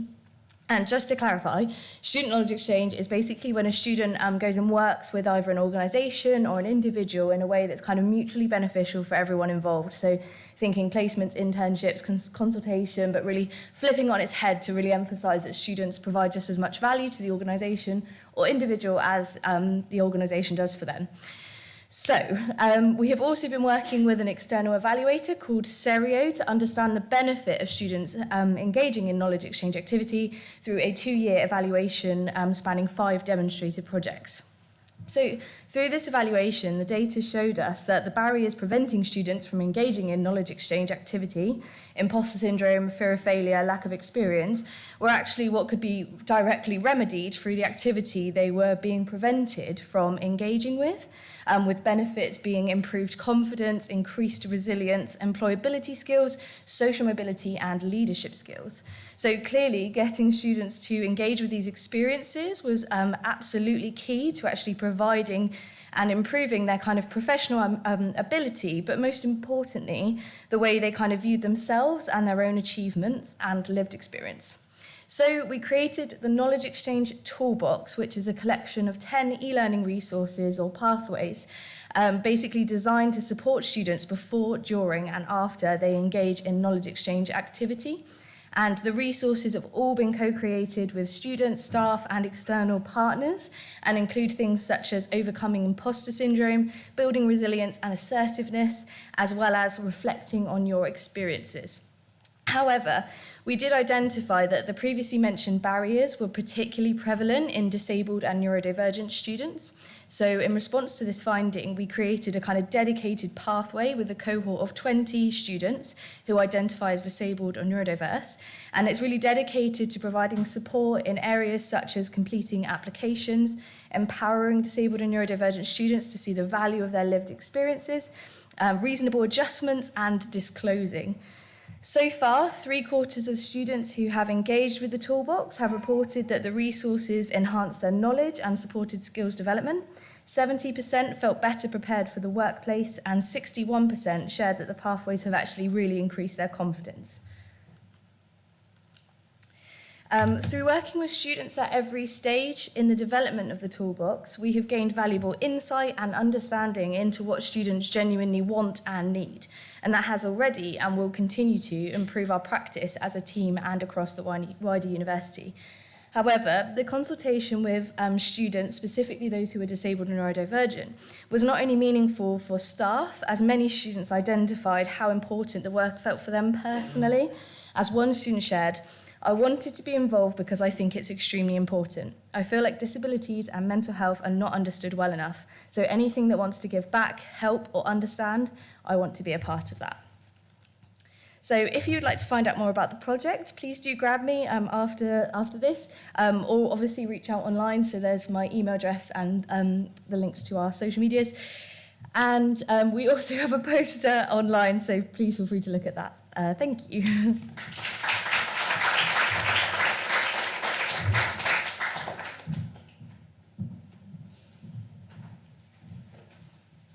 We've got time for a few quick questions. Does anybody want to get us started? Pablo, over here. Ellie. Can I have a show of hands of anyone else interested in asking a question, and we can get Ellie running to the right place earlier? Okay, why not there? Hi, Natasha. Hi there. I was thinking, as well as the experience of having ADHD or being neurodiverse in a neurotypical world and the challenges, did your team look at correlations between adverse childhood experiences and trauma for those people who then go on to develop ADHD? Because I'm wondering about the suicidality and depression, anxiety is actually being associated with those earlier experiences. They get carried into adulthood. I think that's a really good question and a really good point. Unfortunately, the data that we have as part of the Student Psychological Intervention Trial, it did not include information about childhood adversities, or it didn't ask questions in that realm, unfortunately. But it is something with the new project. We're talking a lot with the Student Advisory Group at the moment. And a lot of those students have related it back to negative experiences in childhood and negative experiences within education. And they really talk about how this has influenced their self-esteem and self-belief as they've grown up and lived through the world in personal experiences and educational experiences. But unfortunately, I can't give an answer to that question, as we do not have that data, so I do apologise. But a very, very good point raised. Becca has a question up there.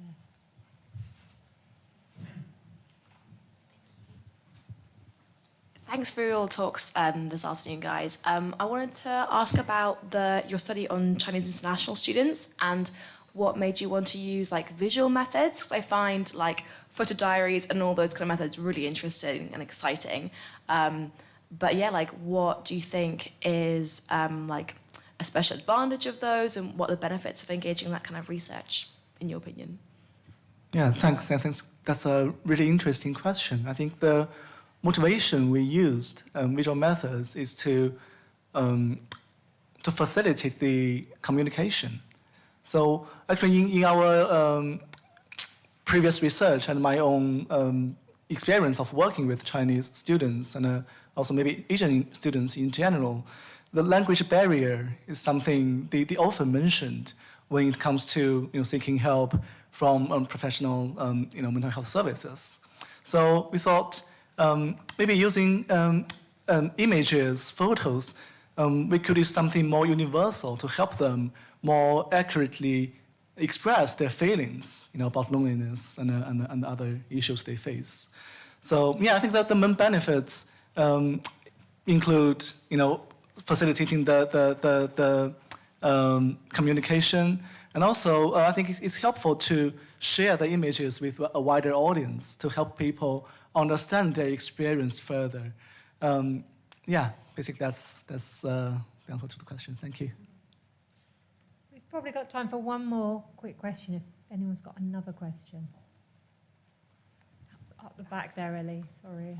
I'll be very loud. Thomas, I think your project sounds great. I was just interested to learn about how much you're able to link up with community garden work that's happening at a lot of universities. Are you mainly focused inside buildings, or you talked about green space as well, so just interested about link up. Yeah, there's so we've been looking at, in the first instance, at the 3 participating universities and looking at the spaces inside and outside that they've had available or still have available. But we are aware of some of those community garden projects, and there are some really interesting projects going on with staff-run community gardens, sometimes with students' involvement and so on. So there hasn't been a formal link-up in that, but there's an awareness of that. And some of the students we surveyed and we interviewed may also have had experience of that. In Oxford, they have obviously the greatest assets, if you want, in terms of outdoor spaces. They have an arboretum, they have park spaces and so on. So there, it made a real difference. But actually, the quote on the green space was from King's, was from where there's a little bit of green space, but even just that makes a huge difference. So it's about just the opportunity of actually, feeling the breeze on your face and the sun on your skin in the middle of a busy day makes a huge difference. But I think the activities that happen in those spaces, like gardening and so on, it would be a next level. It's something we definitely like to engage in. And as part of some of the modules that we run, we actually include an element of that, where we work with Green Gym UK of bringing our students into a kind of community gardening setting. And so some of the students interviewed and surveyed would have experienced that. And that definitely came across in the answers. Thank you, Thomas. And thank you, all of you. Again, wonderful set of talks. Thank you so much for having the bravery to do it, and very quick as well. Thank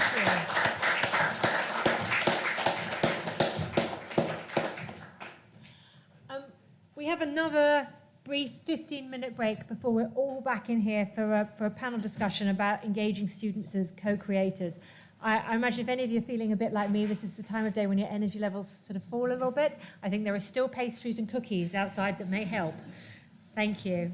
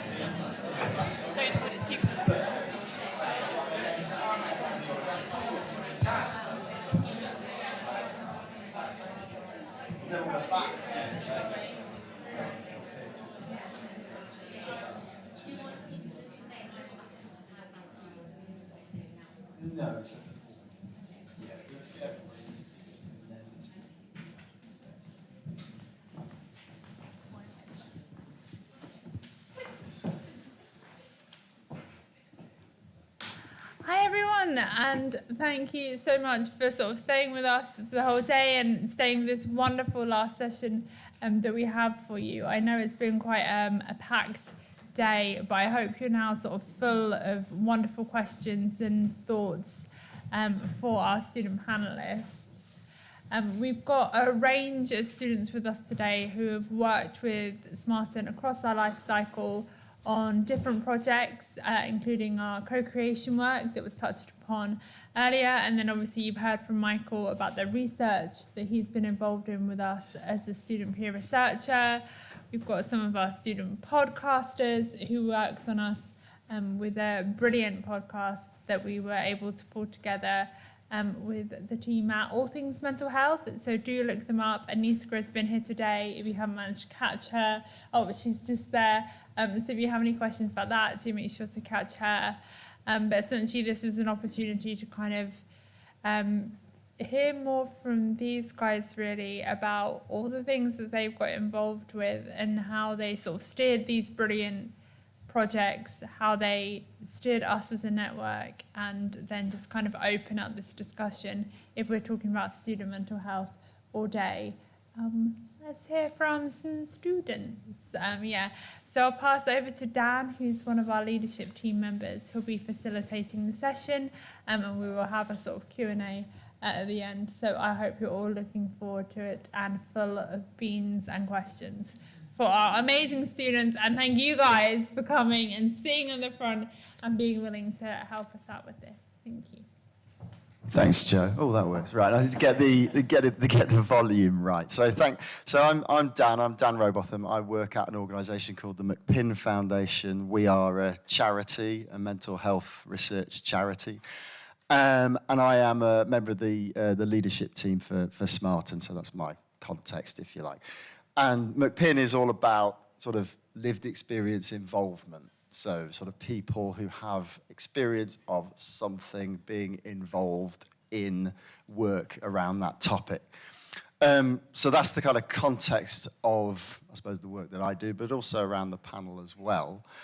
So what we're going to do is I'm going to ask each of the members of the panel to just introduce themselves very briefly, sort of 5 or 10 seconds, and then I'm going to ask the members of the panel to introduce themselves again and their project. So we're going to start briefly at the bottom, okay. Over on the left with Fatima. Hi everyone, my name is Fatima, and I'm currently a doctor in North East London. Hi everyone, I'm Jenna. I'm a graduate from the University of York, currently working in social services. Hi, I'm Charlotte. I'm a master's student and also a lecturer at London South Bank University. Hi everyone, sorry, you're stuck with me again. I'm Michael, I'm a PhD student at Durham University. Hello, I'm Lauren, and I've just started a PhD at the University of York. Thanks, everybody. And Michael said to me earlier, like, you don't need to ask me any questions because I've already taught loads today. So I'm going to find some really difficult questions for him to answer over the course of the next 45 minutes. But first, sorry about that, Michael. It's not true. First, let's go back. Let's hear from Fatima and Jenna, who have both been doing a podcast series around student mental health, which you can go and find at. Well, let's hear from them directly about that project. So me and Jenna worked together on a series of podcasts with All Things Mental Health with Aniska over there, who started the series.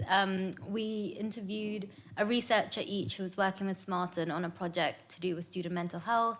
I interviewed Dr. Georgia Churchman, and you interviewed Dr. Emma Bruglia. And it was basically just a discussion with them about their project, how it's to do with improving student mental health, what their research was bringing about, and any findings that they had, and then our input in how we thought our experiences related to their projects. Yeah, Fatima's summarised that pretty well. It's basically just joining together students that are experiencing mental health and researchers that are looking into it and just like bridging the gap. Thanks, guys. There'll be a chance for people to ask some more questions about that. And if you haven't sort of gone on and listened to the site, then I very much recommend it. I was doing a bit of research this morning and listening to some of the podcasts this morning. So please go and do that when in your own time. Charlotte, you took part in some of the workshops behind the SMaRteN programme, that's right? Yes, yeah. So I was involved in some of the co-creation projects, which was earlier this year. I saw a call out on the internet looking for students to be involved in some research projects. So we heard from Natalie earlier in the Lightning Talks, and Luke is also here. So it's no pressure on me. I'm here talking about my impact in their work. And basically they presented some work, we had some workshops, and I was there as a representative of the student voice. Thank you. And Michael, who we've already heard from many times today. Yeah, so I can just quickly summarise. I first became involved with SMaRteN as a member of the student-led research team, and I talked earlier about some of the research projects that I was involved in. And then a little bit later, I became one of the co-facilitators of SMaRteN's special interest group for early career researchers and PhD students. So the group meets weekly online, and basically it's just a space for new researchers with an interest in student mental health to connect and share ideas and discuss research in a space that's kind of non-threatening and non-intimidating. Thanks, Michael. And you've also been involved in a couple of papers as well, haven't you? Whilst you're like the prioritisation exercise and yeah, that was so linked to some of the involvement in the student-led research team. Thank you.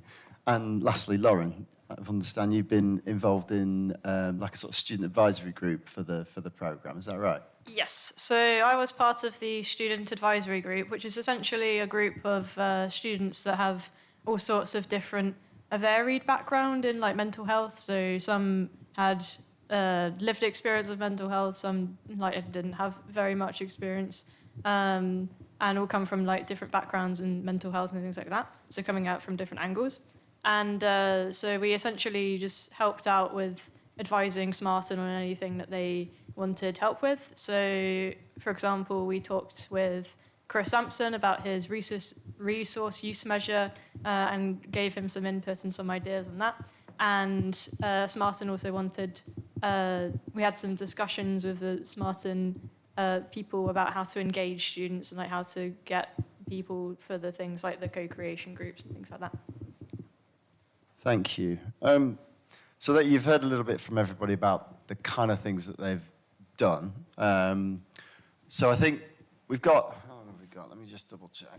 Let's see how long we've got. So we've got another 40 minutes. So I've got a few questions that I could ask, but if anybody has anything burning that they want to throw in, just feel free to stick your hand up. And we've got some roving mics, haven't we? Or we've got plenty of mics up here anyway. So I'll start things off then if I can't see any hands. But feel free to put your hands up. So I suppose one of my first questions is for everyone really, but so anyone who wants to pick this up. You've all been doing stuff like in addition to your work as a student. So particularly thinking about Fatima being a final year medicine student. But everybody really, like, how do you fitting this kind of sort of strategic sort of work, this sort of stuff, into your, how do you find that it fits with your with your other work and your outside life, really? I mean, it'd be good to get everyone to comment on that, but I mean, whoever wants to go first, really. Okay, I'll start. I mean, when I did the podcast episode with All Things Mental Health, it was during my final year of medical school. So I guess you could say there was a lot of exams and studying going on. But I think the common misconception I found anyways is that with my peers in university, everyone thought they needed to be studying 24/7 all the time. Otherwise, you're not a good student.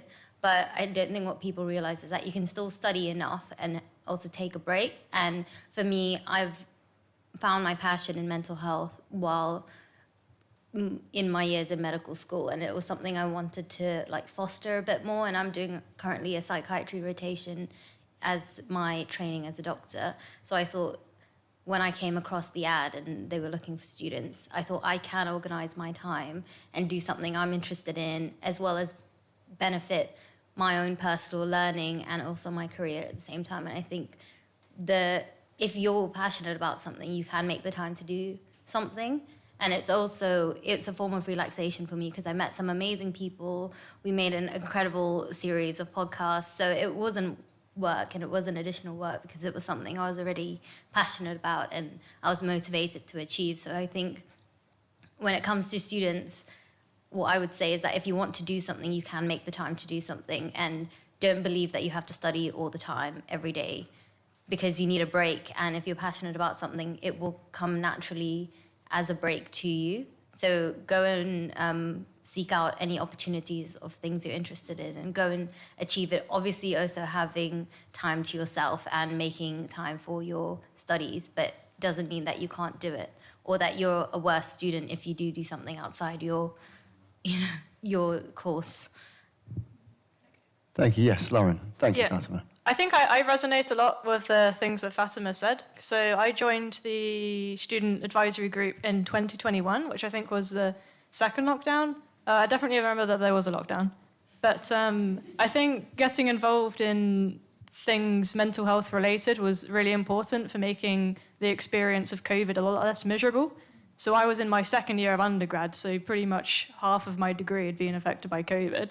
But then having studied from home and doing online lectures and everything, but having sort of doing things that involved mental health research and things like that was a lot more. It was good to sort of get a break from having to do studying from home and things like that. And it feels like it has a real life impact. And a lot of the time, academia can kind of seem a bit sort of far removed from real people. So I think that was quite useful. And it also helped solidify the fact that I wanted to go into research as well, because they were doing all sorts of exciting projects and things. So learning about those sorts of things made me want to go further into academia as well. Thanks, Lauren. Does anyone else want to? Charlotte? So I think this speaks to the question that we had earlier about how do you get students involved, and I think this is something that SMaRteN do really well. Number one, which has not been mentioned at all, is that students are remunerated for taking part in these things, and I think that is such a big thing when we're talking about giving up time, lived experience, to get students involved, to legitimise the role, and to make sure that you're valued. The other thing that SMaRteN do a lot of is the workshops and things. They're online in the evenings. They're accessible because they're online. And if you want to get students involved in those kind of things, then talk to SMaRteN about how they're doing them, because it's not separate to your learning, to your work, your academics. When you're talking about student experience, when you're talking about mental health, you're talking about your own experiences, those of your classmates. So they can be done as an adjunct, as an addition to your work, and to help make that more meaningful for you and for other people. But absolutely, if you want to engage students, this is the question: is how do you fit it all in? And there are definitely ways to do that, but definitely, and I know it's a bit of a sort of dicey topic to talk about, paying people and things, but absolutely, I think that's the way forward. Thank you, Charlotte. Do Michael, Jenna, do either of you want to come in, or I can move on to the next question if you prefer? I don't really have a great deal to say. So my PhD is looking at student mental health research, so I'm probably not very representative in the sense that my involvement with SMaRteN on research projects and my studies are quite interrelated, and there's quite a symbiotic relationship there.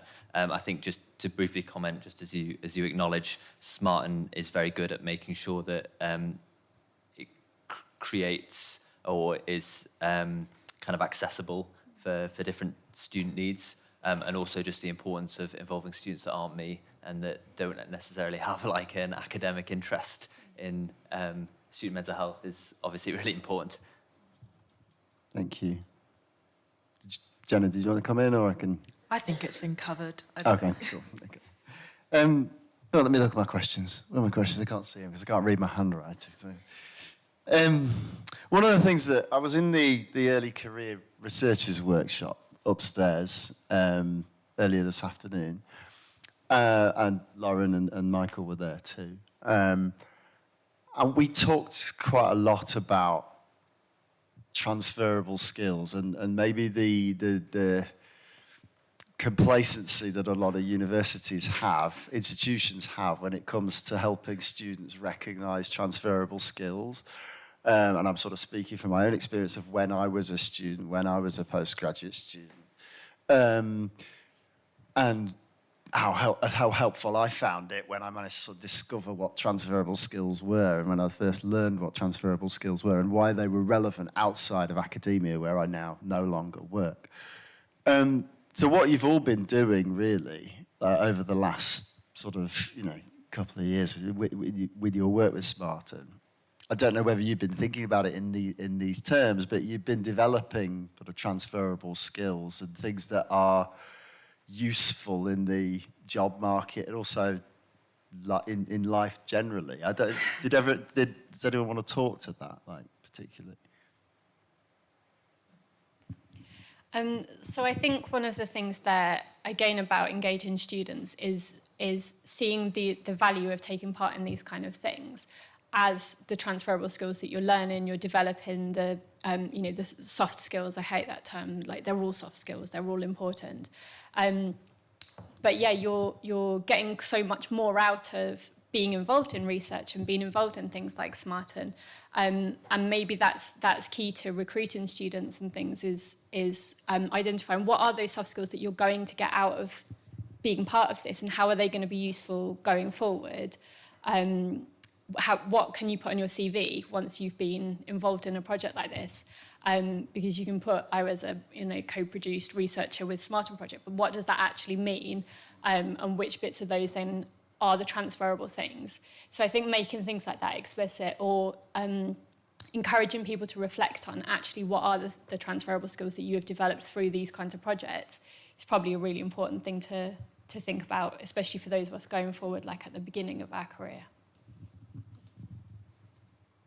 So I think one example of a transferable skill from being involved in SMaRteN would be communicating with people from all sorts of different backgrounds and people from different experiences. So, for example, today we have people who are still currently students, but then people that are later career researchers and things like that. But then also broader, we want to try and engage people who might not come from academic backgrounds, who still want to be involved in informing mental health research. And I think that learning how to communicate with the different groups is a really important skill. And it's something that our society doesn't really do very often, because if you go to uni, you're kind of in a bubble with people who are similar age to you. But I think things like this can have a really good opportunity to bring a lot of different people together. So yeah, I think utilising that is very important.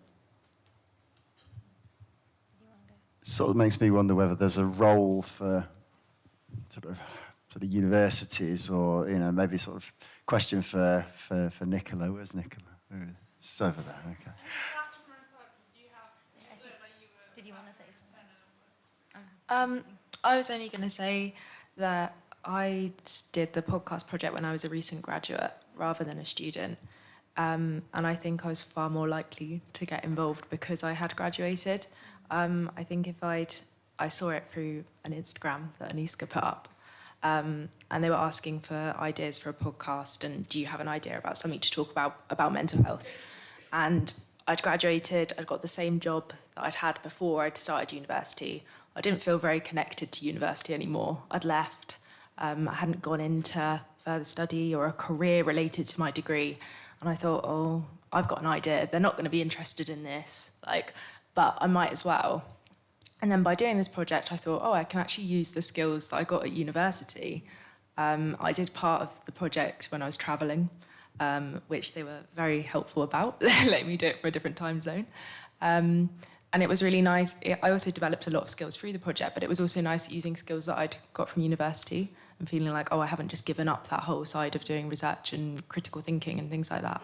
And there's been a lot of talk today about engaging students. I also feel like recent graduates are good people to engage, partly because when you're at uni, you might be thinking, oh, can't bother to fill in surveys or talk to people. When you've graduated, not everybody goes straight into a really busy, important career. A lot of people, like me and my friends, are just sort of hanging about, so you've got time. You've got time to do it. And also, I think if you'd asked me in my final year to talk about university and mental health, I'd have thought, oh, I don't really want to whinge about my uni. I don't really want to say this. Now, I'm ready to say some home truths. So it's good to ask recent graduates because it's not so far back. You still remember it.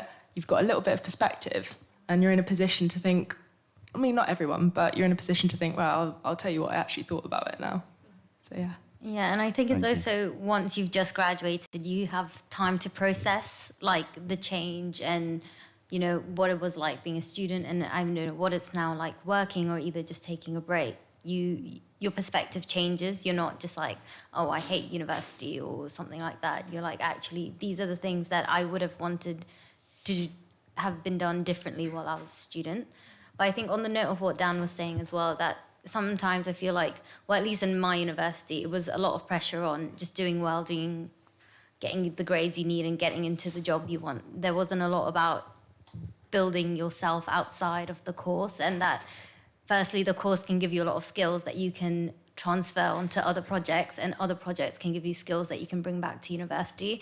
So, I mean, personally, I would have liked more about there is life outside medicine, there's life outside being a doctor. There's so many cool things you can do.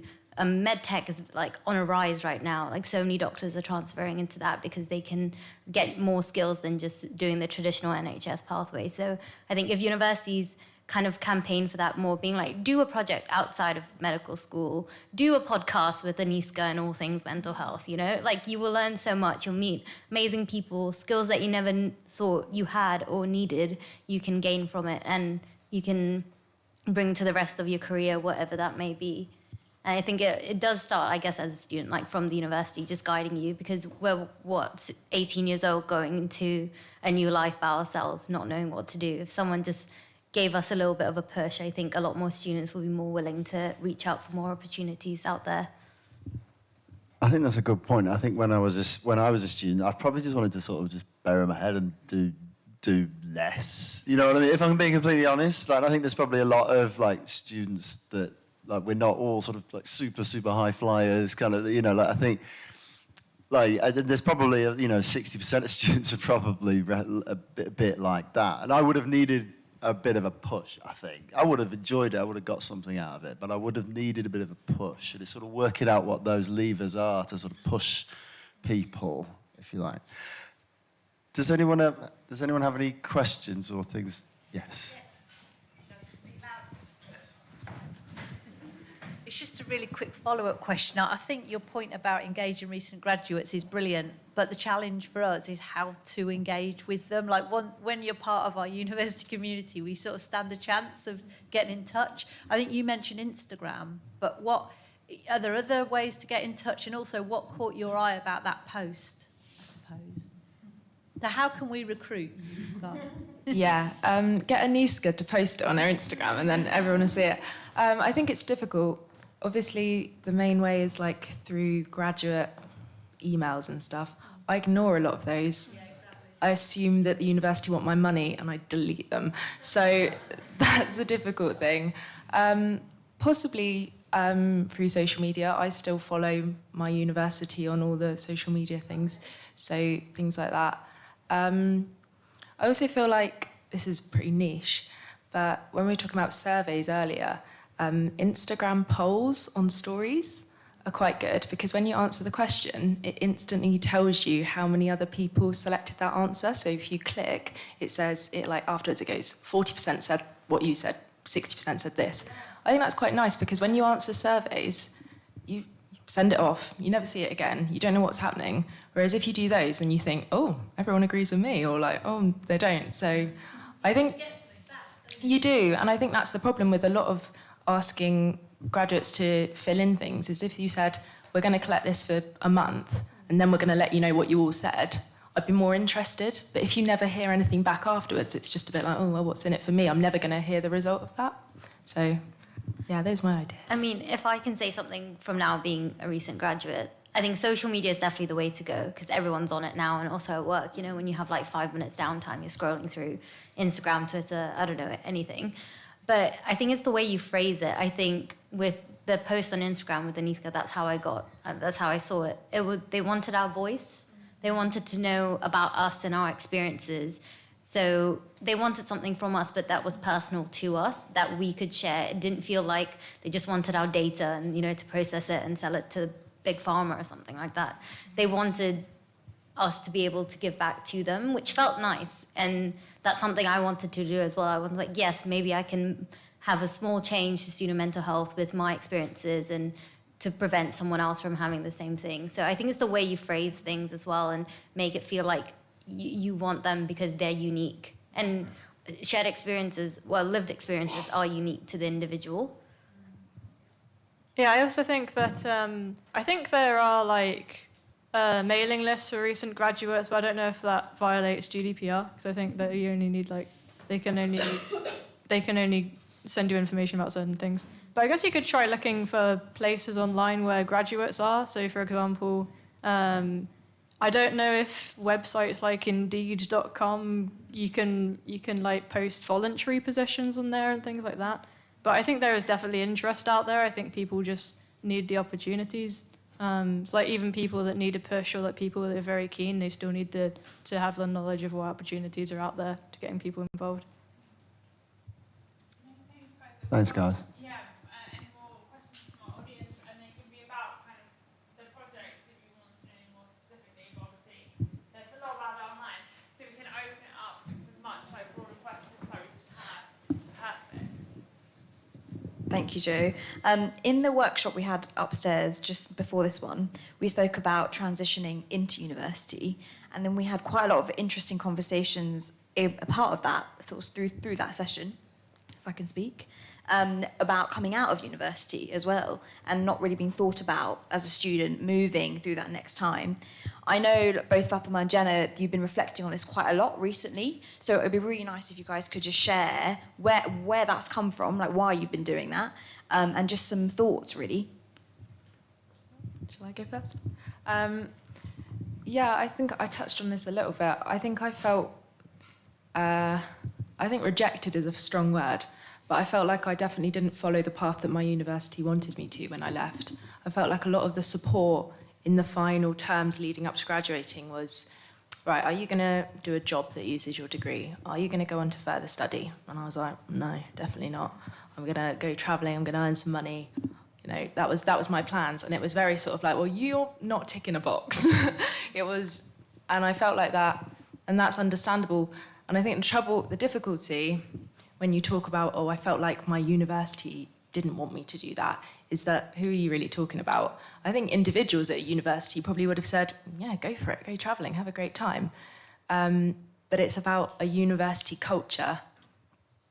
I maybe argue that comes from needing statistics of how many students are going to go on to further study, how many students are going to go and do this. I wasn't going to fit into a good statistic for them because I was going to go back to the job I'd done before I even started. That doesn't sell university very well. So it's difficult because I think when you talk about those feelings, and I think I know a lot of people who feel like that, if you leave university and you're a bit like, what do I do now? Is that I'm not necessarily saying that individuals who work at the university are really disparaging and thinking, what are you doing? But there's a broader culture of an expectation And I think in reality, not a lot of people actually feel that expectation at all. But there's still this, it's like a disparity between what we think is expected of us and what actually the majority of us are doing.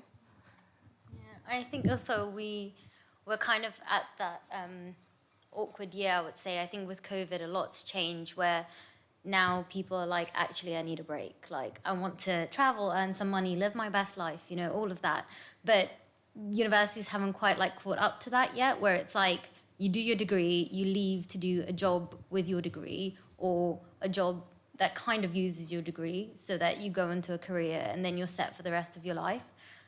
So I can understand where you're coming from. I mean, my degree leads to a certain pathway, right? Like medical school goes into being a doctor, and there was so much stress at the end about applying for the right jobs, getting a job in London because that's the best one and all of this. So it was just like stress on top of stress.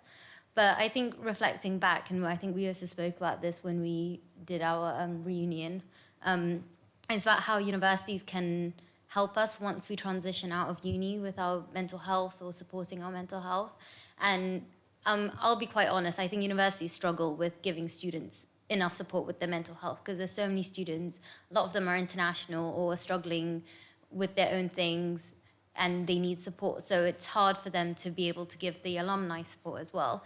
But I think what I would have preferred them to do rather than having counselling services or a tutor that you can contact, it's more maybe workshops and sessions where they give you skills to be able to work on your mental health or to empower your mental health so that once you leave and go into your job or whatever, even when you travel and, you know, you just taking a break from life, like mental health can come at us at any point. Like we can't plan for when we're gonna be a bit shaky with our mental health. So having those skills that we can transfer into the future will just prep us so much more. And I think in the NHS anyways, we say education is the best like first step. So they need to educate us on like how to empower our mental health and like how to reach out for help, what avenues for help are out there. And I just feel like they didn't do that very well. They were just like, we have a counselling service that you can reach out to, but you can only get 5 sessions a year. I'm like, well, what am I going to do at the 5th session? We've opened a can of worms and now I'm stuck here by myself.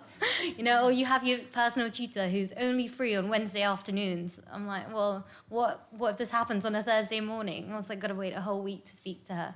So I think those skills can be brought into it a bit more and a bit more maybe workshops or speaking to mental health professionals that can come in and give us like a day on just, you know, the skills we need to reach out for help or to strengthen ourselves and our own mental health would be great. And then we can bring that on into the future. And I think I've been working on this anyways for a long time because with my mental health and just by myself. So now at work, when I have a bad day, I know who to go to.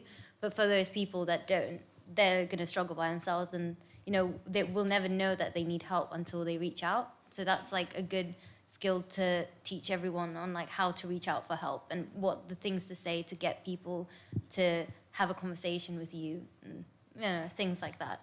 So I would say education would be a lot better than just signposting help. Thank you. I think some of what you guys have been talking about sort of is around university culture and like, I suppose like Jenna mentioned something around, you know, the normal path, if you like, but actually it isn't the normal path because I would imagine about 65% are probably fit into what you were suggesting, and that was certainly my experience when I was younger.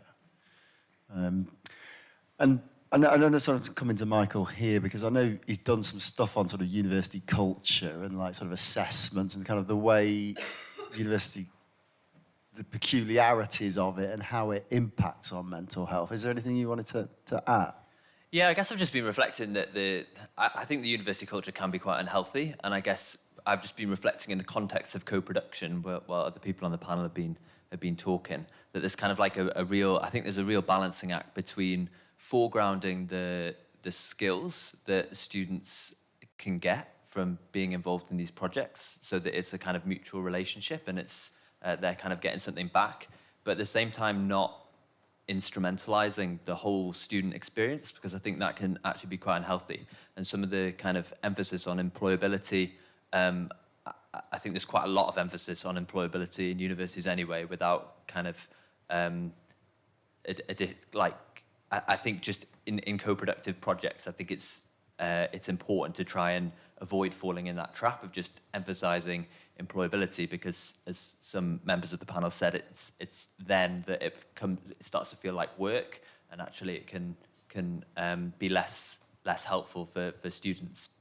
But yeah, I think in relation to assessment and academic culture, as you were talking about, I think it's just, and it relates to some of the questions that people brought up today, I think it's really important to think about the student experience, particularly the student academic experience, within the context of the institutional culture around performance. And when we think about how to support students through assessment or teaching and learning, recognising that students often come into university and throughout the university experience receive a lot of messages about what the purpose of university is and what the purpose of learning is, and that actually has implications on how they behave and how they think about themselves and how they work and take breaks and lots of things like that. So I think I've kind of rambled a bit, but I think it's just important to two things, just not just get the balancing act between not just foregrounding employability and instrumentalizing student co-productive activities, and also just really recognizing and always grounding the student experience within the wider kind of cultural context of the university, because that often shapes the choices that students are able to make. Thanks, Michael. Charlotte.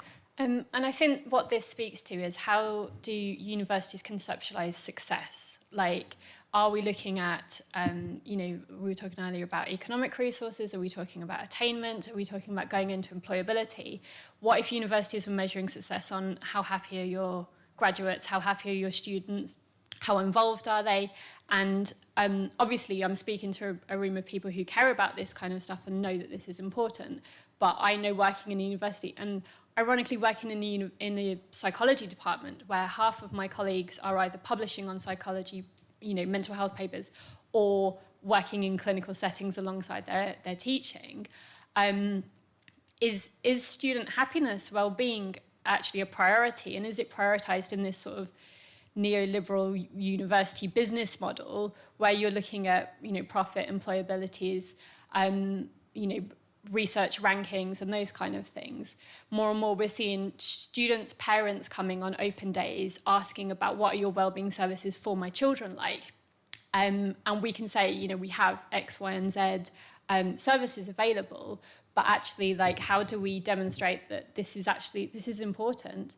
And one of the other points then, I think, is, again, about student engagement, is students are more motivated to be engaged with your research, to answer those, endless surveys, as Dean talked about earlier, if they believe that the universities are asking because they care about you, rather than because I need you to do well, I need you to succeed, I need you to go on into a career, but actually because we care, because we want you to be happy, we want you to have a nice time while you're at university, we want you to go on, using this sort of strengths-based approach.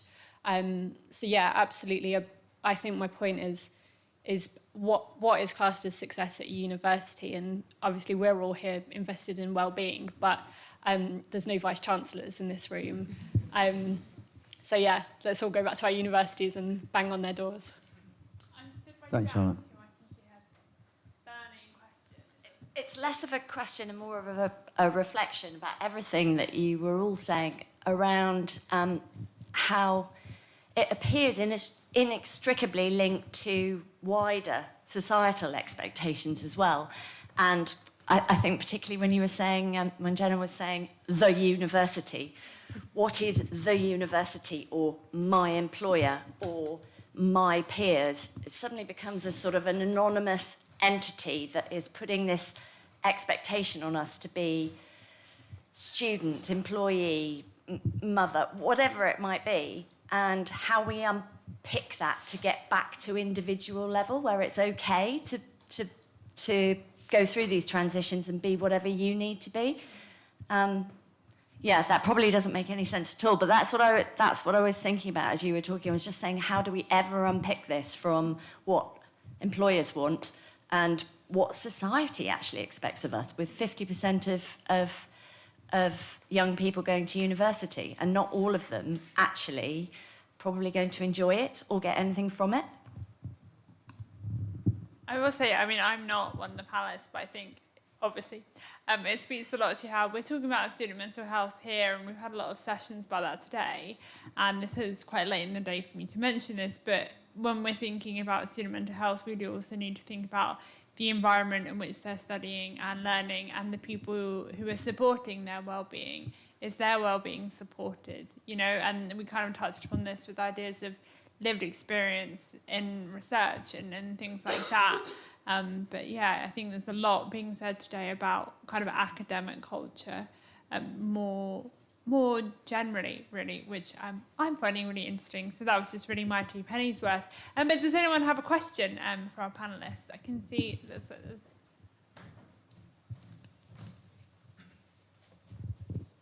Cheers, thank you.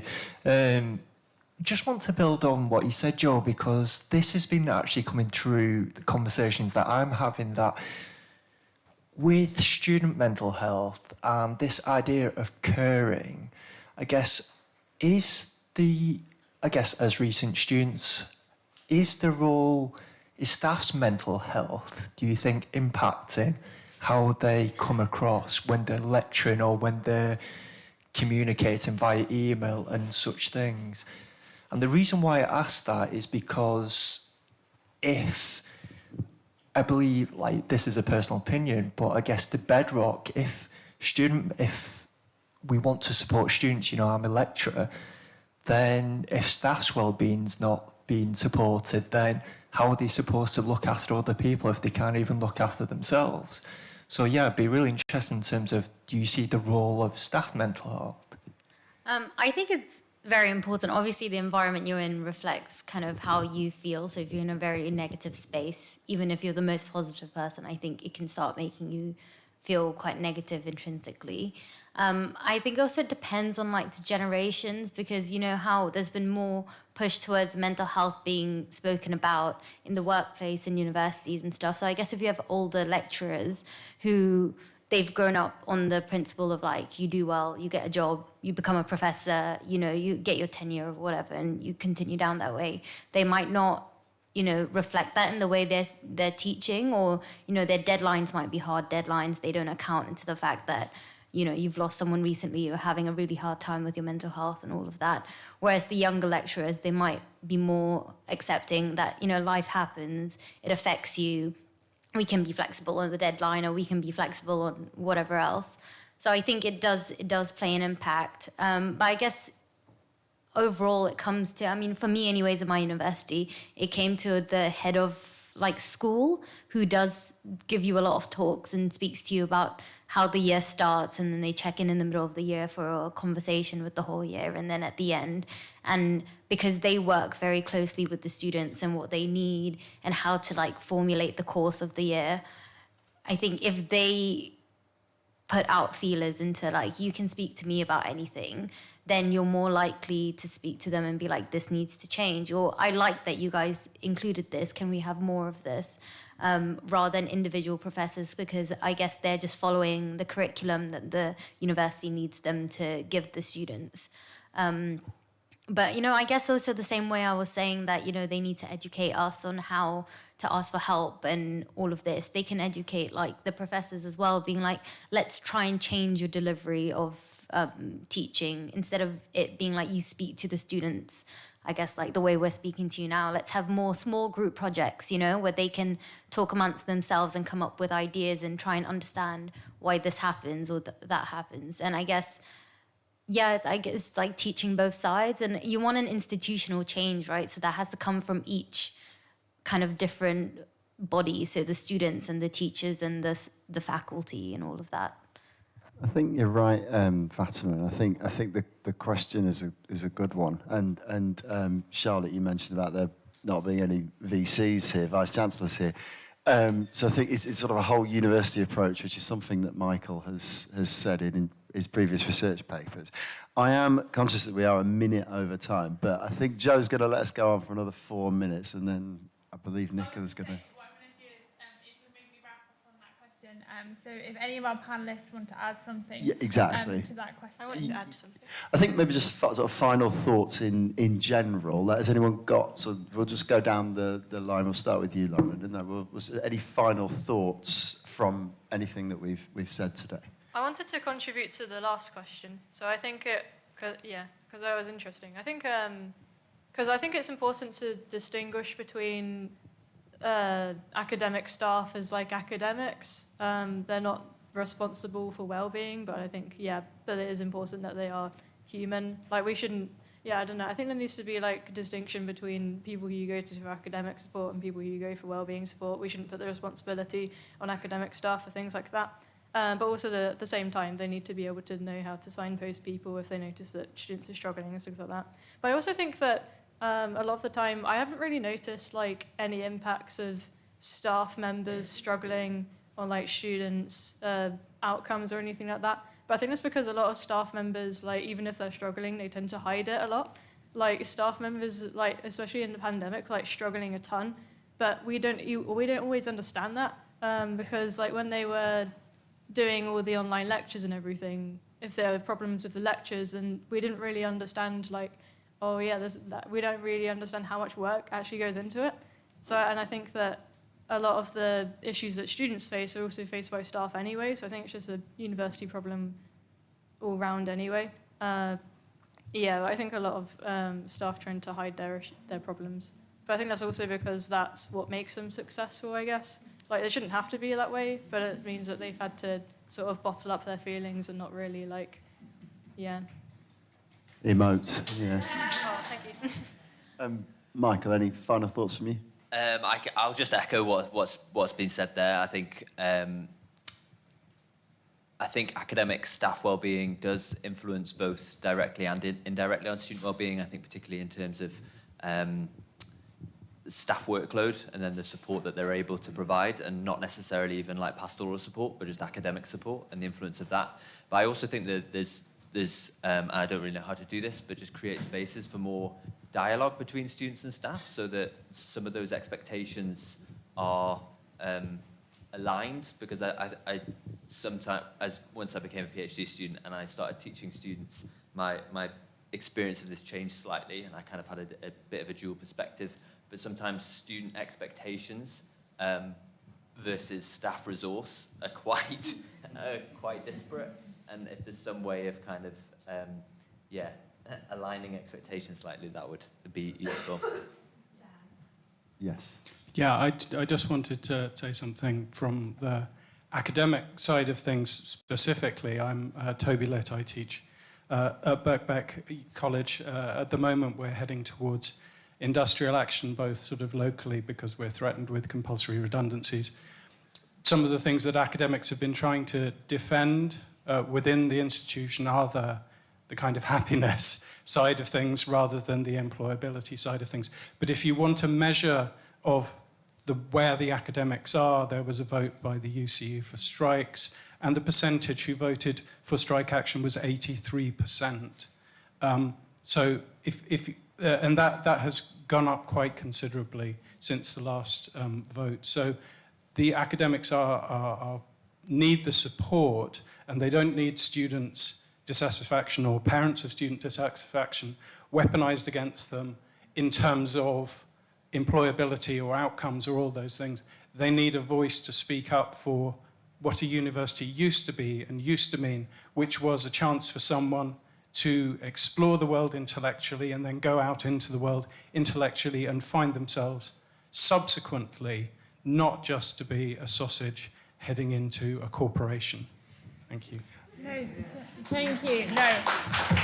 I am very conscious that we are talking about well-being at we're very close to 4:30 on a Friday. I don't want anyone to not be getting into their weekend when we're talking about the need for downtime. So we'll very much ask our panelists for any last brief thoughts, and we'll hurry Nicola to the podium. One thing that I just want to say that has been echoed a little bit, but I think needs to be made explicit, is there is no such thing as a student experience. There's no typical student experience. We've talked on this panel a little bit about, young people. I'm here as a mature student, a parent, carer. We've talked about different intersectionalities of identity. There's no such thing as a typical student. There's no such thing as a typical student experience. And so I think the future of student mental health research is in qualitative, looking at individual characteristics, because you'll have so many differences within one cohort, one classroom, that you can't possibly make any blanket statements about any of this stuff, because students look like all of us and everything else, and loads of people that aren't represented here as well. So yeah, there's no such thing as a typical student or a typical student experience. Thanks, Charlotte. Jenna? I wouldn't say anything because it's nearly 4:30, but no one ever gives me a mic, so I will. I think another good thing to point out is that we shouldn't expect all staff in an entire university to be able to support mental health if they can't, unless they've had appropriate training. I think one of the worst things you can do is say to students, you can talk to anyone at university, just go find someone and talk to them, because they could pick someone who isn't very well equipped to speak to them. That could be they really bring up the courage to talk to someone, and in some ways, getting bad advice is worse than getting no advice at all. So I think universities need to be really clear about, if you're concerned, these are the people you talk to. These people are trained, they know what to say to you, and not just go for a blanket talk to anyone. We're all very friendly, because unless everyone's been trained, not everybody is possibly the right person to talk to. So, yeah, thank you. And I'm going to say that your question made me think of something that I've never thought about, which maybe is my bad and insight into me just thinking about the students. But you're right as well that there is the other side where it's the academics who are giving us like educational materials, and how about their mental health as well and how they're coping. But I would say there's so much in this generation where we're trying to empower more about mental health. So I think if we just keep going forwards and like campaigning for increased mental health, not now just for students, but also for staff, and like an institutional change, asking for metrics such as like staff and student happiness, not just who gets employed, and just keep pushing that forward. Hopefully in the next generations, the kids who are babies now, they'll have a different lived experience at university compared to us, and we can say that we helped make that movement and increase their happiness while at university. So I think it's more about keeping the momentum going and pushing for that change, because eventually there will be a change. We just have to be patient with it. No, thank you. Thanks, everybody. Yeah, no, thank you all so much. As I say, I value your time and your need to catch a pre-booked train. So I will say a massive thank you to our panellists. Nicola, I know is going to say a few words, but yeah. I'm watching the clock. You guys have all been wonderful. Thank you for being here today. I want to say a final huge thank you to Joe. Can we have a huge...